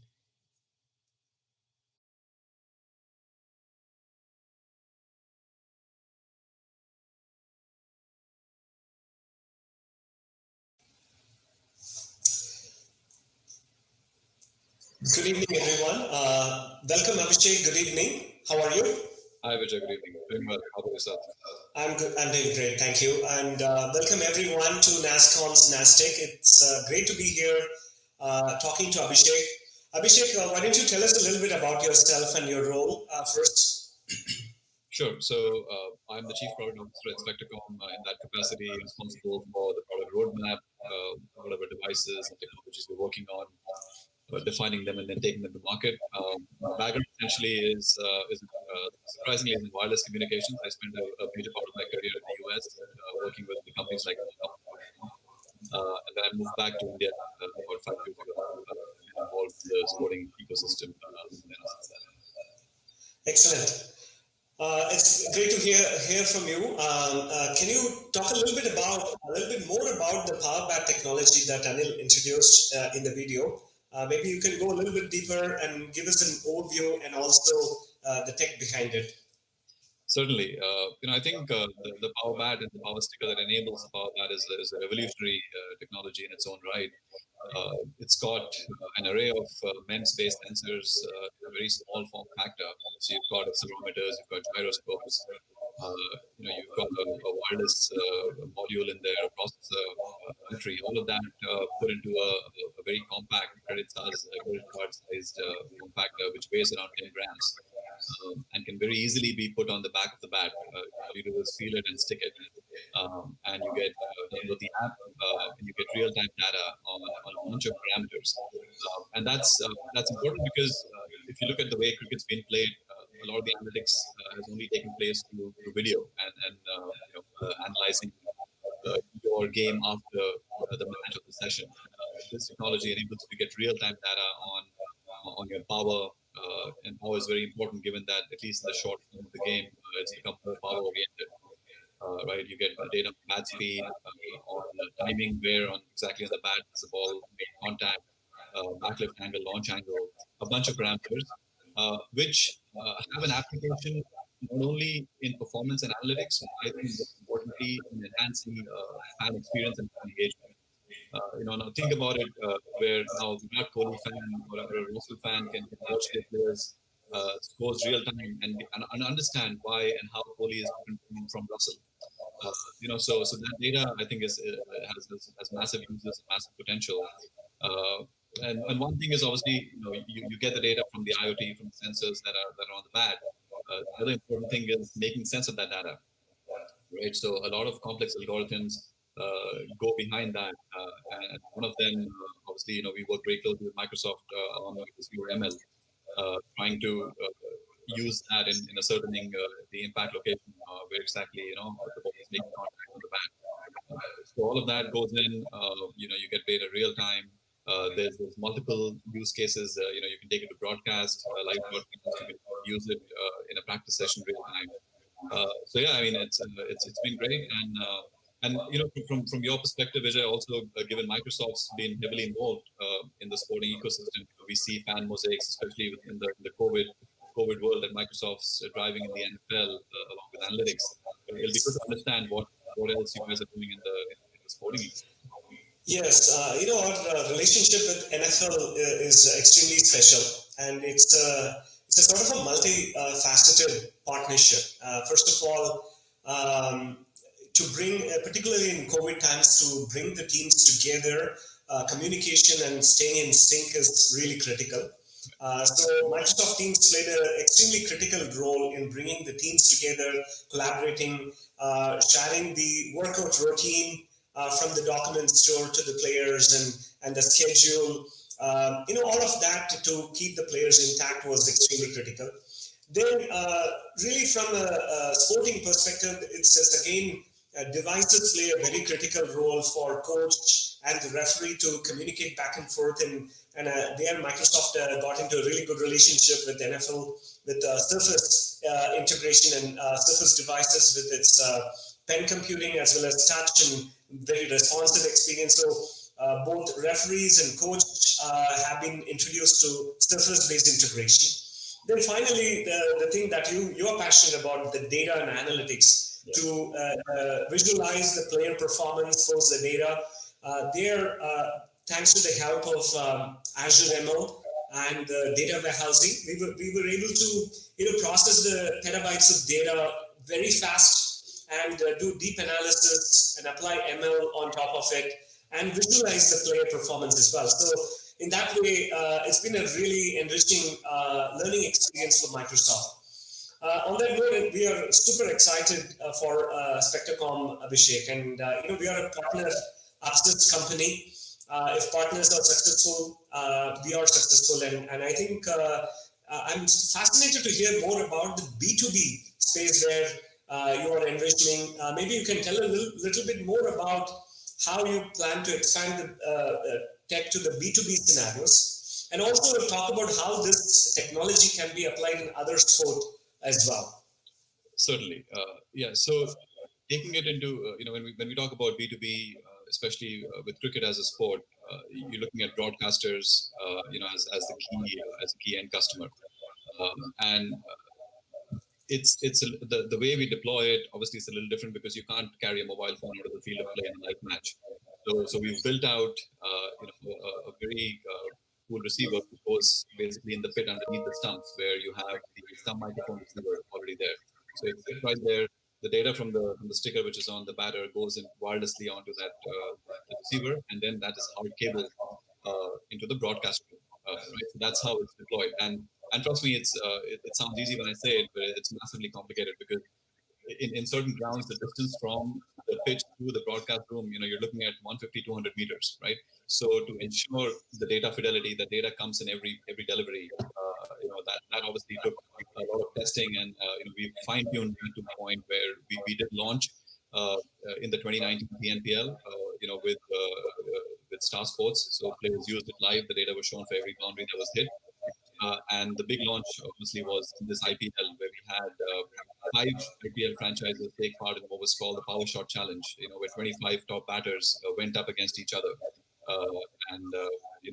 The winner obviously got a prize, a pretty big prize, which is Andre Russell. Right. So that's and from a broadcast perspective, now think about it from a monetization standpoint. This is in play data that's coming in. So not only are you engaging fans a lot more, you have a lot more content to talk about. But every time a 4 or a 6 is hit, you can basically get a little bug on the screen and monetize that. Right, and given the rates that we've seen for a tournament like the IPL, I mean that number is massive. So it's a win-win, for us and for them. And yeah, in terms of other sports, Vijay, there's applicability to multiple sports. Baseball very similar in terms of the metrics that are important, the swing of the bat, the power with which it is being hit. Tennis is another example. So we're certainly looking at other sports, but certainly want to make sure we get the cricket piece, which is our flagship product, right, and go from there. That's fantastic. I'm really fascinated by your startup journey. I'm sure you've had several learnings along the way, both from a technology. You highlighted the distance between the pitch and the spectators. I'm curious to know, really, from leveraging Azure or the sensor behind the bat, what are some of the interesting learnings you've had? Any funny experiences along the way? That will be exciting for many startups to learn as well. Yeah, it's look. I think it's been a great journey. It's not easy to get a tech like this, especially in a live game. And what's been important for us is to focus on the accuracy of the information coming in, right? So something like and no one knows it better than you. When we talk about ML algorithms, we need massive amounts of training data, right? So you can imagine that we've got tens of thousands of actual shots taken in the field to train the models to understand the kind of data that comes out, depending on which part of the bat. So we've gone through that. It's obviously in some cases it's been painstaking, but certainly worthwhile. Where it's come to a point where the data is very accurate. We're very happy with the numbers that we're seeing. Players are also fascinated with it, right? I mean, we've a lot of India players have used it in their practice sessions, or international players using it, wanting to see it in a live match. So the idea is to now take this, make it mainstream. Hopefully, it gets into every live game, that's played, and fans get more and more information to absorb and enjoy. Create a more immersive experience. I see. So, what are some of the additional technologies do you foresee in the sporting scene? Yeah, I mean, one of the things that that COVID's done, I think it's accelerated and brought to the mainstream certain technologies which were not that widely used. For example, augmented reality and virtual reality are now massively used in training because of this whole no contact situation that we are faced with. So you see it in multiple sports where just using a simple mobile phone and some very cool apps, you're able to train in ways that be very close to how you would be training if you were training in person with your coach. So I think AR and VR have massive use cases and potential in the sporting as does computer vision. With simple static cameras today, you can get a lot of good data in terms of acceleration, your knee bend, your elbow bends, all of that now is coming in. And again, as I said earlier, I think for me, eventually it has to go back into creating a better fan experience, right? So all these technologies are being used also to enhance the fan experience, because if you're watching the match at home, how as a broadcaster, can I ensure that you get the feel that you're in the stadium itself? Right. So these are being now widely used. You can fly around the stadium in 3D, for example. That's available even today. With the advent of 5G, especially in the Western countries, you're seeing that now being leveraged, to get faster access to data. So I think all of this, together combined, is going to have a massive play in the next 12 to 18 months. And even when we're done, when people get back into the stadium, you still want a better experience if you're in the stadium itself, and that's where technologies like RFID beacons, they come in and make it easier for the person to navigate around the stadium, get personalized content sitting, in your seat. So yeah, I think a lot of exciting things happening. That's fascinating. I have one more related question. Do you see this as a use case for amateur cricketer? With all the fitness bands and others, it would be cool for an amateur cricketer to play a game of cricket with their friends, gully cricket, and visualize their performance. Do you see a value there as well? Do you have any thoughts on that? Oh yeah, massive value. In fact, I mean, we think the consumer market's going to be the biggest adopter of this tech, and that's where the whole community play comes in. There's so many people that play tennis ball cricket. They have their own little leagues and teams. They play in the gullies. You can put the stick on the bat, compare your scores with your favorite players, have competitions within your own team itself. So massive opportunity there, and yeah, we will be launching a consumer product pretty soon. Hopefully early next year. That's the idea. Also, Vijay, very interested to know Microsoft's work very closely with us. We deal with potential partners as well, that Microsoft, customers of Microsoft that have a use for this technology, and so Microsoft enabling the larger ecosystem, for your partners, and for the audience to be getting a sense of that. Yes, absolutely. As I mentioned earlier, we are a very partner obsessed organization, and we invest in partners, whether it's a startup or a independent software vendor that's trying to build an intellectual property. Our role is to help them, nurture them, help them build the intellectual property. For startups particularly, we give GitHub as well as Azure free to get them bootstrapped. Once they graduate and have a solution in the form of an intellectual property, whether it's a SaaS offering like yours, or whether it's a virtual machine or any type of cloud-based offer, we try to give them the access to the large customer base Microsoft has access to. And I think that's the value we build, which is essentially channel exposure to these startups. And I think that's the journey. We call this as co-selling with Microsoft. You talked about business to business, and I really think Microsoft can bring its assets around all the customers it has, and help them connect to these startups as well as partners. So our value is essentially to be the platform enabler and the bridge to connect a partner to another partner, or a partner to a customer. So those are some of the investments we are doing to the partner ecosystem. Fantastic. Great. It's lovely talking to you. I learned quite a bit, and I wish you the very best in this journey, and looking forward to continue partnering with you and Anil. And we're going to learn a lot along the way, I'm sure. I think at this point, we can open up for Q&A, I guess, right? Yeah, sure. Absolutely. Okay.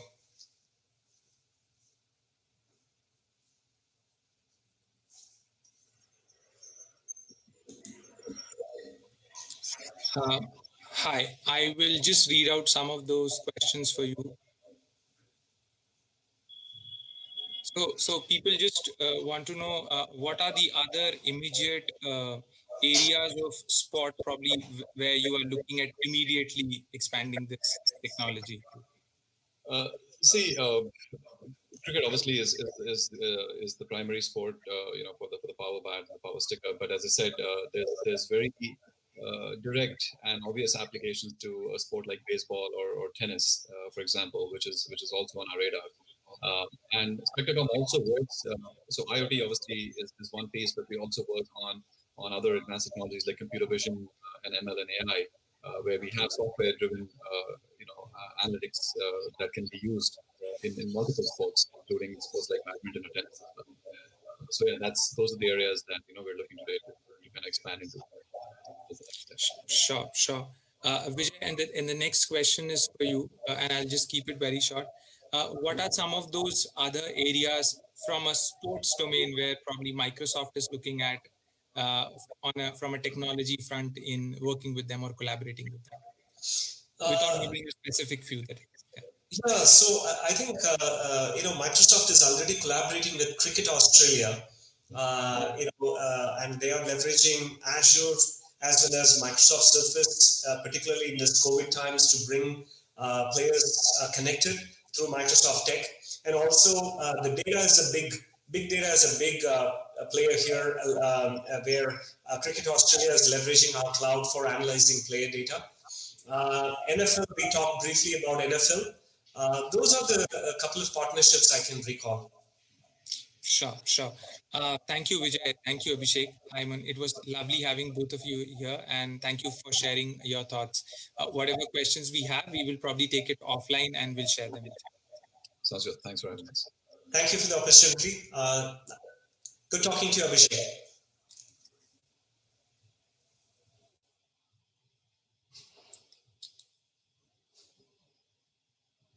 Thank you, everyone. What a day we have had. We have covered everything and have come down to sports. So have had some power-packed speakers, power-packed sessions. What discussions? To start with retail tech, manufacturing mobility, innovation, and probably having covered the length and breadth of the industry on day one. But don't go away. We have another day to go. Before I move on, I would like to thank all our partners, which is Entity Data, Society Generale, Yellow Messenger, Gap Inc., SAP Labs, Maersk, CGI, ITC Infotech, and Swiss Re. Thank you for partnering with us for NASTech 2020 and supporting us. You are all able to see a QR code on your screen. This is the same QR code which can be used on your mobile phones for scanning and taking part in the quiz. As mentioned earlier, we will be announcing the results of the quiz offline, and you will be notified on your official email IDs with a surprise gift. With that, we have come to the end of day one. I hope all of you join me for day two at 3 p.m. tomorrow. We will be opening up the stalls of the expo area for you to go and have a look at it by 2 p.m. Good night, sweet dreams, and stay safe.